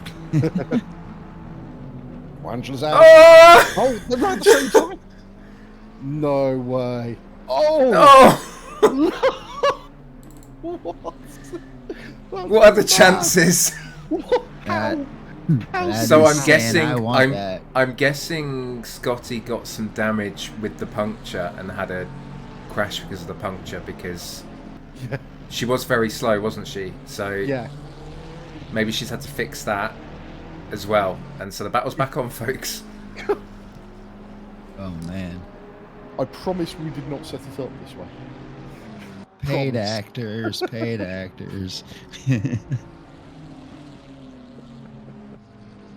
Good grief. We thought that stop go had killed it. In fact, it has made it even closer. Cooper is 2 seconds behind them, and after all that, Leighton is now 8 seconds off the lead. Yeah. Oh my lord. What? And I'm assuming they were all on dries as well, so. With 7 minutes of downpour rain at the very end, so.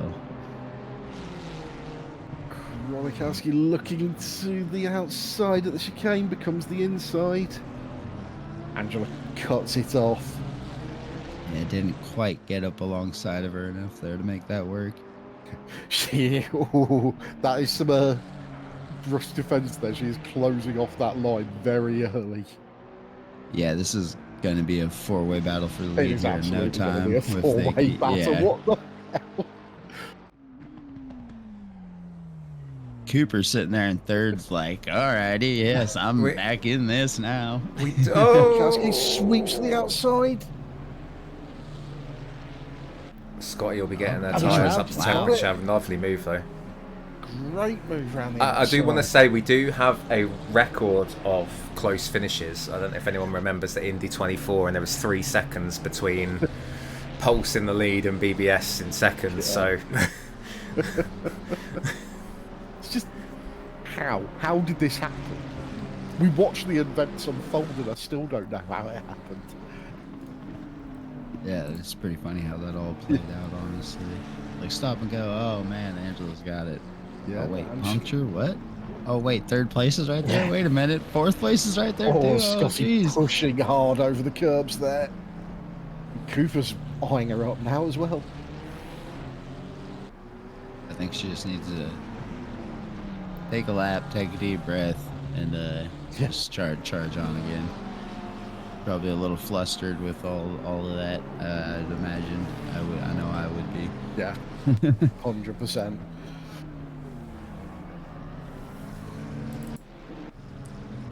Leighton's still about 5 seconds back.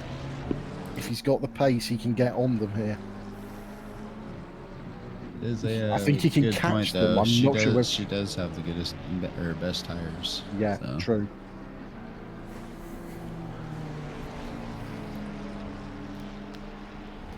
Three cars currently fighting for the lead. A fourth one lurking in the background.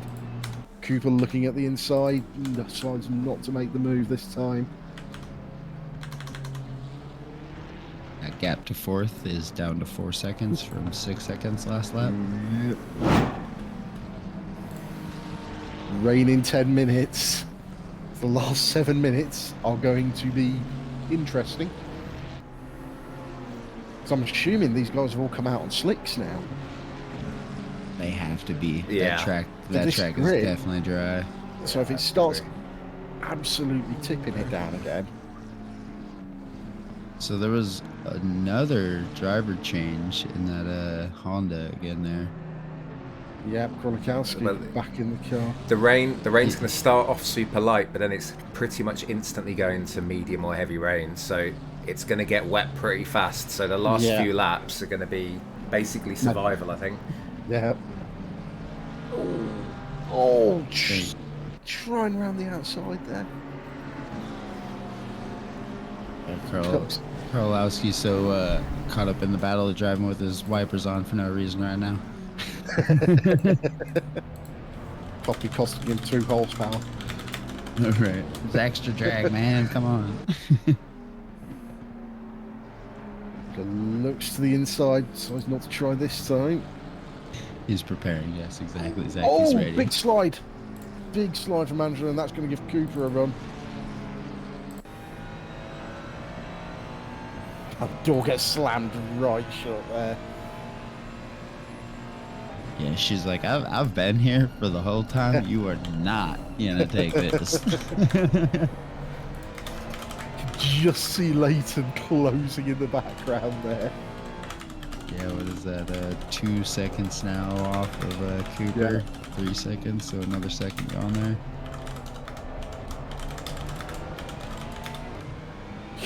You can visibly see him getting closer each time he appears, can't you? Yeah, every glimpse is just a little bit bigger. It's like the creature from some Japanese horror if it was a neon-coloured Ferrari.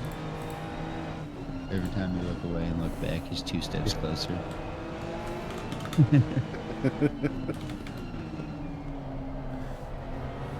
Oh, there's Scotty, a Where did that come from? I wasn't watching. Scotty on the inside back into the lead. Probably got a little deep on the brakes there, maybe. Kind of looked like she just drove right up the inside almost. Ferrari, Honda, McLaren, Ferrari. Leighton now right on the back of this battle.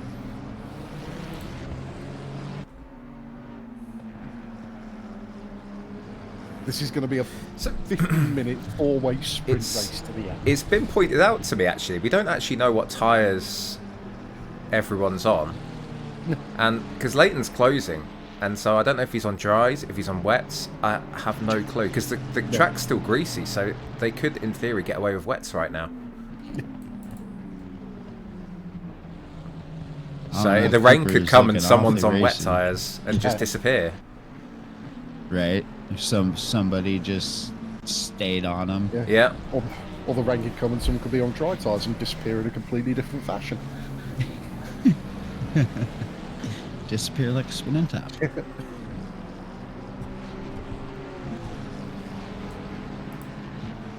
Yeah. Tapeworm's supposed to every back marker needs to go full evade. They are just diving out of the way. No one wants to be the person who ruins this battle.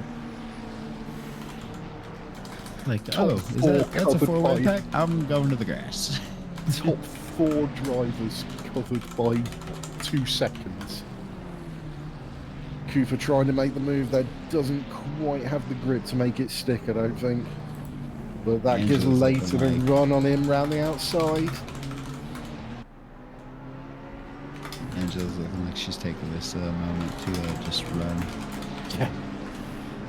She's got a 1.7 second gap. Yeah, Austin on the inside into the chicane, closes the door off. That shuffles Cooper down to 4th. I think he's Onto the going to be able podium. to stick with him. Yeah.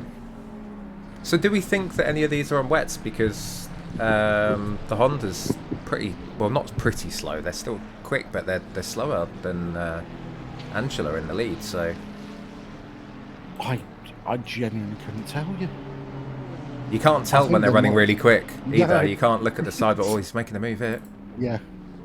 Honda could be on wet, so it might come back to them when this rain comes in. But Angela's torn away in the lead there. 2 Yeah, I think, seconds, nearly 2 seconds to go. Zach Must be on said it dries. best there. She's engaged run the leap away mode. I'm out of here. Y'all can deal with second. Yeah, Scotty just did a 39.6, so I feel like she's on slicks right now. Yeah, that makes a lot of sense. So if the Honda's on wets, Leighton through into second. Oh, nudge on the Honda there. No. That's not ideal. Hopefully, Yeah, gets back on. Might still be maybe able they to. are in the rain and they'll come Yeah. back in the wet. Hopefully. What was going to be 7 minutes to go, wasn't it? That the rain was going to tip down or start. So before. Yeah, I got about 4 or 5 minutes now, 4.5. I thought there was rain coming down. Now it's just rub on my monitor. That's nuts. Oh, just It's 30 not there screen. yet. Yeah.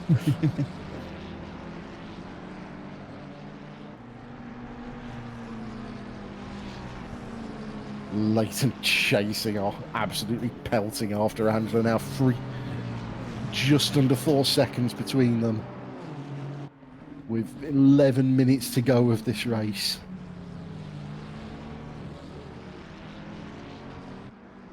And it is going to go down to the wire.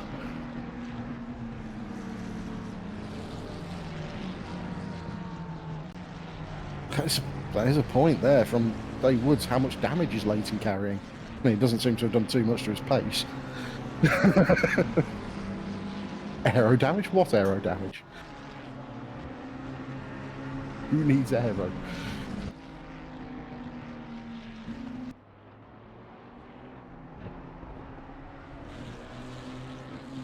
.7 second gap 3.7 though. between them.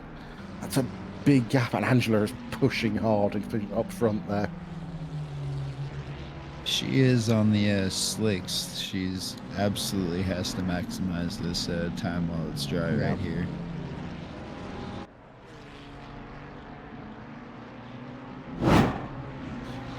But I'm wondering. I mean, Rain imminent. Leighton has to be on slicks though too. Yeah, as well, to match right? that, to be closing down with that pace, surely. Well, not only that, but I believe he pitted before her too. Yeah. 'Cause she came in when she got that puncture, and he had already pitted like a while earlier. Yeah, 4 seconds between them now. Chandler's picked up about a 10th on them there. This battle for the last couple of podium spots isn't finished yet. Nick Cooper running in 3rd, Krolikowski running in 4th.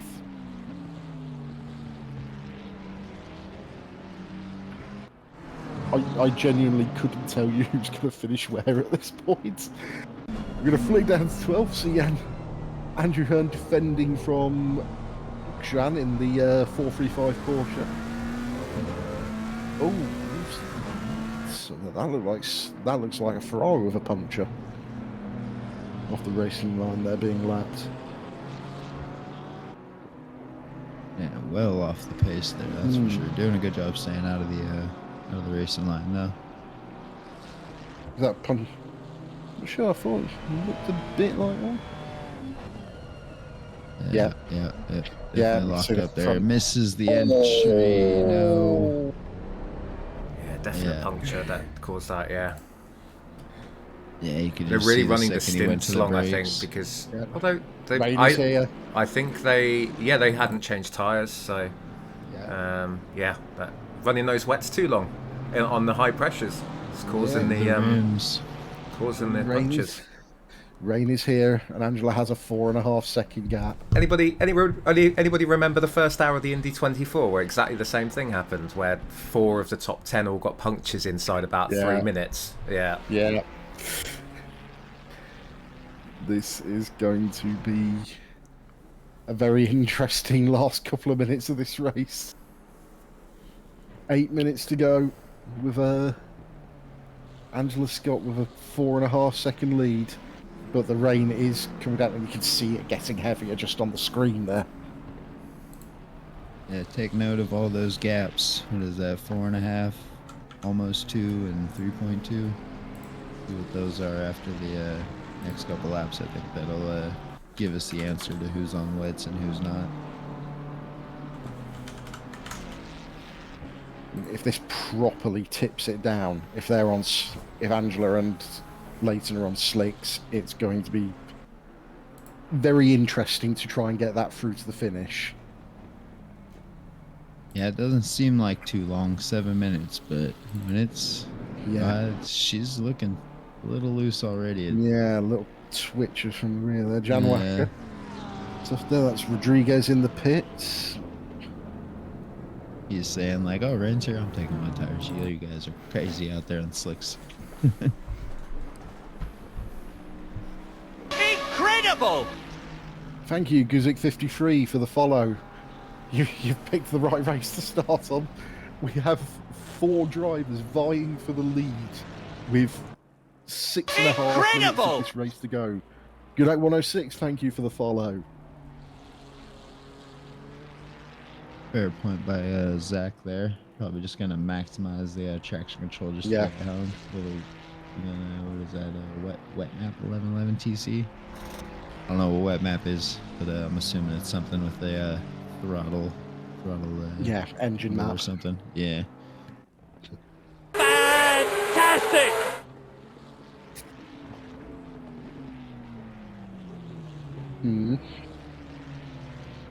Oh. Incredible! I think they might be. Alex Rivo, thank you for following. Bloodwolf NL, thank you for the 5 gifted subs to those of us watching. Thank you very much. One of them went to Johnny, which is hilarious to me. Oh, for God's sake. He's cheap, isn't he? He's cheap. Paid actor. I'm using the Prime sub, so I'm not really benefiting us that much. That Honda absolutely piling on the pressure on Cooper now. Yeah, definitely. Gonna take a wild you shot in the dark to see say the that traction. McLaren's on slicks and that Honda's on wets. Yeah, you can see the difference in traction there, can't you, as he comes through.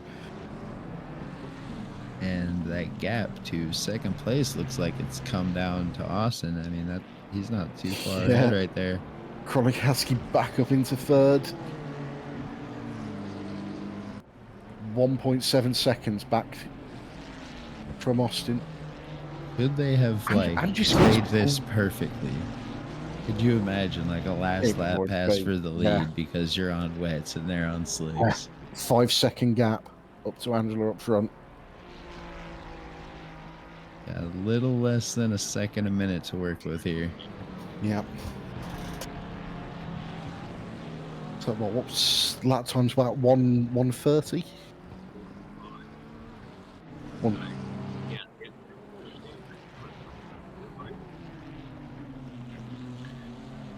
it's a matter of how much trouble is. Oh, I don't think he's gonna have much trouble. I was about to say how much time is he gonna waste behind Leighton trying to get around, but by the looks of that, yeah, by the looks of that, it doesn't look like it'll be too long. Yeah, it's hard defense from Leighton there as well.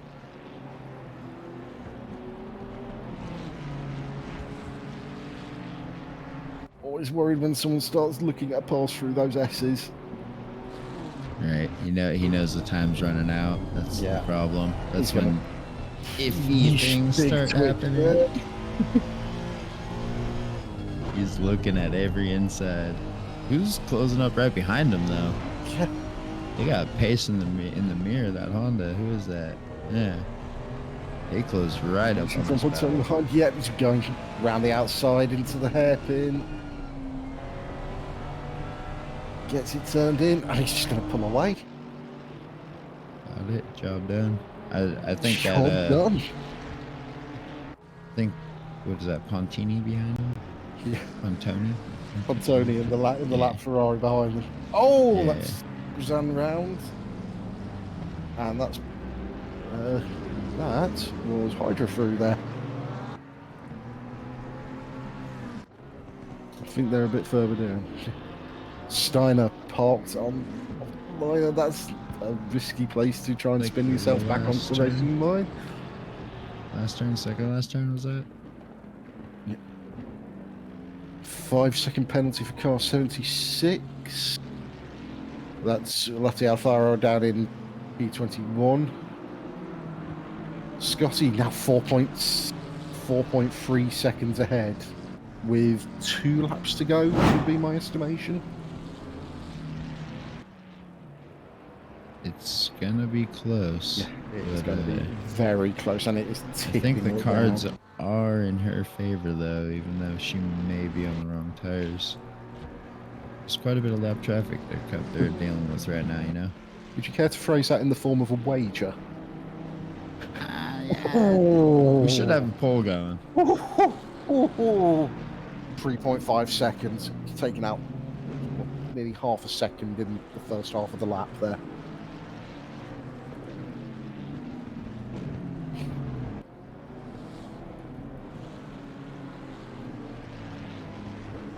And it's the old adage that catching someone is one thing, passing them is another, but with the difference in grip that those wet tyres are showing for Krolikowski, you can't imagine that Angela's going to be able to keep him behind if he's back off, if he gets right up on her. Yeah. I was just about to say this. They're about to start the last lap. It's a 1-lap sprint race. 1 lap. 4 hours of racing, and we're going to have a 1-lap sprint to the finish. It's under 2 seconds. I'm looking at the live timing. It's under 2. Well, here they go on the last lap. That's the gap.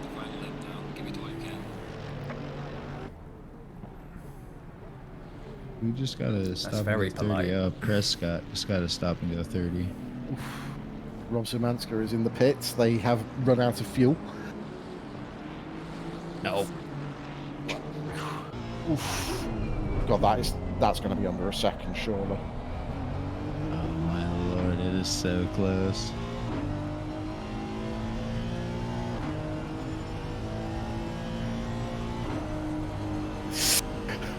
I'm trying to think of I can't think of anything to say that can make this better than what we're watching. All I can say is I know that Honda's throttle pedal is pushed through the sim rig into the actual carpet right now. Oh, you can see Angela twitching. Leighton's off. Gonna try the same move.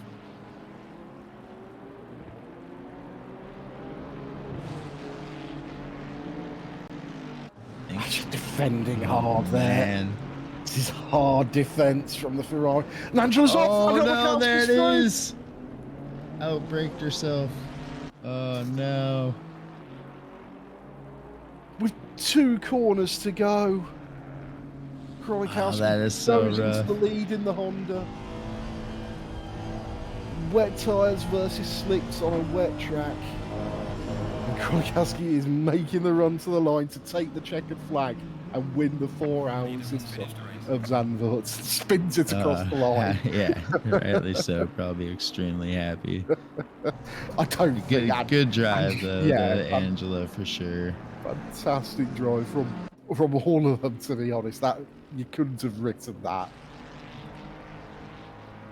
That is that's crazy how much it turned around there right at the end. That putting those wet tires on about 20 minutes before the end and driving in the dry definitely paid off, huh?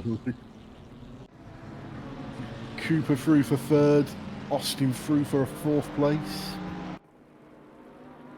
And they'll be wondering what could have been.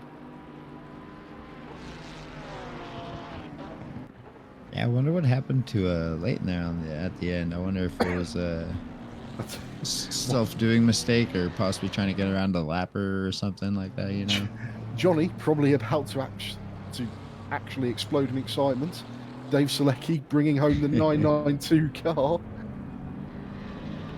As we go to him, he's like halfway off the track.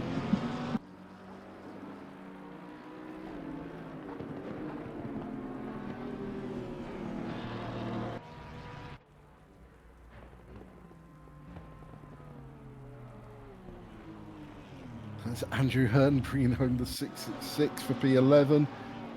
Dave Selecki comes across the line, or it says P4, but that's only because I think Austin has left the server.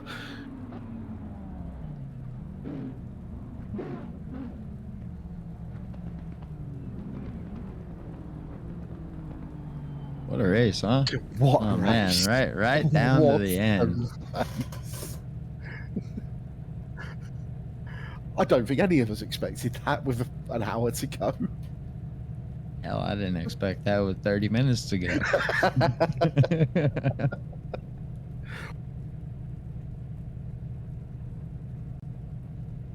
Oh, dearie me. That was fantastic. Yeah, that was action right down to the last lap, that's for sure.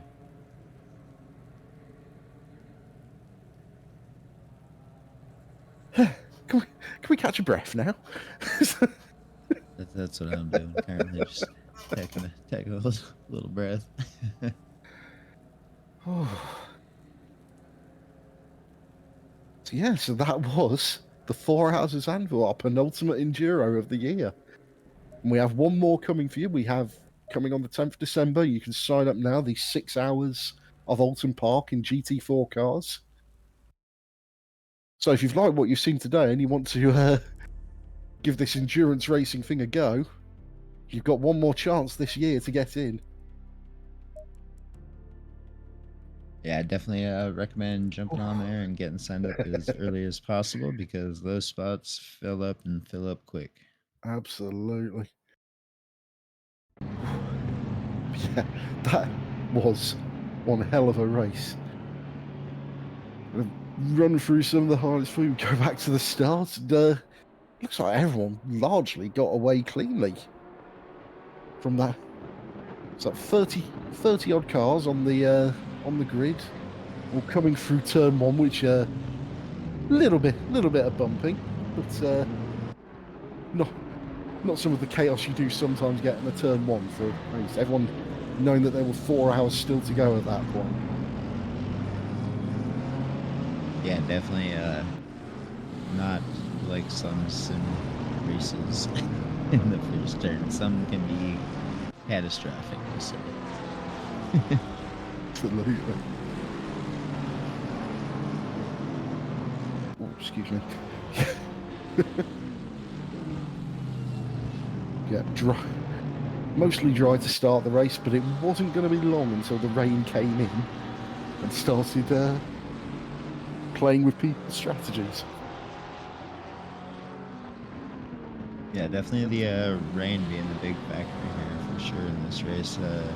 The gaps in between the rain and the dry was, I feel like, just enough to make all the drivers continuously be second guessing their tire choice. Absolutely.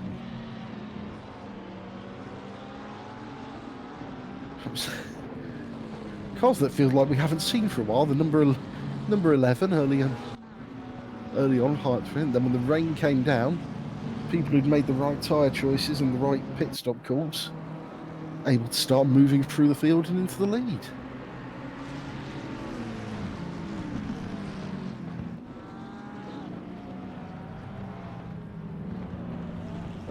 That rain was not going to let up for the entire race, really. We had bursts of dry weather where people were able to go on slicks, but almost as soon as they got into their rhythm, it was like, no, the rain will come down again. Yeah, it seemed like every time I cleared up, we were getting a message about it coming back. It's like, yeah, nice little bit of dry running. Wait, rain's coming in 30 minutes. Okay, right. Forget it then. Yeah, it's like, yeah, just put dry tires on. I don't know why you did that. The rain's coming.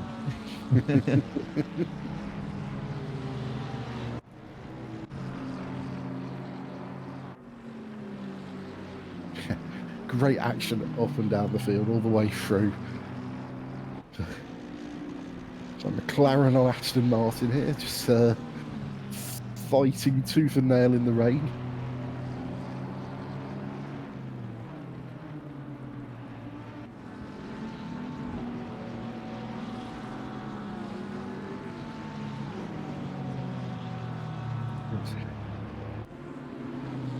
Oh, well, I suspect you're all as tired as we are, but I hope you've enjoyed the 4 hours of Zandvoort. As I said, we've got one more Enduro for you this year, 6 hours of Alton Park in GT4 cars.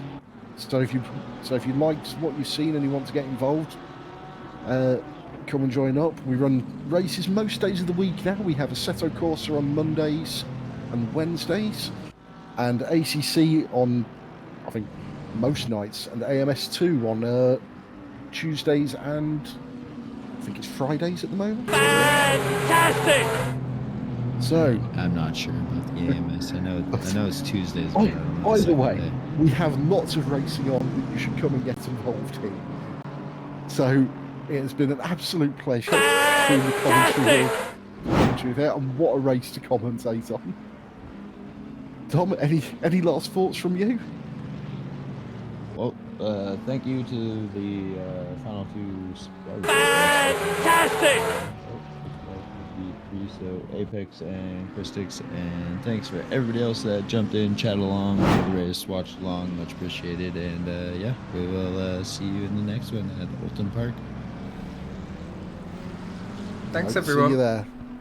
And that's from everyone here at oNiD for another fantastic race. Have a good weekend, and we hope to see you on track.